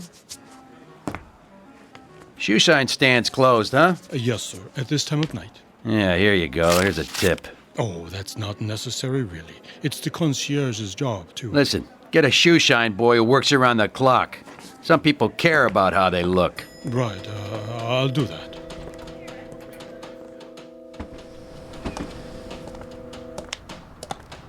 Hey there, Mr. Morgan. Get a cab for you? No thanks, Tommy. Oh, begging your pardon, you're not Mr. Morgan. Were you sure about that? Get you a cab if you like, sir. That's okay, Tommy. I feel like walking. Clean shirt, new shoes, and I know just where I'm going to. Sure looks like you do. Yep. Clothes make the man. That's what they say. Hello, Mrs. Tomlin. Oh, watch your step. Why, thank you, Thomas.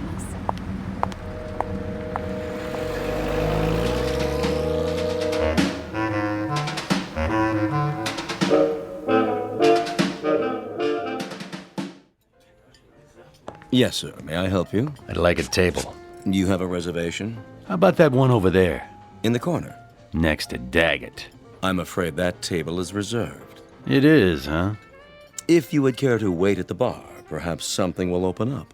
Well, here you go, Ferdy. This should take care of it. That table open now? Yes, sir. Thank you, sir. Well, I should have known a man like you would have a reservation. Yeah, must have slipped your mind, huh? Right this way.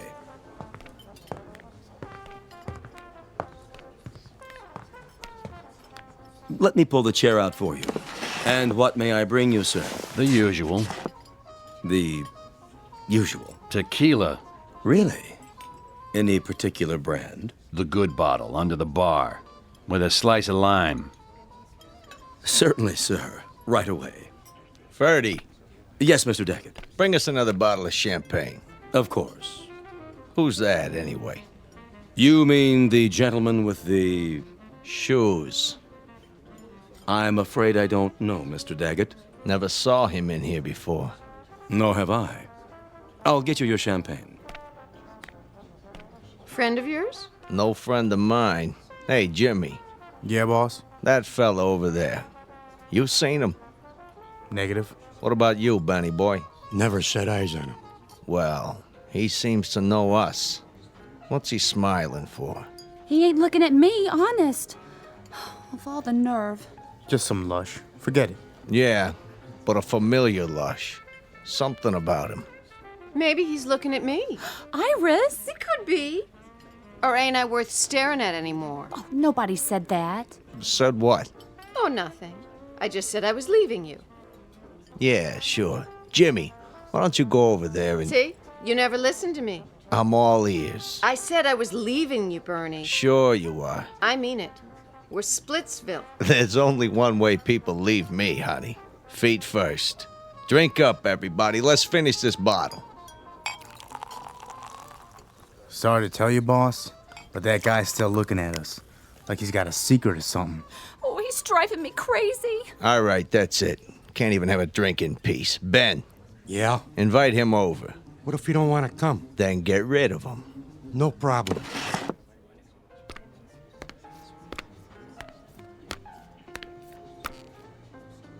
Hey. You talking to me? Mr. Daggett wants you. Oh, isn't that nice? Makes me feel all warm inside. He wants you should join him. Well, what do you know? An invitation from the great Bernie Daggett at his own personal table. Are you sure? He loves you should join him. Oh, I don't know what to say. Don't say nothing, just do it. Well, if you put it that way, I accept.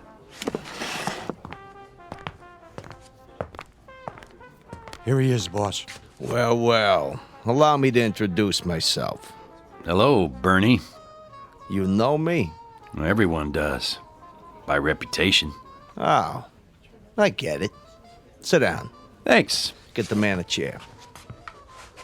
You, celebrating something? You might say so. Big business deal? Who told you that? Friend of mine. That right. What are you drinking? Tequila with lime. What did you say? Something wrong with that? No. It's just kind of funny. Is it? A coincidence is all. I had a friend drank the same stuff. Well, no kidding. What happened to him? What do you mean? Well, you said had. Say, what's your name? Kilroy. Look, buddy, when Mr. Daggett asks you a question... Easy, Jimmy. I'm sure he didn't mean no disrespect. What line are you in? Restaurants. Just like Dane. Isn't that something? But tonight, I'm a messenger boy. And I've got a message for you, Mr. Daggett. Well, go ahead. Let's have it. Oh, I'm sorry, no can do. What do you mean? I have instructions to deliver the message personally. In private. It's kind of a touchy matter. You understand? And who's this message from? Afraid I can't say. Here you are, sir. Another bottle of champagne on ice and 1 shot of tequila with a slice of lime.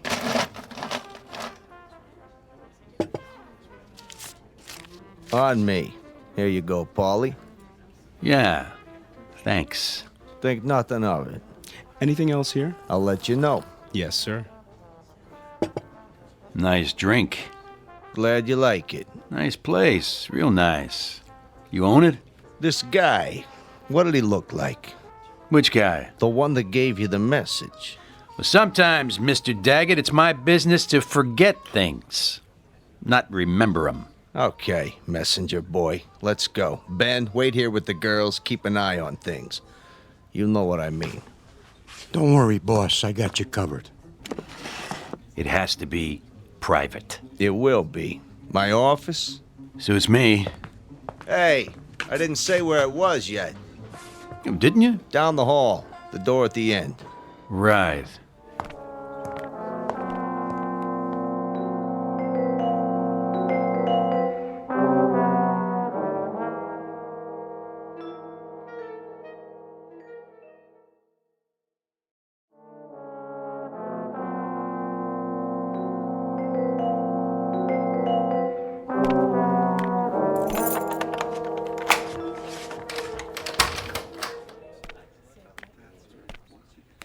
Nice place you got here. Soundproof, too, so we can talk in private. Good idea. Come on in. Make yourself comfortable. Oh, age before beauty. That's a good one. Jimmy? Put your arms out. What for? Just till we get acquainted. Go on, Jimmy. Frisk him. Well, what do we got here? Well, it looks like a 38 to me. What's the matter? The monkey can't see? You got nerve bringing a piece in here? That's okay. I know how it is. A man needs protection nowadays. Yeah, you don't know what kind of trash you'll run into. Hold it for him, Jimmy. Hey, careful with that. I'm always careful. Just till we're finished. Tell your monkey I want it back with all the bullets. Hear that, Jimmy? Absolutely. Have a seat. Cigar? I don't smoke. Good idea. Could be dangerous to your health. So could a lot of things. Yeah, looks like you got a good thing going here. I get by. Win some, lose some. I bet you don't lose very often. I try to keep my hand in the game. And what game is that? Oh, you know. Little of this, little of that. I got a string of restaurants now. That right. Strictly legit. Must be doing pretty good. Nice digs, mirror on the wall, big desk. They call it Danish modern. Hey, real oil paintings. Cost me plenty, let me tell you. See that picture there? Thomas Kincaid original. No kidding. Of course, I got a special discount. Yeah, you paid too much. What? I have 3, just like it. Picked them up at a fire sale.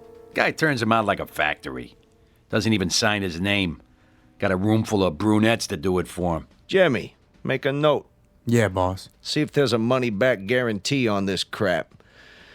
Now then, what were we saying? The message? Oh, yeah. You're monkey deaf, too? Say, hotshot. Don't worry about it. When does he go back in his cage? I got no secrets from my boys. Yeah, you sure? Sure, I'm sure. And one thing first. What's that? Give me a handkerchief. You got one in your breast pocket. Yeah, I know, but I don't want to get it dirty. Hear that, Jimmy? Yeah. Here you go, hotshot. There's a piece of dirt on my shoe. Maybe you should watch where you step. Right. All kinds of dirt around here. Where'd you get those shoes? I borrowed them. From who? A friend of mine. What's your friend's name? I think you've met. What's your real name, mister? My name? That's from my friends. Aren't we friends yet? I don't know. Are we? Yeah, I'd buy you a drink, invite you to my office, and all because you got a message to deliver. If that ain't friendly, I don't know what is. Bernie. Mr. Daggett to you. How'd you get it cleaned so fast? What? The rug on the floor? What about it? Well, blood's hard to get out, isn't it? Say, what are you inferring? You have to send it to the cleaners, unless you got your own cleaners. Nickel and dime mugs who wipe up people's messes for them. I don't know what you're talking about. Don't you? But I know one thing. You got a bad attitude. The kind that can get you in trouble. Absolutely. You think so? Then here's what I'm gonna do, Bernie. I'll tell you what I'm talking about. I'm talking about another guy who had a nice thing going for him. Yeah, plenty of dough, plenty of action, restaurant uptown, only he wasn't happy. And you know why? Let me guess. People were sticking their nose in his business. Close, but no cigar. He had a partner. That meant he couldn't be number one, see? And being number one was very important to him. So he offered to buy the partner out, and when the partner refused to sell, this guy, he brought him in his office, and he killed him. Blew him away. Just like that. Or rather, he had his monkeys do it so he wouldn't get his hands dirty. It happened right here, and nobody was the wiser. Oh, it was one slick job. You're out of your mind. Only not slick enough. You didn't get it all up. Take a look. There's still some little bits of blood on the rug around the edge, see? Geez, I hope you didn't wash it in hot water, Bernie. That makes the stain set, so it'll never come out. There'll always be traces. You know, the cops come in, put the stuff on it, the luminol, then they shine a purple light, and whatever was there, bing, there it is. Who are you? I told you, a messenger. And here's the message. Look out, boss. He's got another piece. I thought you said he was clean. He didn't check behind my back. Anybody but a monkey knows to do that. Now take the gun out of your pocket and set it on the desk. Real slow. Better do what the man says, Jimmy. Okay. Now take the other one, the 38 you took off me, and put it down on the floor. And kick it over to me, nice and easy. Can't we talk this out? And don't go for your own gun, Bernie. Keep your hands where I can see them. That looks like you got the drop on me. You heard the man, Jimmy. Nice and easy. I'm doing it, see? But you're not doing it right, you big monkey. You put it down so the barrel's pointing at me. You're gonna go for it, aren't you, Jimmy? You just can't help yourself. So I better do something before you make a play. Are you nuts? You shot Jimmy in cold blood. That's right.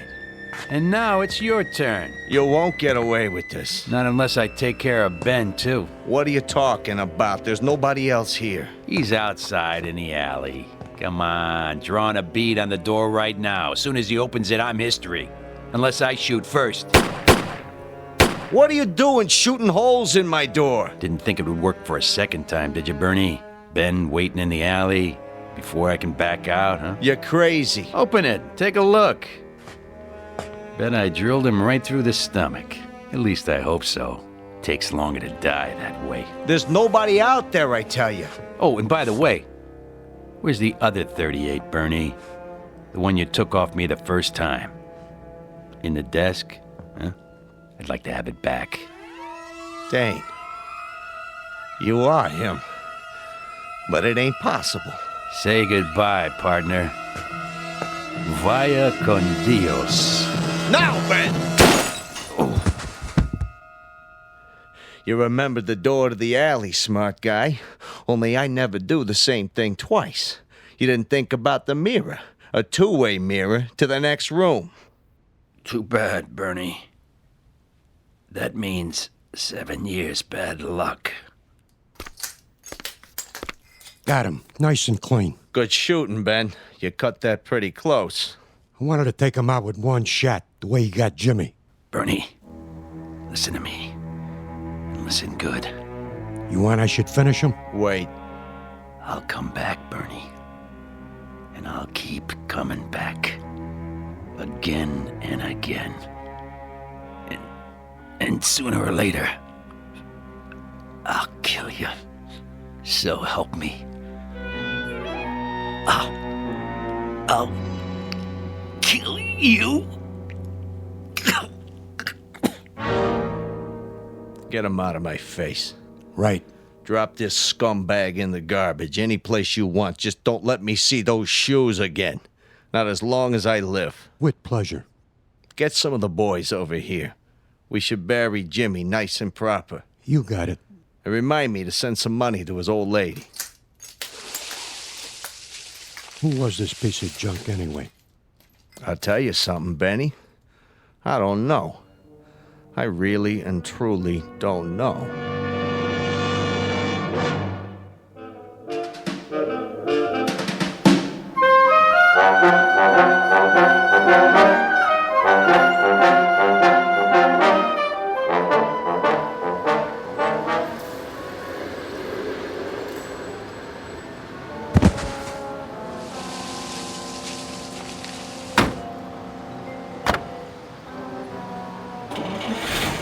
Go, the boss is waiting.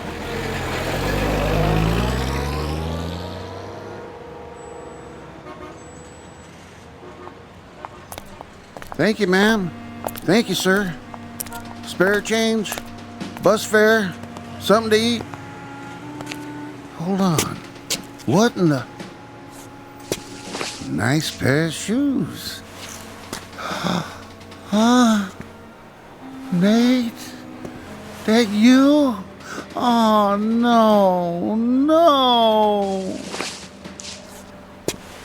Poor Nathan. I'm sorry. You forgive me, don't you, Nate? But I guess you won't have any use for him now. Rest in peace, buddy. Yeah, what do you know? Perfect fit. Spare change, sir? Ma'am? Anything at all? Hot meal? That's all I need. Yeah, and a hot bath and a change of clothes. That's all. 'Cause I got places to go and things to do.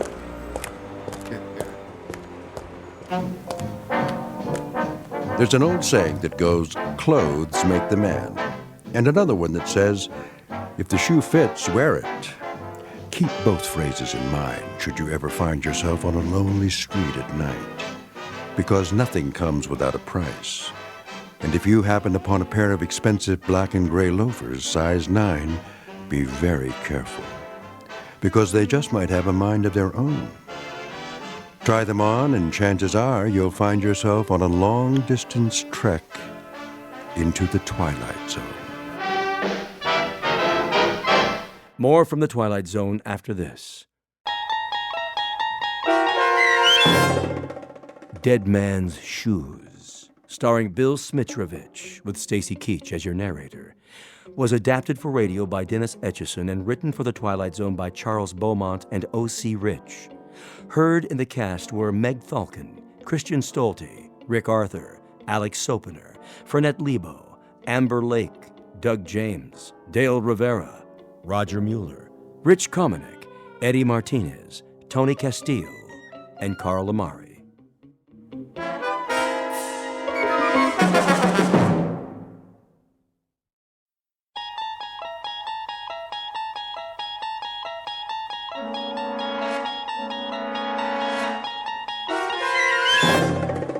You unlock this door with the key of imagination. Beyond it is another dimension, a dimension of sound, a dimension of sight, a dimension of mind. You're moving into a land of both shadow and substance, of things and ideas. You've just crossed over into the Twilight Zone.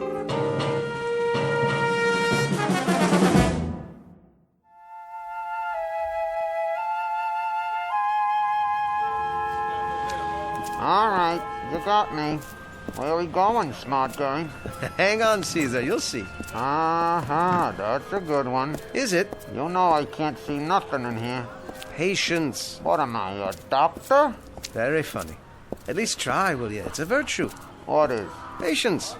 It means it doesn't come natural. You have to cultivate it like a garden. What do you think? I grew on a tree? Don't answer that. Here we are. This will only take a minute. It better. I can hardly breathe. Quiet now, Caesar. We're going inside. Mommy, did you see that? See what, dear? That man with the suitcase. He was talking to himself. Shh, now, don't stare. But he was, honest. Come along, dear.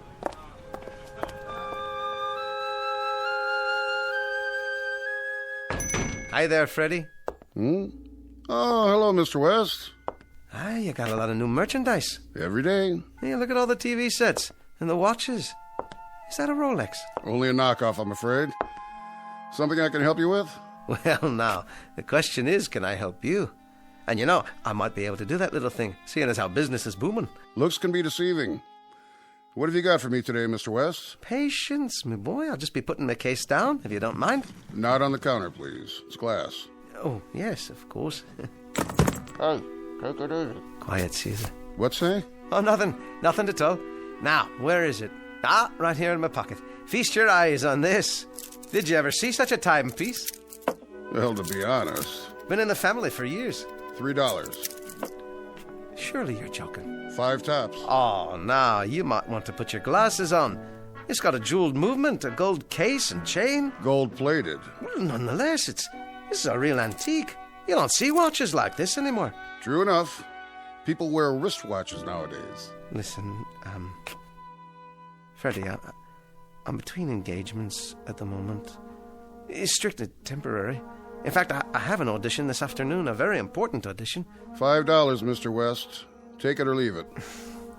All right. I'll take it.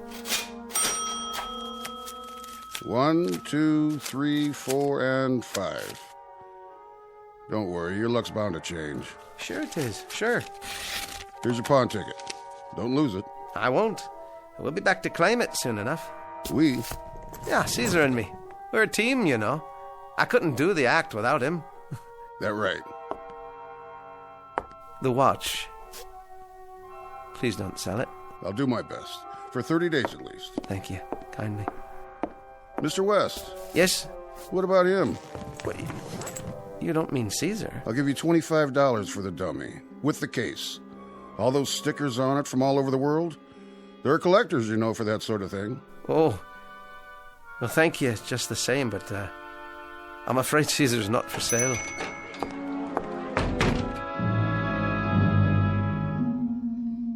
Mr. Jonathan West, ventriloquist, comedian and master manipulator of a dummy. A small splinter with large ideas, very aptly named Caesar. A wooden tyrant with a mind and a voice of his own. Only a few minutes from now, he'll do his best to talk Jonathan West into a brand new act to be performed exclusively in the Twilight Zone. And now, The Twilight Zone and our story, Caesar and Me, starring Jason Alexander, with Stacy Keach as your narrator.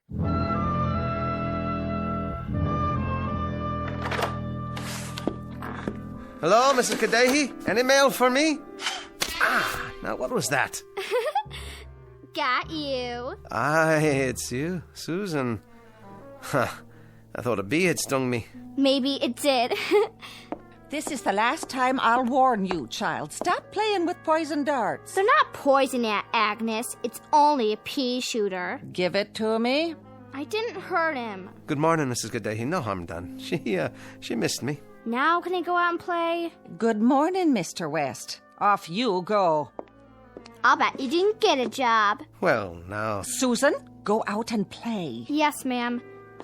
See you later, Jonathan. Be gone with you, scat. Bye now. She's a lovely child you have. I'm sorry, Mr. West. I don't know what I'm going to do with that girl. No, I understand, Miss Cadet. You certainly have your hands full with the rooming house and all. That I do. No mail, I presume? Not yet. And, no calls? None at all. Well, then, I'll just go on up to my room if you don't mind. Take him everywhere, do you? Oh, I try.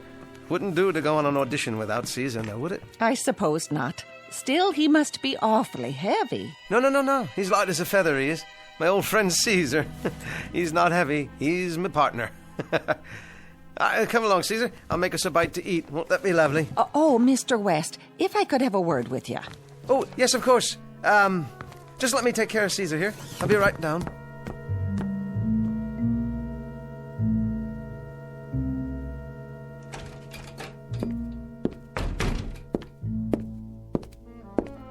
Well, there we are. Back safe and sound. Huh. About time. There you go. Watch your legs. Mighty stuffy in there. Is it? You're gonna have to get me some new summer clothes. I'm sweating pine sap. Caesar, you're such a kidder. You are. Relax, why don't you? Better buy some new furniture while you're at it. A guy could get splinters sitting in a chair like this. Where'd you get it? Sing Sing? Ha, that's a good one. Sing Sing. The chair. I think I'll use that in the act. What act? I ain't seen that audience since they invented vaudeville. Here's your slippers. I'll just pull them on for you. Yeah. Ain't you forgetting something? What's that? Oh, no. I didn't forget, Caesar. Here's your copy of Variety so you can keep up with the show business. This is last week's. Is it now? Ah, well, no. You see, the subscription's run out. I've been meaning to renew it. See that you do. Right. I'll fix us some lunch. How's that sound? The least you can do.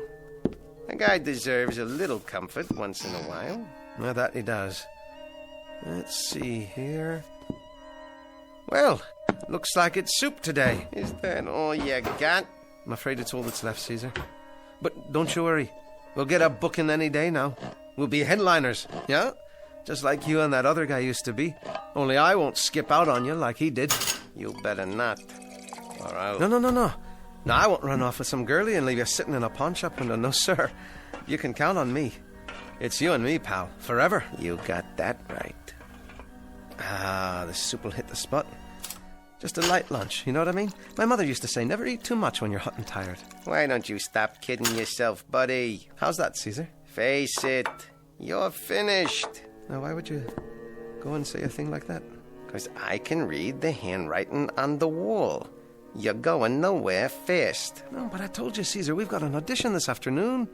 Today's the day. I can feel it. We're going to knock 'em dead. Yeah, bore 'em to death. No. You'll see. Wait till they hear the new material. We'll be going in a few minutes, just as soon as I put on my tie and come here. Wash your face while you're at it. You look like something the cat dragged in. Right. Good idea. That feels much better. Who's that? It's you, Susan. You know, you really ought to knock first. I don't have to. This is my aunt's house. Well, just the same. Show me how to make him talk. Well, I'd like to, Susan, but we're on our way downtown. Show me. Oh, we've got an appointment, a very important appointment. An audition. Just do it once, Jonathan. The part where he laughs, I want to see what you do with your fingers to make his head move back and forth. Okay, Susan. Where are you going? To the mirror. I have to put on my tie. But you can't do it from over there. Sure I can. Just you watch. Caesar, what did the lady say she'd do with you if you misbehaved? She said she was gonna slice me up into a Venetian blind. And what did you say? I said, oh, you make me shudder. There. How's that? I didn't see your lips move. That's right, you didn't. I'm the best there is. If you're so good, how come you can't get a job? All that's about to change, young lady. This very day. You said that before. Susan? Susan, where are you? You better run along. Susan! Coming! You won't get the job, I bet. Oh, now, Susan. Keep that brat out of this room. Don't listen to her, Caesar. You'll see. Today, we're gonna kill him. Now, Mr. Miller? Anytime. All right, then. If you're not ready... No, we're ready. Okay, Caesar. Quit stalling. Hello, Caesar. Hiya. I heard a new one the other day. That's a surprise. I wonder if I told it to you. Is it funny? Yes, as a matter of fact. Then you didn't. Oh, hey, Caesar, I think I met your father the other day. Where? In a toothpick factory. Get out of here. Oh, excuse me, Caesar. It was a chopstick factory. A chopstick factory. Or was it your mother? I thought you were the straight man. Well, Caesar, at least I can stand up straight. I'd like to see you stand up if I stick my mitt in your back. Oh, sorry, didn't mean to hurt you. Just watch what you're doing with those fingers, all right? Don't know where they've been. Well, let me give you a hand. A hand, you see? He said... Is the microphone on? It's on. Would you like me to run through the juvenile delinquent routine? It's very funny, if I do say so. That'll be all. But you haven't heard the last part? No, but I've heard the first part, and it's more than enough. We'll be in touch. Oh. Okay, Mr. Miller, I'll leave my phone number, if it's all right with you. Sure thing. Next. Must have had a fight with his wife this morning. Or maybe he got a new hearing aid so he could hear your crummy jokes. Come on, Caesar. We're going home.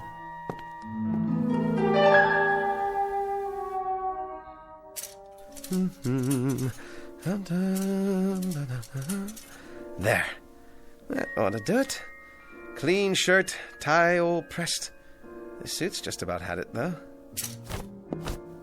Pardon me for asking a stupid question, but what are you so chipper about? You'll see. Tomorrow. Another lousy audition? Nope. Not this time. I am not talking about a nightclub job. Well, what in blazes are you talking about? I've been thinking, Caesar, and I came up with a plan. Oh, a plan, huh? You'll see. This one may change our lives. Okay, surprise me. But I'll bet my bottom dollar that whatever it is, it flops. Don't you have any faith in me?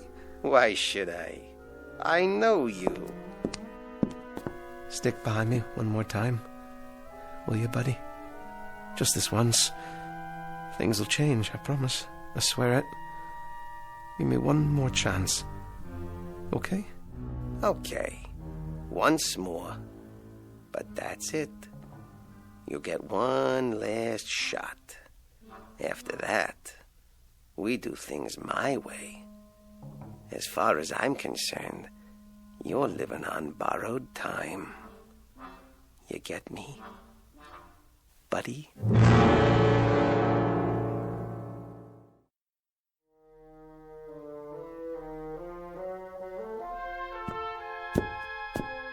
Good morning, Mrs. Gaddahi. Yes, it is. Oh, Mr. West.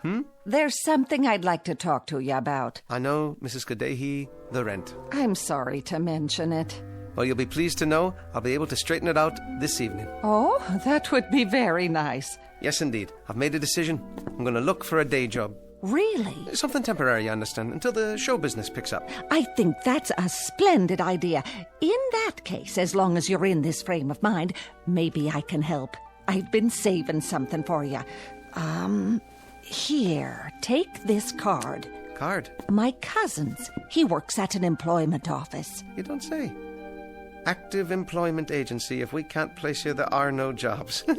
It's clever. Well, thank you, Mrs. Gaddahi. You're a living doll.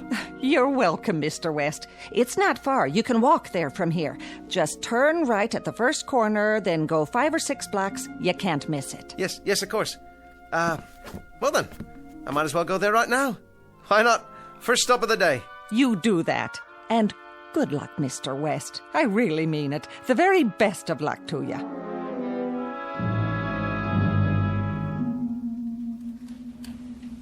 Well, here's an application form. Thank you, Mr. Smiles. But we should be able to cut through some of this, seeing as how you know Jeannie. Well, I should hope so. Typing. How's that? How many words a minute? I'll fill it in for you. Well now, No typing. Well, how about sales? How do you mean? Oh, you know, retail, commission, that sort of thing. To be honest... Go on. Not really. I see. Any mechanical aptitudes? You mean in the sense of machinery? Exactly. Appliances, automobiles, and so forth? Yes. Well, in that case, Mr. Smiles, no. Food preparation, perhaps. Restaurant work, service industries. Not that I can recall. Mr. West, have you ever held a position of any sort? Ever made any kind of a regular salary at any time in your life, at any time at all? That is, besides show business. Oh, yes. Doing what, may I ask? I once worked in an office. Well, that's a start. In an office building, actually. As? An elevator operator. You know, Mr. West, most all buildings today have automatically controlled stop and start systems. Yeah. True enough. So there's simply no call for elevator operators nowadays. No, of course not. There wouldn't be, would there? I'm sorry. There's nothing I can do for you right at the moment. I see. Well, thank you. Thank you for your time. But if you leave your name with the receptionist, I'll be in touch. Yes, I'm sure you will.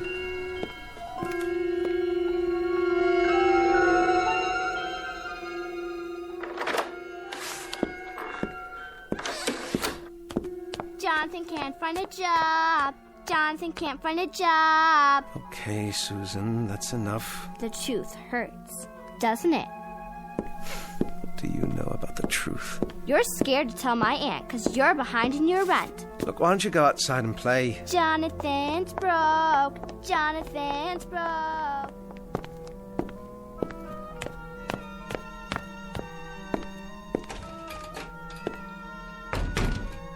Well? Well, what? I see. It's like that, is it? I told you so. Please, Caesar. Now what? I don't know. No matter what I do, it doesn't work out. What else is new? If I could just get some money together. Not much. Enough for the rent and some food. Then I'd be able to think clearly without these pressures. Just a little money for rent and food, huh? Chump change. Is that all you want out of life? Right now, that'll do. You're a clod. You're a real potato head. I try. I'll give it my best. Your best stinks. I can't even remember my lines anymore. I shake so bad my lips move. Tell me something I don't know for a change. That's it. Caesar, I'll give up. I've had enough. I'm the one who's had enough. Get that through your thick skull. You? Let me spell it out for you. The cold, hard facts. I think I already know. This is the way it's gonna be, and what you're gonna do. Save your breath. I'm a failure. Will you shut up and listen? There are more ways than one to skin a cat. Meaning? You dummy. I'm talking about money. Cash. Moolah. There are other ways to get a hold of it. I've tried everything. You have not tried everything. Now dummy up while I lay it out for you.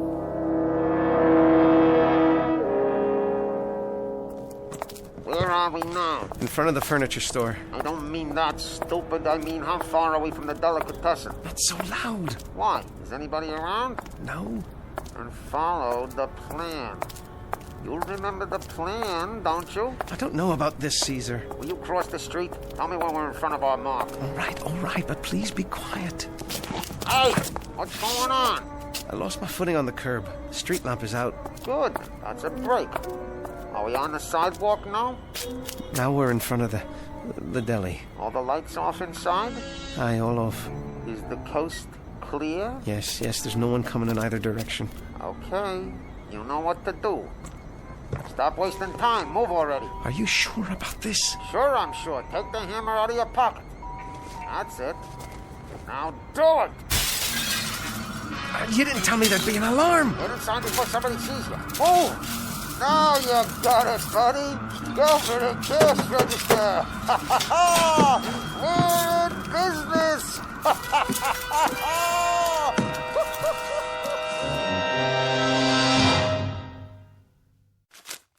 83, 84, 85. There you are, Mrs. Kadehi, all paid up. Oh, my, isn't it nice to pay one's bills? The nicest, Mum. The best way to start a grand new morning. Better count it again, Aunt Jean. Now, no need for that. I don't trust him. See if it's real. Now, Susan, be a good girl and go tidy up your room. Don't be fresh to Mr. West. He made a new start in life, haven't you, Mr. West? Sure enough. A new start. Jonathan has a job? I don't believe it. Oh, pay no attention to her, Mr. West. You know how children are these days. Yes, I understand. Now, if you've no objection, I'll be going on to my room. I want to get these groceries put away. Surely. See you later, Mr. West. No doubt.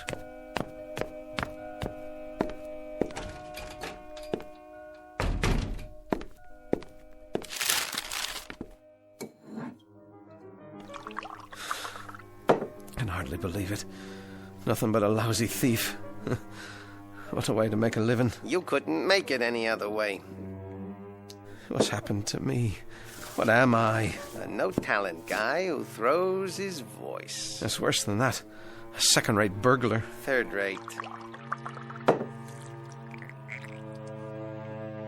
Starving to death in the only profession I know, paying the bills by robbing a restaurant.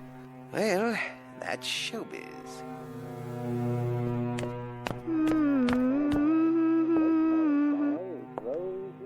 Jonathan?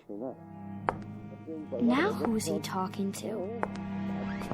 Worse, I guess. It wasn't so bad, considering it was my opening performance. Before you start taking too many bows, let me straighten you out. Oh, ease off, will you, Caesar? Not a chance. You're running out of time. Let me spell it out. You act penny ante because you think penny ante. That's the story of your life. From now on, you're gonna listen to me. We're moving up to the big time. Big time? Last night was just for openers. Tell me something. Your dream was always to play the palace, right? Well, sure. Okay, buddy. Stick with me. Get ready. For what? You're gonna play the palace after all. From now on, you're on top of the bill. Strictly big time. The way you make it sound, I don't know if I like it. Oh, you'll like it, all right. You're gonna be a star, buddy boy. Nothing but first class all the way. Top of the world, pal. Top of the world.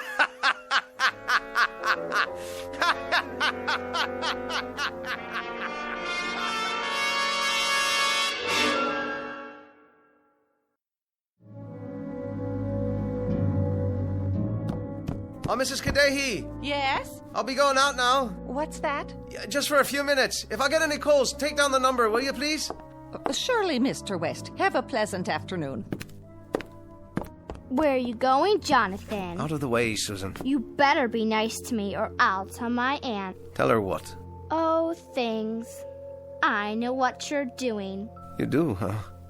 And what's that? I heard you talking in your room. I wasn't talking to anyone. Yes, you were. You and Caesar. Now listen, you little... Susan,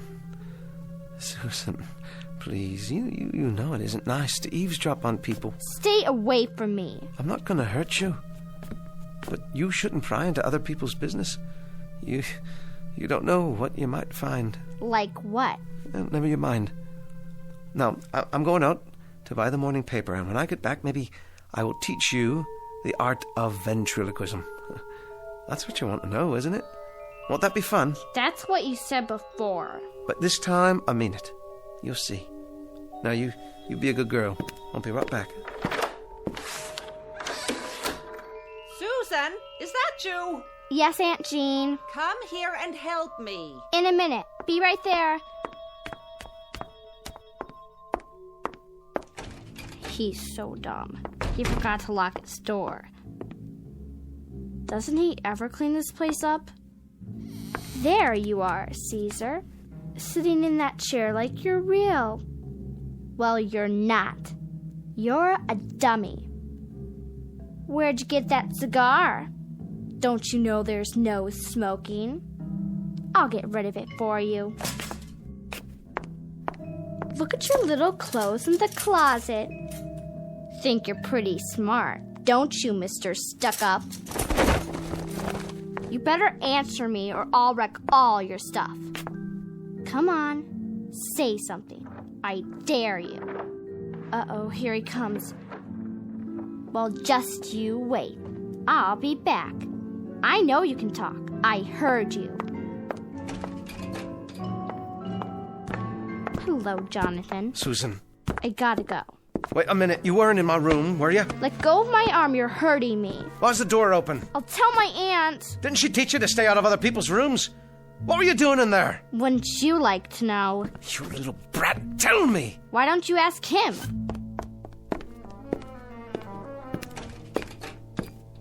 Caesar, what happened? Your cigar, what did she do to you? Never mind. First things first. Where's my paper? Here. Open it for me. Later. We've got to get out of this place. Calm down, jerk. I mean it, Caesar. She knows too much. Hang on. After tonight's job, we'll be on Easy Street. I told you, I'm not cut out for this line of work. Will you cool it? You're eating better, aren't you? You're paying the rent. Where were you before? Nowhere. Now listen to me. This is the big one. The really big show. This is the last time for me. The end. Sure. Sure it is, pal. Now, I got it all worked out. Here's what we do.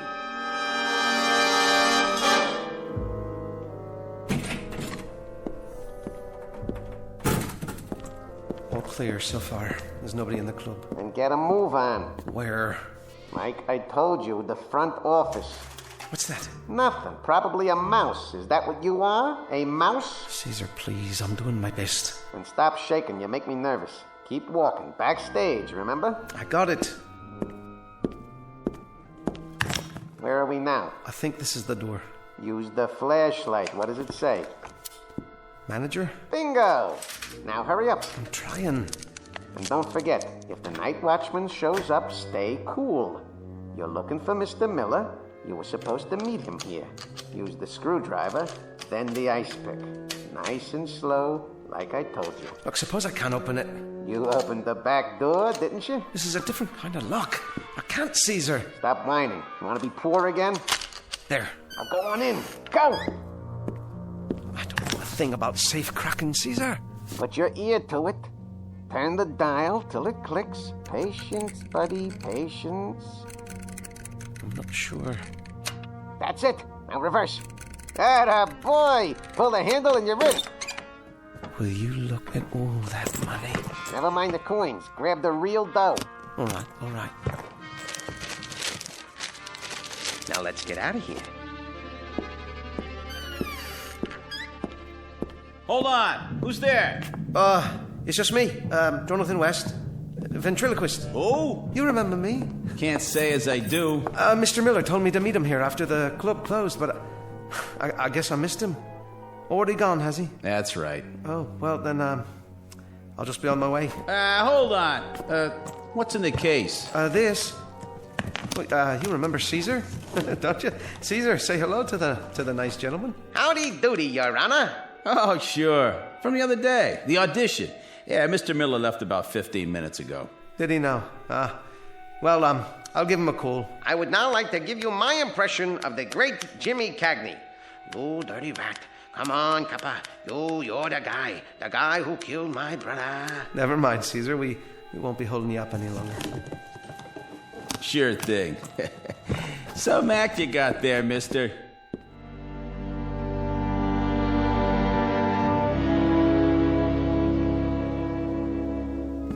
Ain't you gonna count the money? That was close. Too close. What are you doing? You're not going to bed, are you? The night's still got braces on its teeth. I'd feel a whole lot better if that watchman hadn't shown up. Stop worrying. I'll cover for you. I'm your alibi. But if he reports me? Not you, pal. Us. We're a team. I'm behind you all the way. Sure, I know. But what if... Shut up about it already. All right, you want to turn in? Go ahead. Get your rest. You're gonna need it. Tomorrow's a whole new day. We'll be living the high life from here on out. Here, Susan, eat your breakfast. Aunt Jean? Every bit of it. Aunt Jeannie, can I see the paper? You can read the funnies later. Not the funnies, the front page. Now, what would you want to see that for? Drink your orange juice. If I do... No deals. You're a growing girl. What's this? Karaoke club robbed last night. Thieves loot manager's office. Saints preserve us. It's just as well you don't read the paper, child. How are you coming with your eggs? Susan? Susan?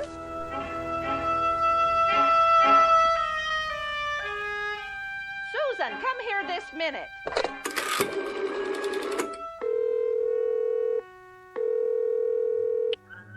Hello? Police department? You better come quick. I know who robbed the karaoke club last night. Eat up, pal. I'm not hungry. Not even for steak and eggs? You must be sick. Let me feel your head. When I think of what it took to buy that steak, it makes me lose my appetite. You like a roof over your head, don't you? I'm a thief, plain and simple. Here we go again. A man has to live with himself, even if it's in the gutter. Go on. Ain't you gonna answer the door? I knew it. What am I gonna do? Mr. West! Relax, buddy boy. Oh, hello, Mrs. Mr. West, these two gentlemen, they're from the police. They'd like a word with you. Why, of course. Jonathan West? Yeah, that's me. What can I do for you? Well, it has to do with... Thank you, ma'am. We'll handle it. What seems to be the problem, officers? We'd like to ask you a few questions if you don't mind. Of course. I'll just be downstairs. Would you mind waiting a moment, ma'am? You may be of some help. Glad to. Mr. West is one of my favorite boarders. Yeah, Mrs. Kadehi, please sit down. Sorry, I'm a little short of chairs. It's just a room for one, me and my friend here. But it suits us fine, doesn't it, Caesar? Say hello to the gentleman. Mr. West, where were you last night about midnight? Where was I? Well, that's easy. Right here, same as always. Wasn't I, Mrs. Kadehi? Well, I do know that you don't usually go out in the evening, but I couldn't say for certain. The sergeant down at the desk received an anonymous phone call. Said we should talk to you. Why? I never go out that late. We were here all night. Where are we, Caesar? You didn't go to the karaoke club? You mean the nightclub? Because the watchman said he saw you there. Tell them, Caesar. Tell them. Who's he talking to? The dummy? Please, Caesar, tell them. Tell them how we wanted to play the palace. Mr. West. You don't believe me? Ask him. Caesar, tell them how we tried to get a job. We had nothing to eat. The rent was overdue, wasn't it, Mrs. Kadehi? Oh, Mr. West. Caesar, please tell them, so they'll understand what a failure I am. How you tried to help me. I'm not really a thief. Caesar, you're the smart one. I'm down on my knees. I'm begging you, tell them. Stand up, Mr. West. You better come with us. But Caesar, you said it was the two of us from now on. That's what he said, I swear. He said we were a team. Come on with us, Mr. West. We need to take you down to the station. Oh, he's always been such a decent man.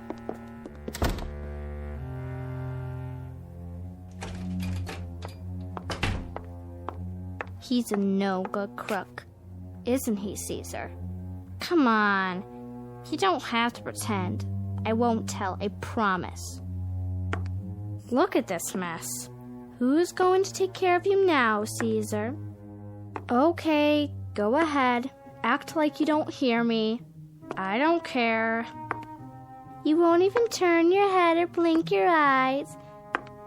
All right, be that way. Just remember, I know you can talk, 'cause I heard you last night. Psst. Hey, you. Caesar? Yeah, you. Come on back, honey. I knew you talked, I knew it. And I know you finked on him. Pretty smart. The way you made that call. You're a hip little kid. I like you. Lean down. I want to ask you something. What? You like living here with your aunt? That's a stupid question. I bet you'd like to run away from this flea trap. Okay. Listen, from now on, it's you and me. We'll go to New York. I'll show you the bright lights. I know where the money is. What do you say? Well, you are kind of cute. Don't forget the suitcase. It's a deal, Caesar. Come on. Just you and me, kid. The big time. We're a team, see? A team.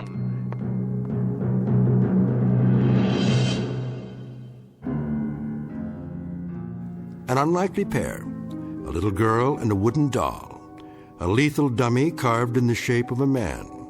This is just a fantasy, of course, because everybody knows dummies can't talk unless they happen to learn their vocabulary in the Twilight Zone.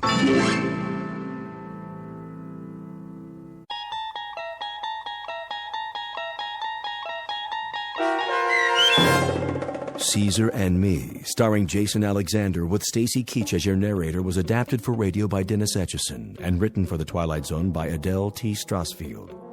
Heard in the cast were Zanny Laird, Meg Thalken, Rich Komanek, Lisa Joyce, Jeff Lupetin, Doug James, Roderick Peoples, C.J. Amari, Lynn Foley, and Carl Amari. To learn more about the Twilight Zone radio dramas and to obtain audio cassettes and CDs of these programs, visit our website at twilightzoneradio.com. The producers of The Twilight Zone wish to thank CBS Enterprises, Carol Serling, Dennis Etchison, Claire Simon Casting, Terry Jennings, XM Satellite Radio, Sirius Satellite Radio, our sponsors and our radio affiliates for helping make this series possible. This copyrighted radio series is produced and directed by Carl Amari and Jason Mallow for Falcon Picture Group. Doug James speaking.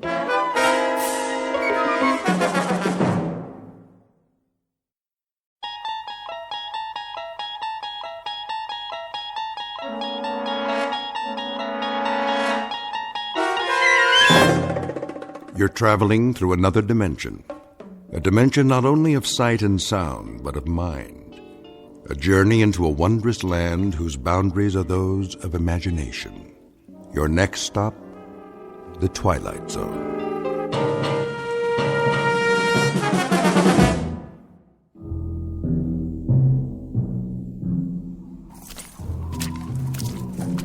Hey, Perry. Yeah, over here. Find anything? I'm not sure. All right, we better get back to the car. I can't see where I'm going. Whoa, careful. Why'd we get sent out here on a night like this? First snowfall of the season?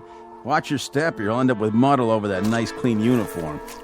I could sure go for some coffee right now. Well, there's a diner over on the road by the edge of the woods. Is it still open? Let's find out as soon as we call in. So, what did you see out there? Hard to say.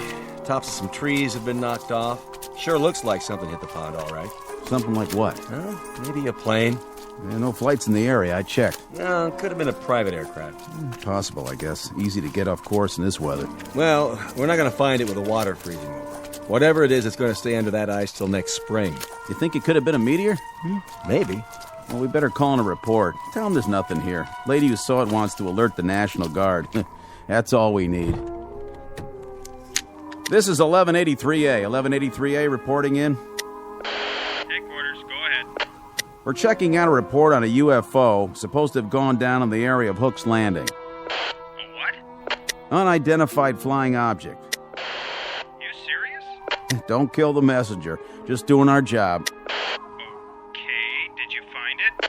Well, it appears something did clip off some trees and came down, but whatever it was, she's under the ice in Tracy's pond now, and we can't see a thing.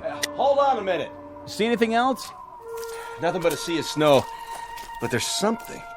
This is Paget again. We can't get a look around till morning. We're going to head back in and then, Hey, Bill! Yeah? Looks like some footprints over here. What kind? It's hard to say. Maybe an animal? Maybe? They lead up out of the pond. What's going on out there?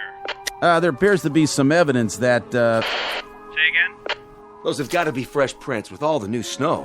So if something did crash land, I'd say at least one person got out alive. They made it up to the woods and over to the highway. Right. Just swam up out of the ice and then started walking. What are you talking about? We'll have to call you back. Come on, is this a gag? You guys are at the donut shop, right? We may have a situation up here. What kind? I don't know yet. We'll report back in a little bit. All right, Paget. Listen, there's talk about a bridge going out. Enough ice jammed against it to cool the Congo, so as soon as you can, better make sure it's posted and blocked off. Otherwise, you really have a situation. Got it. Roger and out. My flashlight's going out. Yeah, it's the cold. Mine's still good. Let's have a look at those prints. See? They came out over here. What did? Well, whatever survived. Something left that pond. Came out here and went that way across the highway. Toward the diner. Makes sense. Cup of hot coffee to take the chill off. Looks like a bus parked in front. Don't suppose it came out of the pond too, do you? These aren't wheel tracks. They're footprints. All right, then. Let's follow them and make sure that's where they lead. Say they do. Then what? Then I guess we go inside and check everybody's green card. And if we don't find any little aliens with 3 eyes, we call it a night. That okay with you? Let's do it.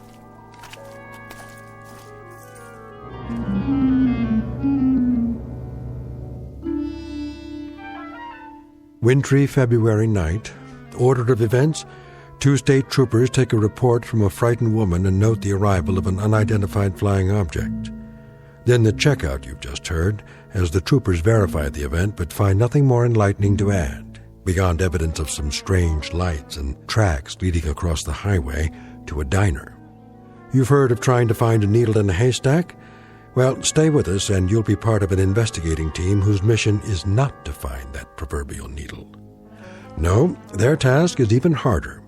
They've got to find a Martian in a roadside diner. And you'll search with them, because you've just landed in the middle of the Twilight Zone. And now, The Twilight Zone and our story, Will the Real Martian Please Stand Up? Starring Richard Kind, with Stacy Keach as your narrator.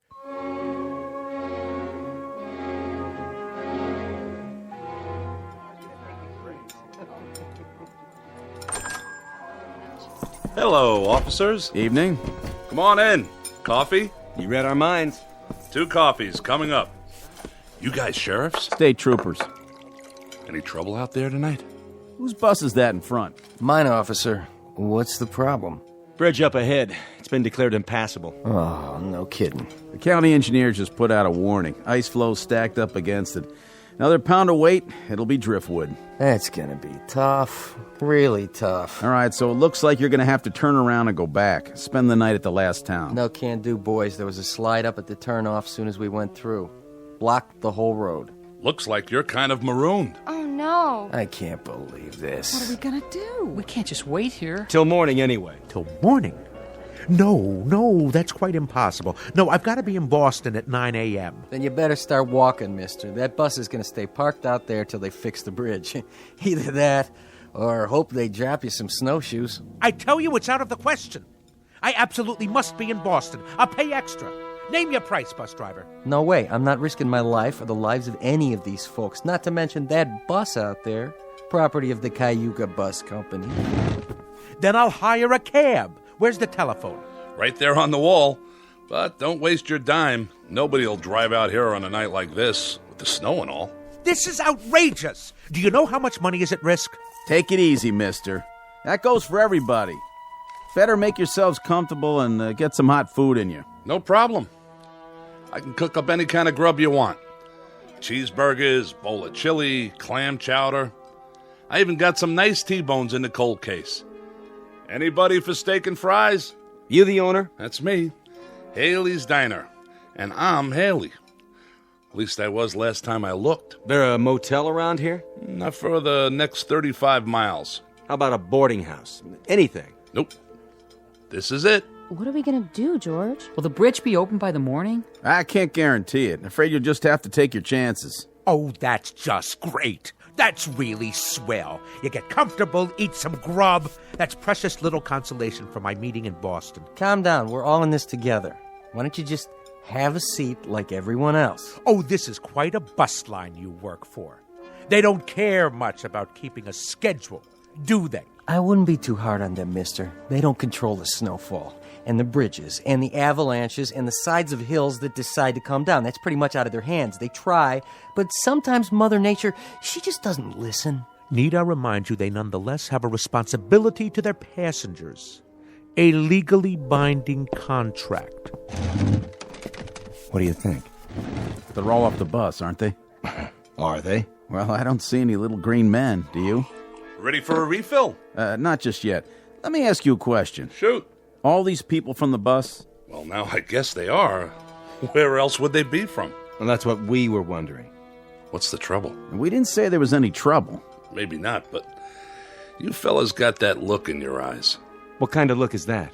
Kinda on guard. Checking everybody out. I can see it in your face. So, you're tracking somebody, huh? An escaped fugitive? Nothing like that. Anything I can do to help? We'll let you know. This criminal. What'd he do anyway? Oh, nothing yet. To tell you the truth, we're not sure who we're looking for, or even if he's here. So it is a he? Come on, Perry, finish your coffee. We better get a move on. How many people got off the bus? Take a look. The gang's all here. You saw them come in? Sure did. You there, driver. Yeah, officer? You have a passenger manifest? A passenger manifest? Well, what do you think I got parked out there, a 707? Just answer the question. Mister, that's a 14-year-old bus, and business is lousy. Personally, I think my boss would run rum across the border if there was enough money in it. Me, I wouldn't do that, of course, because it's against the law. Besides, I'd get caught. But for now, we don't ask the passengers any questions. We take their fares, kiss them on the cheek, and help them on and off. We're glad to have them, with or without names. You know how many you had, though? Yes, sir, that I do know. How many? 6, unless one of them fell out a window when we hit a bump. I picked up 6, and I'm supposed to deliver 6. That's what they pay me for. And you don't have any kind of list. In that case, we might have a little bit of a problem. What's that? I count 7, besides Haley and the driver. Me too. So if nobody fell out, somebody must have jumped in. Wait a minute. The young couple in the booth. Those 2 retired folks, the lady at the table with the fake fur coat. This isn't fake, honey. It costs plenty. Sorry, miss. Then there's Mr. Boston, Big Shot, and the old guy at the counter. 7. You're right. It's funny. I know I only had 6. Anybody in here before the bus stopped? Nope. I haven't served anybody since 11 this morning. What a day, huh? Then the bus pulls up and these folks get off. You saw that? Yep. I saw them walk in, all together. Where else would they come from? Say, is this a trick question? They did.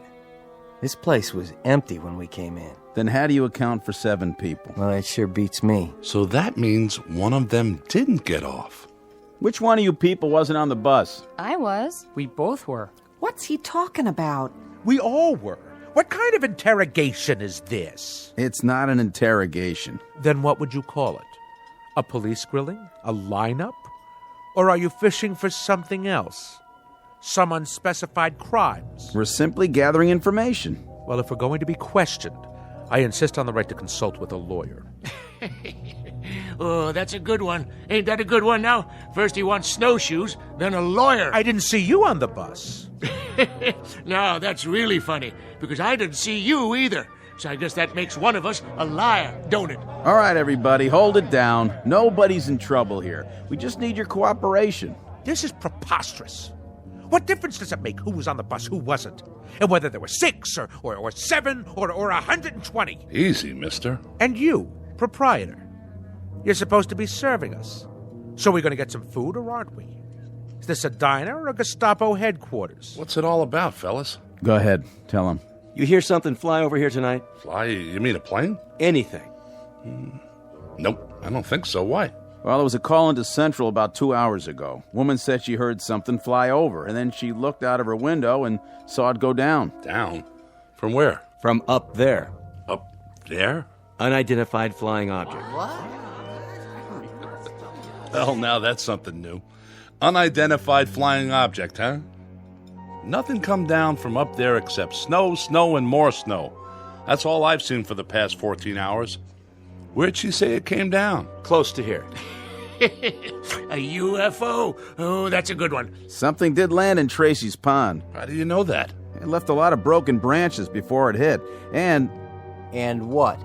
We found tracks leading away from the water, or rather the ice. Tracks leading where? To here. Let me get this straight.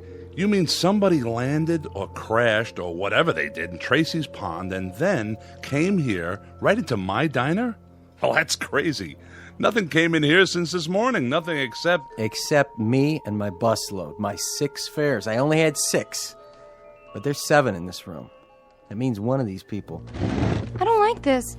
How do we even know you're state troopers? Easy, honey. They got uniforms. See their badges? I don't like this one bit.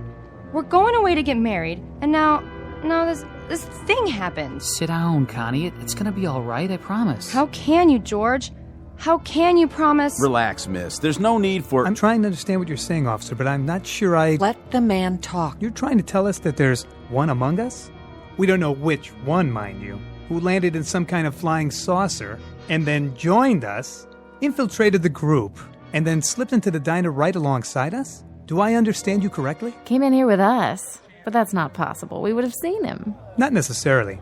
Do you remember who you were sitting next to? Why, I wasn't sitting next to anyone. I was all the way in back, trying to take a nap. Well, there you go then. It's snowing and dark, and we climbed out of the bus with our eyes closed because of the snowfall. Anyone could have come in with us, and we wouldn't have noticed. But you were all together on the bus. Some of you must have noticed who the other passengers were. That doesn't cut much ice. They loaded up in the snow down at Hook's Landing. How long ago was that? How long? Let's see. We left the landing 3 hours and 12 minutes ago. And to tell you the truth, I don't remember who got on. All I know is there was an even half dozen. Just like a real science fiction story. That's what she is. Like a regular Ray Bradbury. 6 humans and 1 monster, all the way from outer space. Wonder if it came from Mars or from Venus. Oh, why don't you keep quiet? What about you, fella? You wouldn't happen to have an eye in the back of your head, would you? I find you insufferable, sir. Do you know that? And you ain't no prize yourself. Well, what do you do now? Line us up for a strip search? Nobody said anything about a search. Good, because there's a little matter of civil liberties. Without reasonable cause, you have no right to ask anything beyond identification. And more than that, you're skating on thin ice, legally speaking. Very thin ice indeed, sir. Well, go ahead. I'm a dancer. I don't have a whole lot to hide. I usually get paid to take off my clothes. But if that's what you want... Look, lady, this isn't exactly par for our course either. We go off on an awful lot of nutty assignments, but this one... Then let me make it easy for you. I work a lot of clubs, and I know how to spot people. Go ahead. You pair off the couples. Since it's just one person who doesn't belong here, that eliminates the couples. Sounds logical. Whew, I guess that means we're in the clear. Cross us off. We're 2 of the humans. And us too. Yes, George. My wife and I were exonerated. Connie? Connie, what's the matter? Nothing. Yes, there is. What are you looking at me like that for? I could have sworn... Sworn what? That you had a mole on your chin. A mole? Connie, I've never had a mole on my chin. You did too. Honey, I did not. I can tell you what's happening now.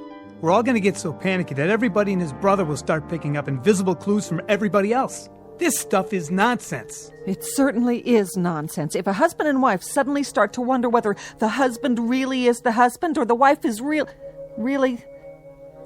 When did you start turning so gray? Now, wait a minute. I think 23 years is long enough for a woman to figure out who she's married to. So stop looking at me like that.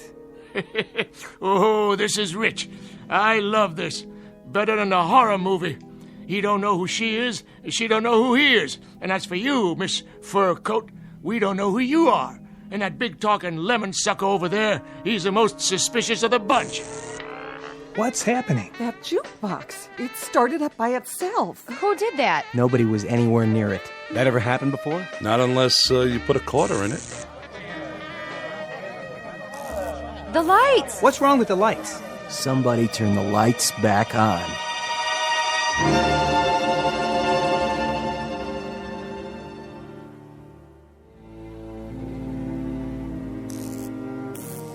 There's your lights again. Just gotta be patient is all. This happened a lot, does it? Not till now. Must have been the storm. Could have tripped a circuit breaker, I guess. Or a power outage, a line down somewhere. Only what? Why did it last a couple of seconds and then come back on? Unless What are you thinking? Unless someone caused it to happen. Where's your circuit box? In back. You want my flashlight? Everybody stay where you are. Leave your gun in your holster, Perry. I'm going to get to the bottom of this. We'll question each one of you one at a time. Now see here. One at a time. Stay seated, everybody. You got a back door to this place? Sure do. How does it lock? Night latch and key. Why? Where's the key? Right here on my belt. Go back there and lock it. It's always locked. But if that certain somebody is really from outer space, they'll just go through the wall anyway, won't they? Check 'em for wings. Check 'em all for wings. Look under their coats. Might as well start with you, Grandpa. You got identification? I left it down there by the pond in my spaceship. Who won the National League pennant last year? What is this anyway? Some practical joke? If so, well, you've prolonged it beyond the point of human endurance. Yeah, human. Just answer the question. I understand. I get it. So keep your britches on. Pittsburgh Pirates won it, officer. And then they took 4 out of 7 from the Yankees. That's right. Sharp boys, those two. Real sharp. Didn't figure a Martian would know anything about the great American pastime, did you? You got identification, miss? No, I don't. As a matter of fact, I left my wallet. I left my wallet with my suitcase. And where's that? On the bus? I didn't give her a baggage check. I would have remembered. That means it was a carry-on. Was it? No. See there? You better strip search her pronto. It was shipped on ahead. What's your name, miss? Ethel McConnell. I'm a professional dancer. With how many legs? How many you got under that coat? I'm gonna belt you, Grandpa. She was on the bus. How do you know? Yeah, she's the only one I noticed. Thank you. But who noticed him? How do we know you're the same fellow who was driving the bus? There ain't nobody who's been exonerated yet, that's for sure. Look, let's cut this farce right now. That's what we're trying to do. Well, then let each one of us show our identification and put an end to it for good and all. This whole thing is getting out of hand. Then how do you explain the extra person in here? Very simply. The driver is mistaken. 7 people got on the bus, and he thought there were only 6. Is that possible? Not a chance in the world. I counted 6 heads before we took off, like always. There were 6 passengers. And what's your name? Olmsted. That's O-L-M. Hey! Who's doing that? Never happened before, I swear. Oh, I can't stand this. Connie, please, sit down. I mean it. I can't. Getting upset isn't going to help matters. What if it were invisible? Sit down, please. What if there were something in here from that pond? Oh, Connie. What if there were, but we couldn't see it? I said, sit down. Hey, I'll see to her, officer. Honey, calm down. Why is he taking his gun out? Easy, Perry. I think it's time for a look around. All right, folks.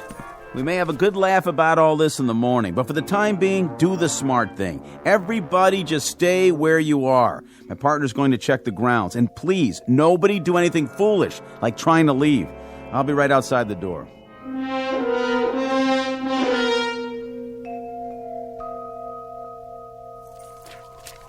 Perry?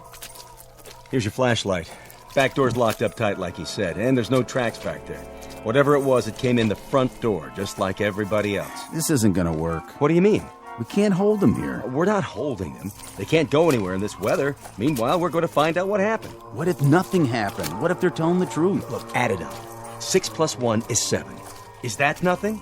Somebody could have remembered wrong. What about the tracks? You can't even see them anymore. But we did see them. We both did. Isn't that right? That's right. The question is, what should we do about it? We could have a group of innocent people in there. Well, if we do, we'll find that out too. Hey, give me your flashlight again. What's the matter? What's that?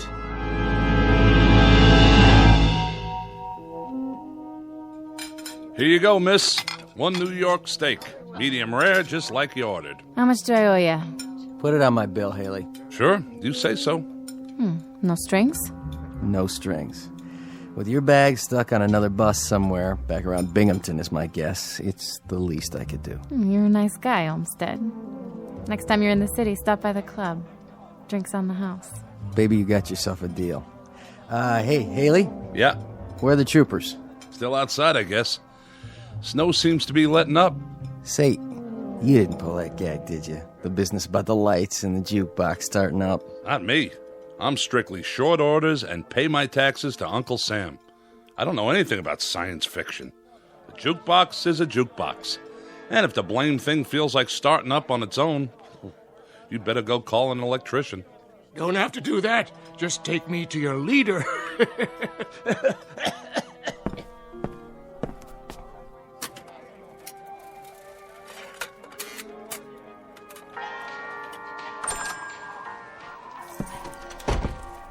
Snow's letting up, is it? Quite a bit. You can see the bridge now. And? Well, she seems to be holding up pretty well. I know that bridge. And what's more, I don't trust it. Well, then thank goodness it's not your judgment we have to concern ourselves with. Because if that bridge gets a clean bill of health, you're going to drive the bus across it. Mister, you may be a hotshot in Boston, Mass., but when it comes to bridges and buses, I got seniority. And I tell you, that bridge is so old that... There it goes again. Almost like a strobe light. They keep going on and off like somebody's throwing a switch. We're losing power. I'd say it's the whole area. Or it could just be right here. This is getting weird. Just plain weird. I wish whoever it was would play his cards right now and get it over with. Why don't they do something?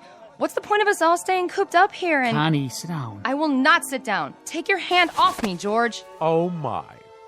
The young lady suffers from claustrophobia, I suppose. Isn't that just dandy for the rest of us? She's right. If this is some sort of a game, let him come out in the open like a man. That's right. It's because he's afraid. The human race is too tough for him. Is that it? Well, I'll take him on. Even at my age. The point is, we're all kids in a closet here. What does that mean? We're all just as much in the dark. Nobody understands what's going on. But it happens to be a fact that if it was some kind of saucer that landed in the pond, and if he did come in here, I think it would be a real healthy idea if we pinpointed that particular somebody and kept him from leaving. That makes sense. But I think that girl might have the right idea. Maybe whoever it is invisible. Maybe he's just playing around, cat and mouse. Oh, please. That's utter nonsense. It's as good an explanation as any I've heard. But what if the thing doesn't show itself? Do we just sit around here holding our breaths? We may not have to. You mean you figured out who it is? Not exactly, but we found something in the snow outside that may be a clue. Really? And what is it? An alien spacesuit? No, just this. What is it? They look like scales of some sort. Oh, please, for the love of God. Look, it could just as easily be guitar picks dropped by some itinerant teenager. That's what I thought at first. But it turns out there are a lot of them outside, scattered in the snow. Mostly under the snow by now. They sparkle when they catch the light, like fish scales. Trail leads across the highway, from the pond, straight to here. So this is the first hard evidence we have. I'm sorry to tell you this, but I'm afraid it's true. Someone in this diner is not what they appear to be.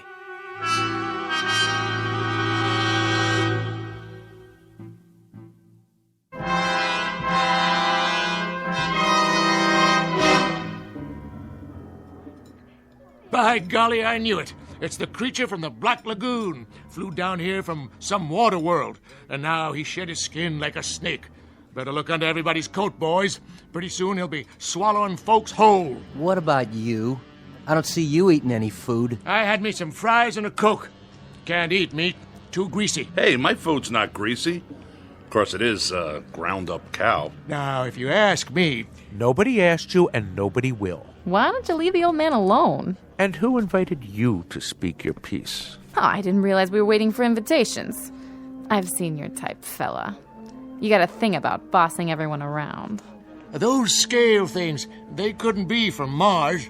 No water up there. Has to be Venus.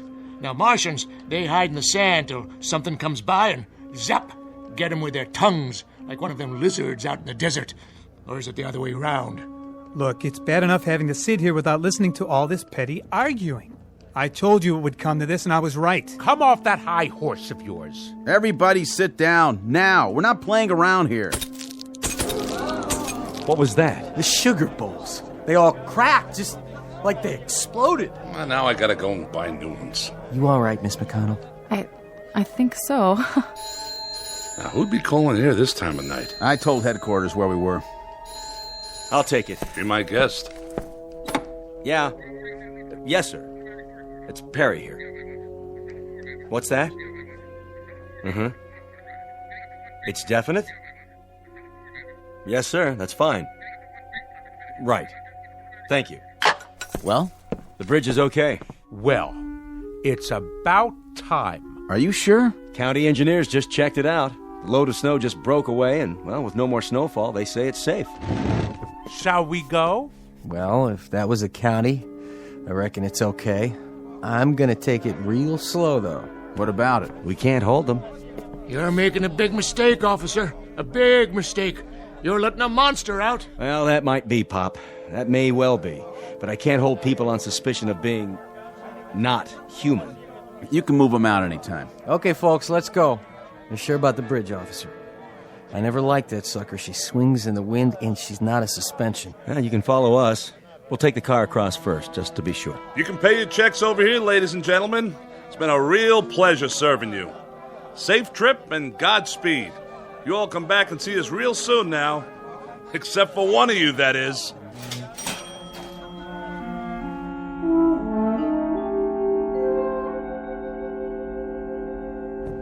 Yeah, that's it then. Just like that.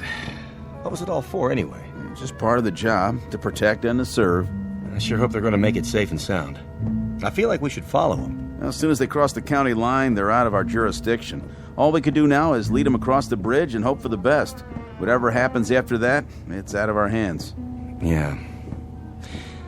But I still got that feeling, you know? What feeling? Like I'm waiting for the other shoe to drop.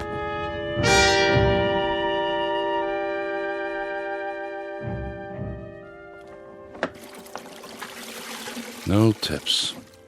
Not a one.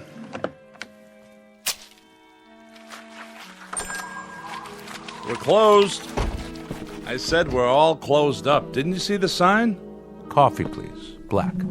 All right, one coffee. But that's it. Kitchen's shut down. Did you burn yourself? No. I'm all right. But what I mean is, didn't you get on the bus? I saw you with my own eyes. Oh, I did indeed. Yes, I went on the bus. And you know something? The bridge wasn't safe. It collapsed halfway across. State trooper's car, the bus, kerplunk, right in the water. It's a terrible scene. In fact, nobody got out except me. Except you? Except me. Lucky, I guess. Very lucky, but... But what? You're not even wet. Wet? What's wet? What do you mean, what's wet? You landed in the river, but your clothes are all dry. An illusion is all. Just an illusion. Like that thing playing. That's an illusion. Say, how'd you do that? Or the telephone ringing. Hello? Hello? Nobody there. You see, just an illusion. A parlor trick is all. What's going on? What are you, some kind of magician? Me? Hardly. See? Nothing up my sleeves. I'll take my gloves off so you can be quite sure. Do you have a match by any chance? Your hands, you've got scales all over your skin. Well, what do you know? Before you faint dead away, I might as well tell you. The name really isn't Ross, and I wasn't really going to Boston. Actually, I've been sent down as an advance scout. You know, these, what do you call these? These cigarettes? Oh, they taste wonderful. We don't have a thing like this on Mars. No kidding. That, incidentally, is where I'm from. We're beginning to colonize, and my friends, who will be arriving shortly, I think they're going to like it here. It's a lovely area, so homey, so off the beaten track. Just the place to start a colony. Don't you agree, Mr. Haley? I don't mind. I have a little waiting to do myself. You see, Mr. Ross... excuse me.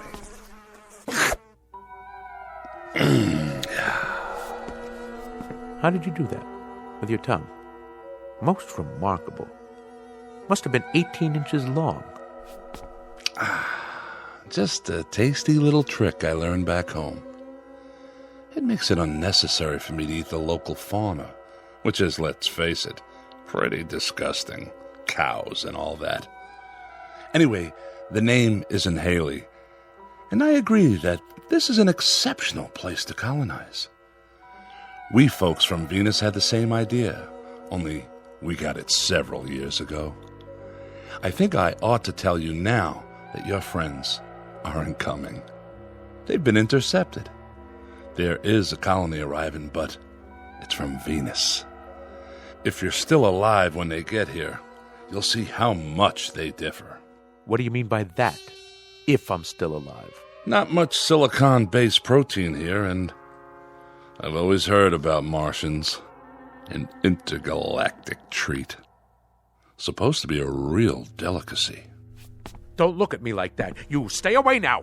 I'm just going over to the jukebox for the time being. I agree about what they call music. It helps to pass the time. Why don't you play some while we wait? All right, if you insist.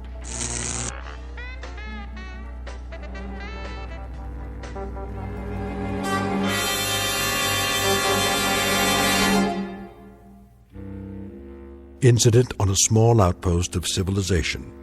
To be believed or disbelieved, depending on your frame of reference, your imagination, and whether or not you're from Mars, Venus, or Missouri.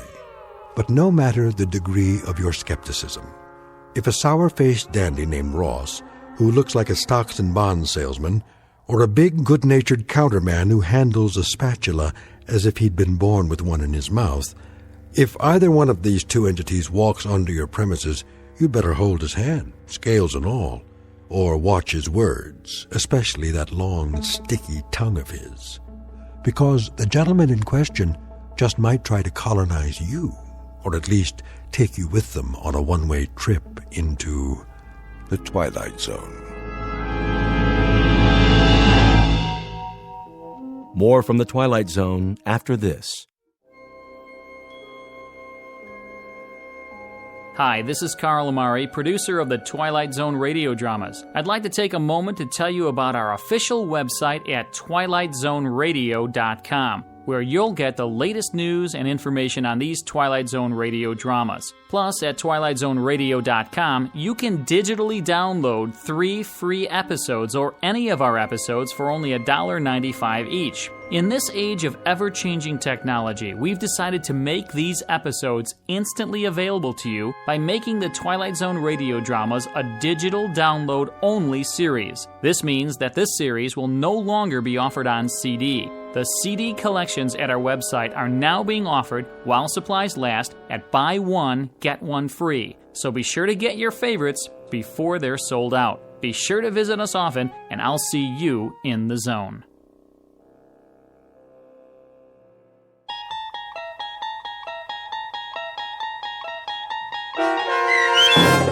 Will the Real Martian Please Stand Up, starring Richard Kind, with Stacy Keach as your narrator, was adapted for radio by Chaz Holloway and Dennis Etchison, and based on a script by Rod Serling.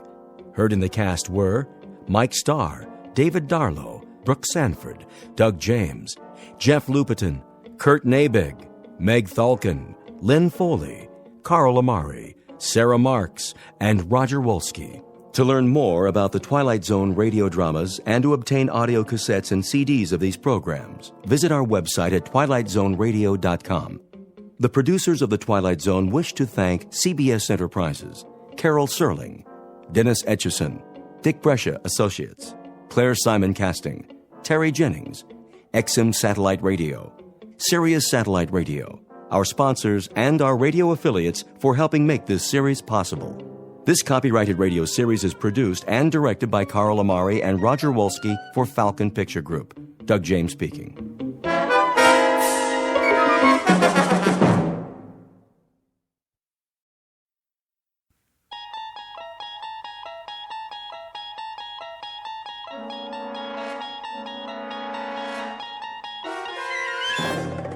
You unlock this door with the key of imagination. Beyond it is another dimension, a dimension of sound, a dimension of sight, a dimension of mind. You're moving into a land of both shadow and substance, of things and ideas. You've just crossed over into the Twilight Zone.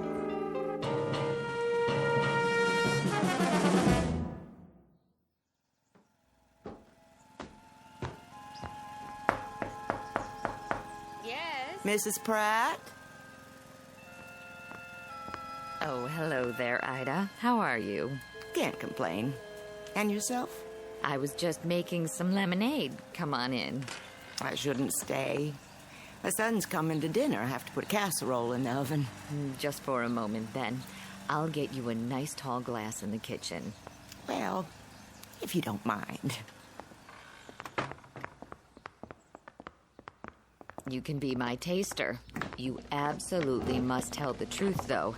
If it's too sour, I'll add more sugar. It looks lovely. Where'd you get the lemons? From Mr. Takamori's backyard. He brought me a whole bag of them.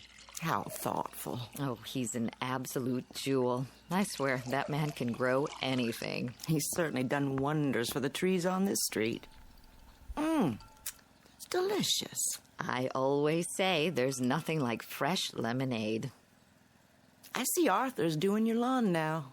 Yes, he's such a fine young man. Isn't he? Always so polite. Do you think he'll take over his uncle's nursery? Oh, I seriously doubt it. With college and all, he has his sights set on something higher. May, I was wondering. Couldn't Arthur do Mr. Fenton's lawn, too? Mr. Fenton? Well, I believe he'd rather do it himself. You know that man. Yes, but his place has been a fright lately. Oh, such a shame. He used to keep that yard so neat. I hear his wife moved out. The boy doesn't charge much, and Mr. Fenton's lot's going to seed. It lowers property values, you know. Well, then, why don't you ask him? Oh, I couldn't. He'd think I was being a busybody. Arthur, I mean. He can stop by after he finishes here. It wouldn't hurt. I suppose. If he needs the job. I expect he does. That family's worked so hard. Can't have been easy after the war. You don't think... What? Mr. Fenton was in the service, wasn't he? The Marine Corps. I hope he doesn't have a problem, then, with the Japanese. Oh, that boy's as American as you and I, born and bred. I know, but there is a feeling with some people. Not in this neighborhood. I'm sure Mr. Fenton has put all that behind him. I should hope so. I was just about to bring Arthur some lemonade. You can mention it now. If you think it's all right. Of course it is. What went on back then was a terrible, terrible thing. But believe me, the war is over. In our town, it ended a long time ago.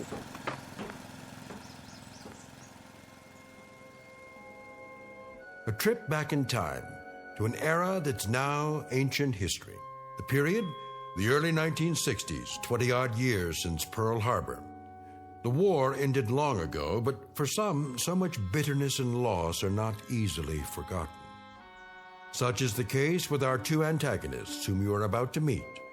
Mr. Walter Fenton, veteran of World War II and an officer in the United States Marine Corps, and young Mr. Arthur Takamori, first-generation son of Japanese immigrants who has no memory at all of those years. Despite their best intentions, this unlikely pair will soon square off for a battle with the ghosts of the past in the darkest, most haunted reaches of the Twilight Zone. And now, The Twilight Zone and our story, The Encounter, starring Stacy Keach and Byron Mann.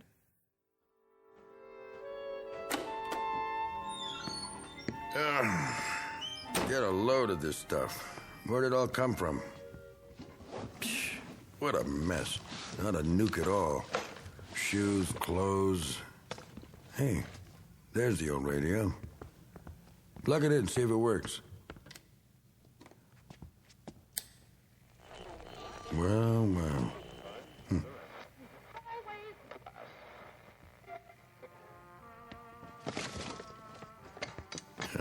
of junk and nothing but. Say, what's in the trunk? Well, will you look at that? The sword. Oh, yeah. I remember this. How could I forget? Wish to heaven I could.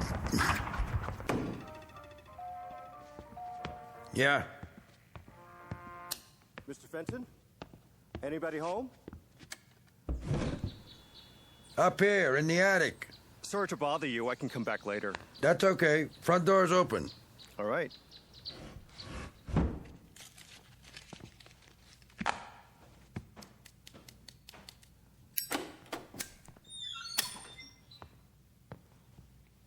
Mr. Fenton? It's me. Sorry if I disturbed you.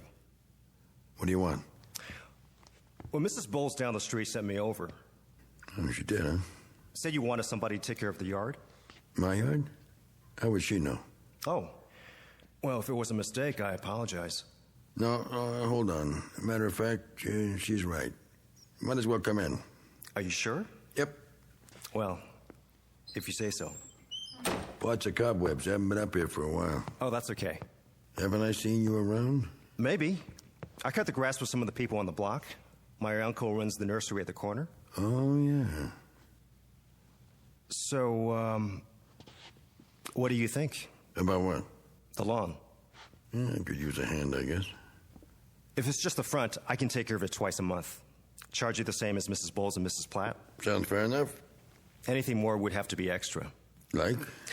You know, the backyard or the lot. Is that yours too? Yeah, don't worry about that. At least not right away. I ought to warn you, though. Yes? It won't be steady work. Sir? Don't get the idea it's a regular job or anything. Oh, that's all right.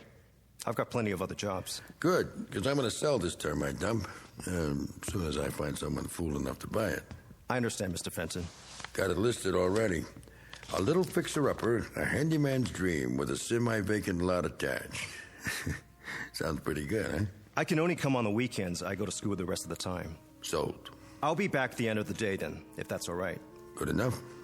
Well, nice meeting you. Wait a minute. Yes? What's your hurry? I better get back to Mrs. Platt's. Sit down. We'll have a beer on it. No thanks, just the same. I'm serious. Plenty on ice downstairs. Besides, we have something else to talk about. We do? Pull up a box and take a load off. Well, I haven't started Mrs. Bowles' lawn yet, and it's getting pretty late. Nuts to Mrs. Bowles. Knock off for 10 minutes. You need extra money, right? Sure. Same as everybody. I got an idea. What's that? There's a way you can make some more cash on the side. Could add up. How? All you have to do is give me a hand. Do some sorting, get some cardboard boxes. I'm pretty busy already. Hear me out at least. Well, 10 minutes then. Let me make room for you. I can stand. No trouble. I need some help with this junk up here.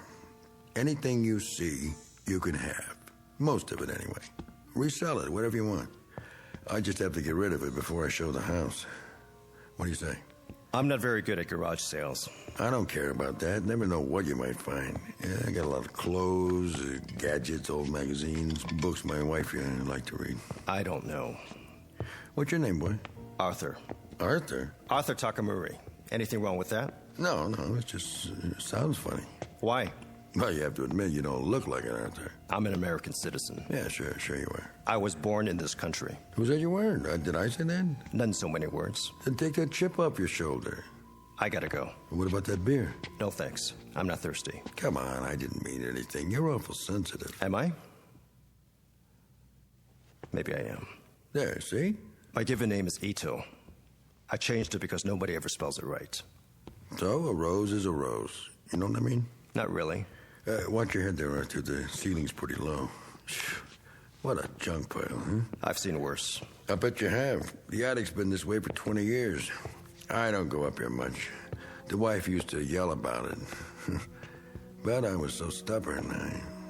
Now she's gone to stay with her sister. Or so she says. Wouldn't be surprised if she never comes back. Sorry.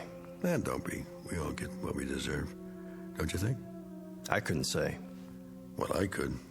You ever know something before you know it? How do you mean?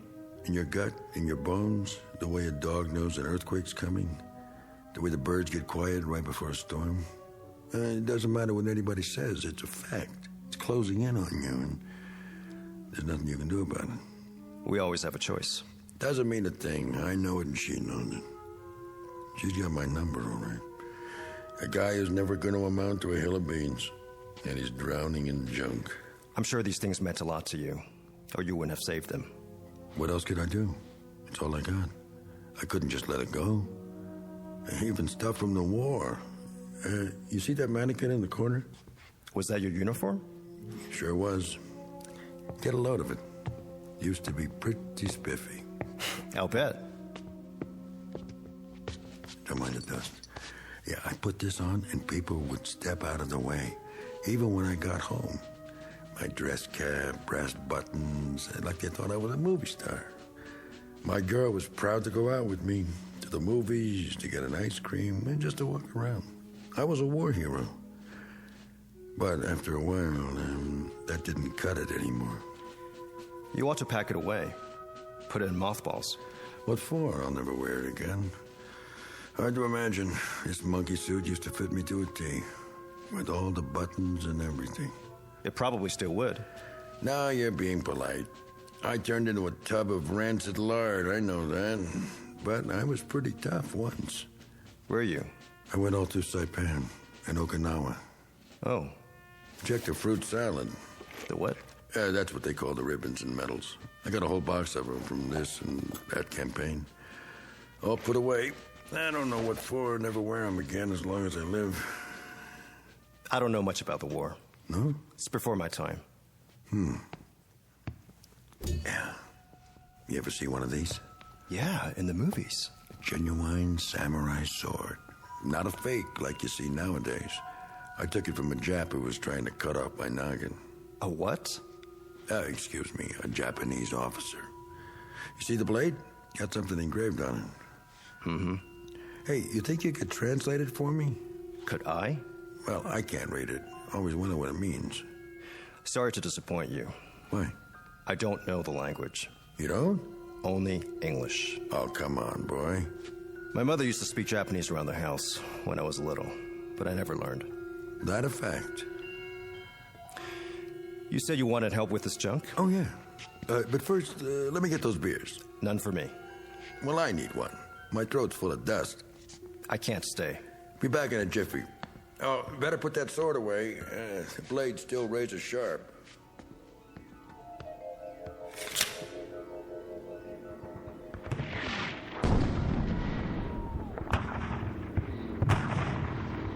You!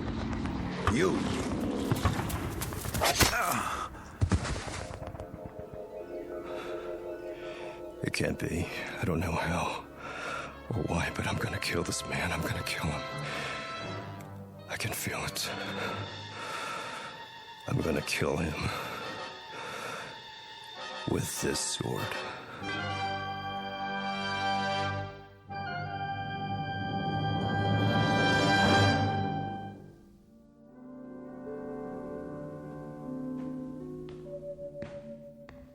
Here you go. A whole six-pack, nice and cold. And maybe I will have one. Go ahead, you're entitled. I even brought an opener. Thank you.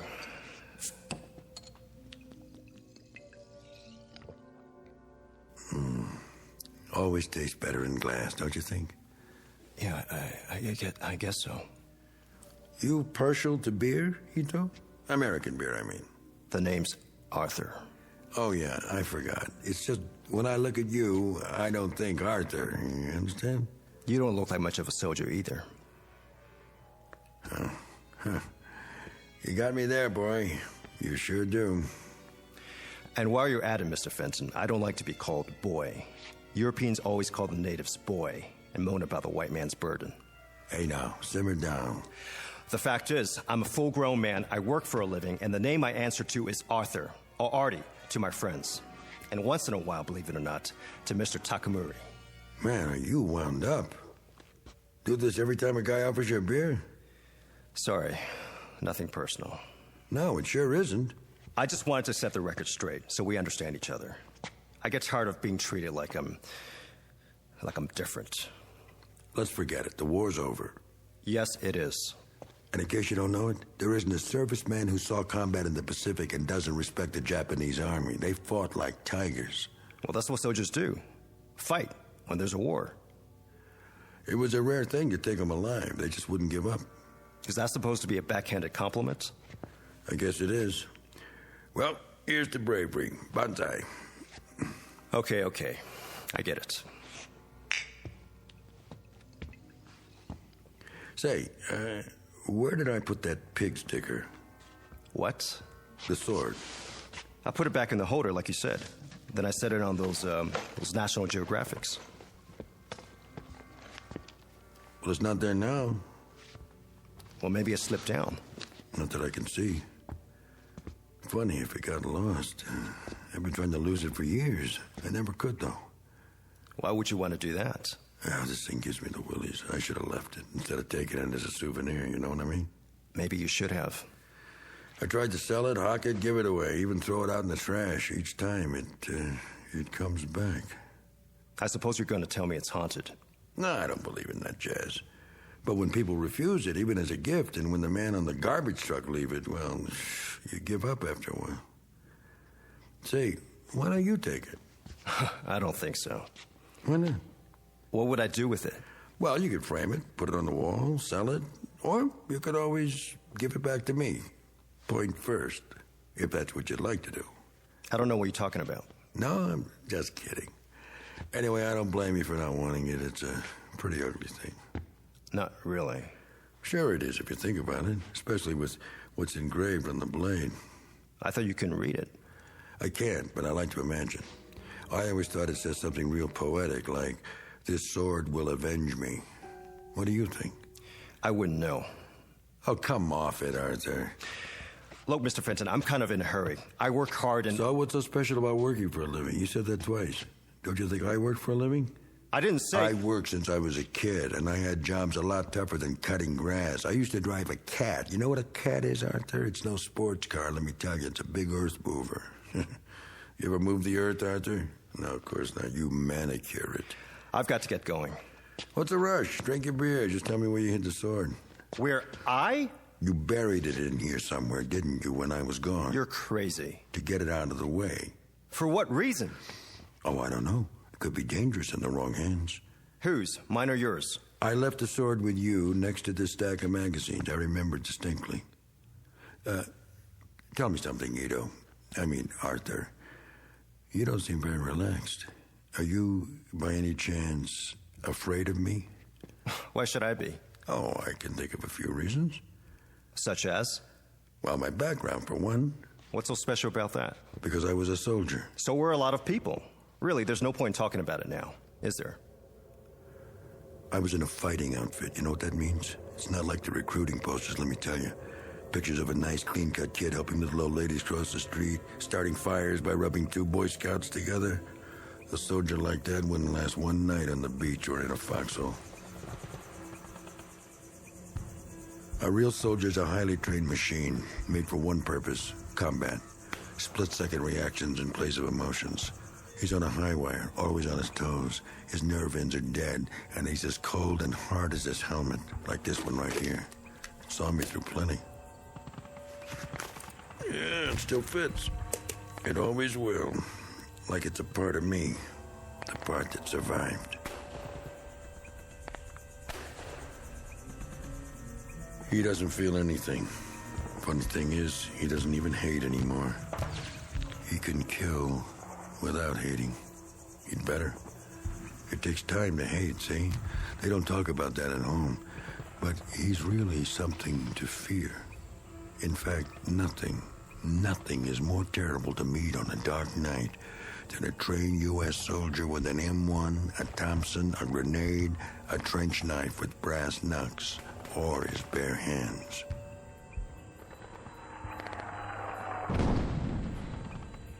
Yank! Come out and die! Some dirty little son of heaven was out there in the jungle just asking for it, so I thought I'd oblige. I started circling wide to get behind him. Yes. Yes, it was night. A very dark night. It was a simple exercise, basic training. All it took was someone with more luck than brains. Yank! Yank! Over here! Come out and die, Yank! I kept moving. Then I saw something. It was the machine gun nest. They had a great position up high behind the trees. So I stayed low and headed around the side. But before I got there... You!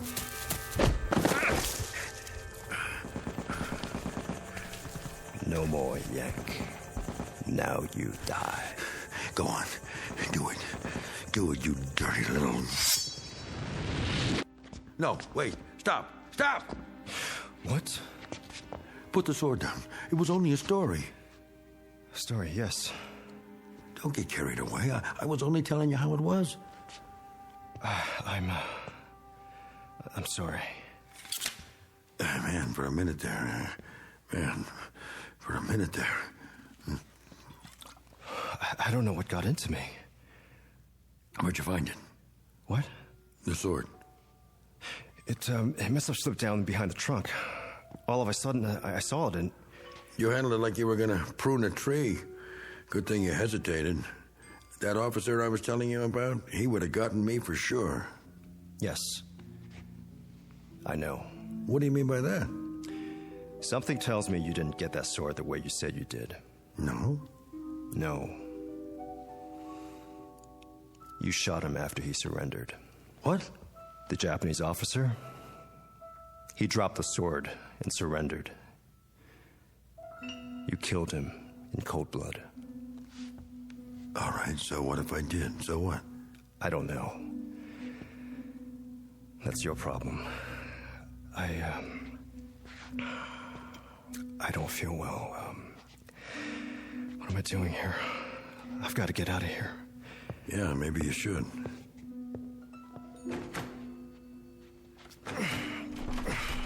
The door's stuck.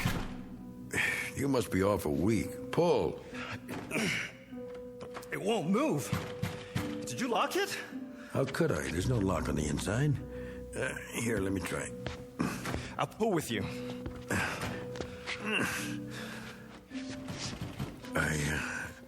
I guess you're not supposed to leave just yet. What do you mean? If I knew, I'd tell you, but I don't. I don't understand any of this. But I'd say we're locked in here together, just the two of us, for better or worse, till death do us part.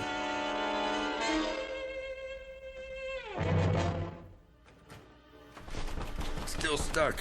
I'll try the window. Just our luck that won't open either.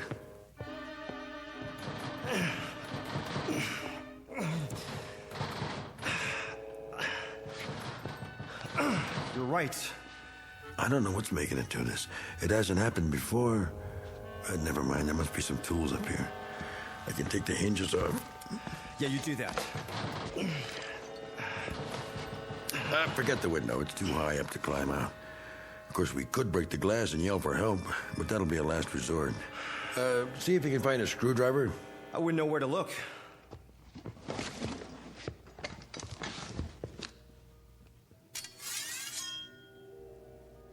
What are you doing with that sword now? Don't worry. I'm only looking at it. Thinking about becoming a samurai? Couldn't I? If you ever come at me with that thing again, I'll chop you up like hamburger. I don't like that kind of talk, Mr. Fenton. Oh, you don't, huh? No, I've got a short fuse, so don't strike matches. A short fuse, huh? From what, kid? Too much sake in your oatmeal? I was born in Honolulu, near Pearl Harbor. No kidding. Were you one of the pilots?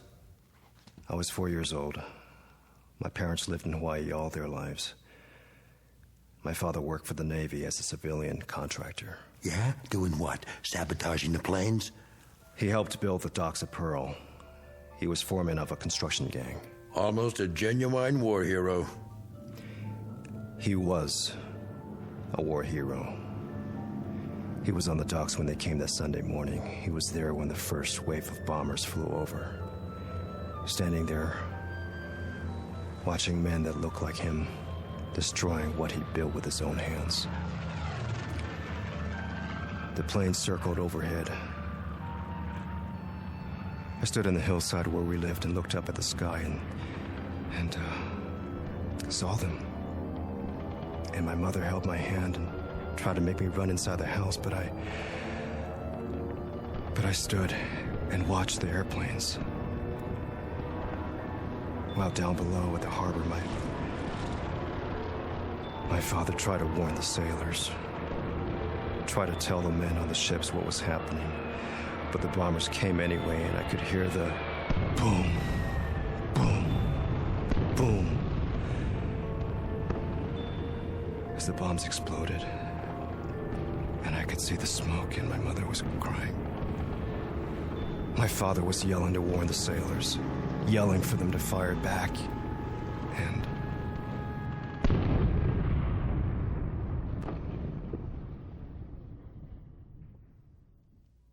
the Navy gave him a medal, posthumously.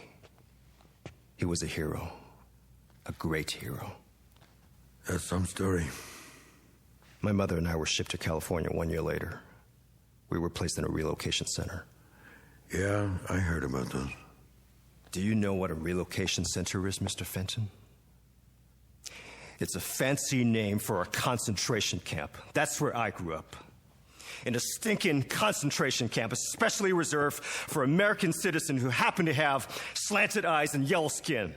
That's what the son of a hero got, Mr. Fenton.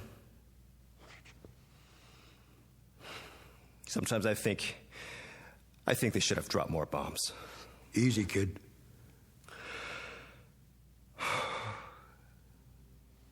I'm such a liar. What? We all are sometimes. Don't be so hard on yourself. It didn't happen that way. Oh, come on. He was a traitor. He signaled the planes. He showed them where to drop the bombs. Do you hear what I'm saying?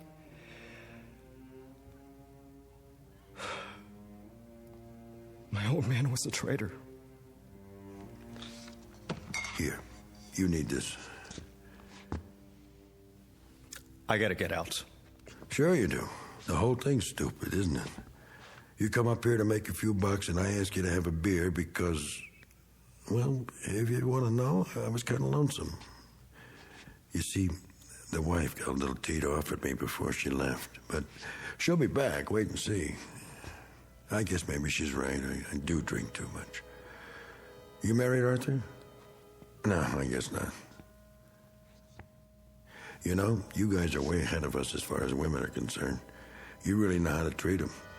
It's an ever-loving fact. I saw it with my own eyes over there. And, Sonny, that's one part of Japan culture we could use. We give our women too much freedom, see? I mean, too much status. And what do they do with it? They kick us when we're down. That's what they do with it. Look, Arthur, you're a pretty nice Joe. I could tell that right away. That's why I asked you to stay for a couple of beers so I could admit to you, man to man, that it's been rough lately. The truth is I didn't retire. They canned me from the job. That's right, they put somebody else on the cat. Can you imagine that? Just because of a few lousy drinks? Why, Arthur, I've been driving that thing around since the war, slicing crummy lots for crummy houses out of the crummy hills. It wasn't the booze. That was just an excuse. It's the cheap labor they're getting nowadays. We let them in from everywhere. Mexico, Puerto Rico, foreigners. We make Hawaii a state, and what do we get? A lot of what? Say it. Oh, no offense to you, Arthur. You're different. 100% American. Born here and everything. Not like your old man. I'm talking about those others who'll be trying to snatch your job, too.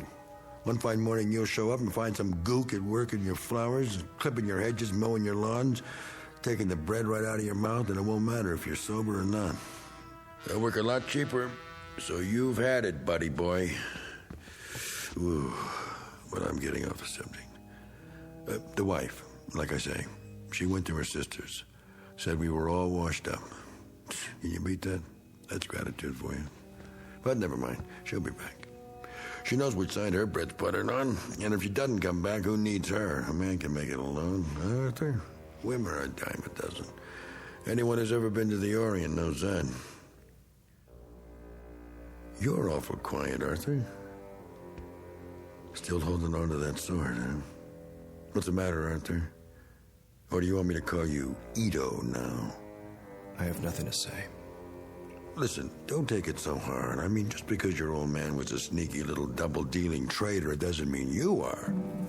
I mean, what the hell? You don't have to go and change your name and all and forget you know how to speak Japanese. There are plenty of sneaks and double-crossers on both sides. Like you. Hold it right there, buddy. You were no better. You were a murderer. You killed a defenseless man. Now take it easy. What happened on Okinawa? Well, you can't blame me. You know we had orders not to take any prisoners. That's right. No prisoners, they said. Seems the little monkeys were coming in with their hands behind their heads and grenades in their loincloths, and they'd pitch them at you without the slightest hesitation the first chance they got. The kamikaze philosophy. So, no prisoners. That was the order, straight from topside. You had your philosophy, too. You can't hold a man responsible for obeying orders, can you? You get shot in wartime for having a mind of your own. Follow orders if you want to stay alive. Oh, yeah, I know, those Nazi generals in Nuremberg. You're going to bring that up. Well, let's face it, they had a point. They were ordered to do what they did, and they had to obey. The oldest defense in the world. So, who's guilty of what? Think about it. Where does it begin and where does it end? In the Pacific, we were told you people were some species of ape, not even human, so we shouldn't worry about burning you out of caves. Today, all of a sudden, you're fine people, highly cultured, and it was all propaganda about your lousy transistor radios.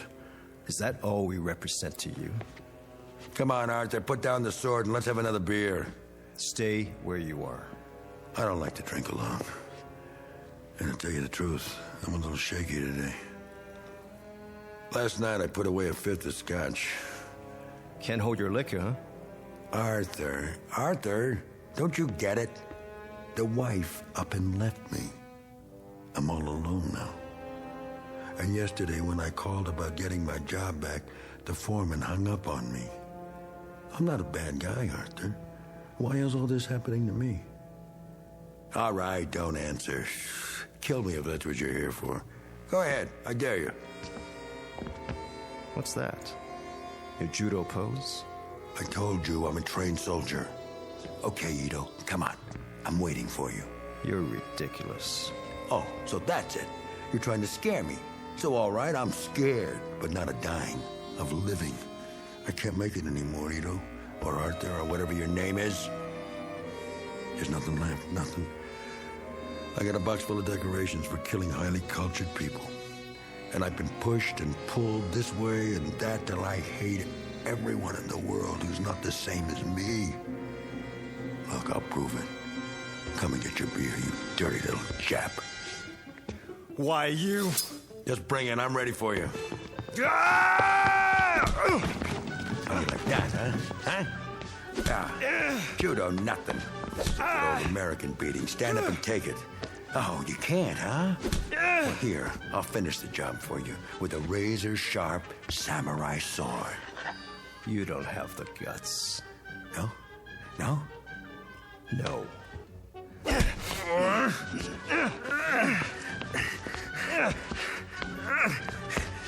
Let go of it!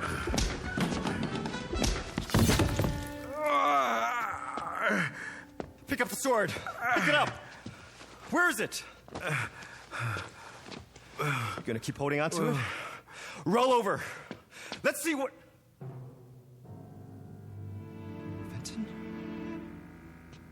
Fenton? What happened? What have you done? What have I done? How do you know? It really is sharp. Mr. Fenton. I'll call an ambulance. It was too late. It went clean through me. What do you want me to do? Pull it out. Pull it out. Oh, that's better. I didn't want to kill anybody. I was just trying to make a point.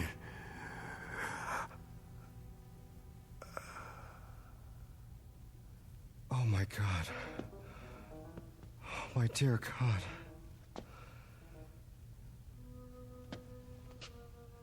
Arthur? Mrs. Pratt? Fenton, is Arthur in there with you? Mr. Fenton?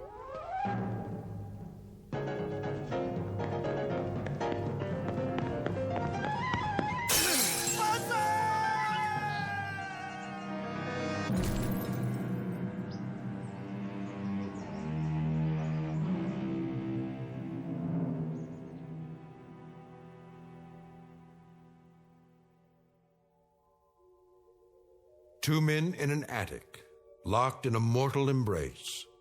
Their common bond and their common enemy? Guilt. A disease all too common among men, both in and out of the Twilight Zone.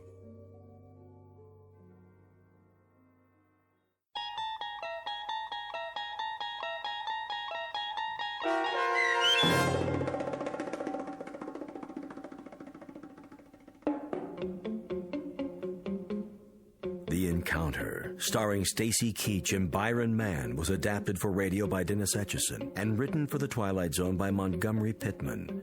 Heard in the cast were Linda Ryder and Ilissa Fraden. The producers of The Twilight Zone wish to thank CBS Enterprises and the Rod Serling Estate for making this series possible.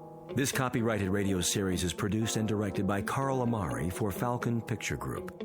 Sound design and custom Foley effects for The Twilight Zone by Cerny American creatives Bob Benson, Craig Lee, Michael Slaybach, and Matt Sorrow. To learn more about The Twilight Zone radio dramas and to contact us, visit our official website at twilightzoneradio.com. Doug James speaking.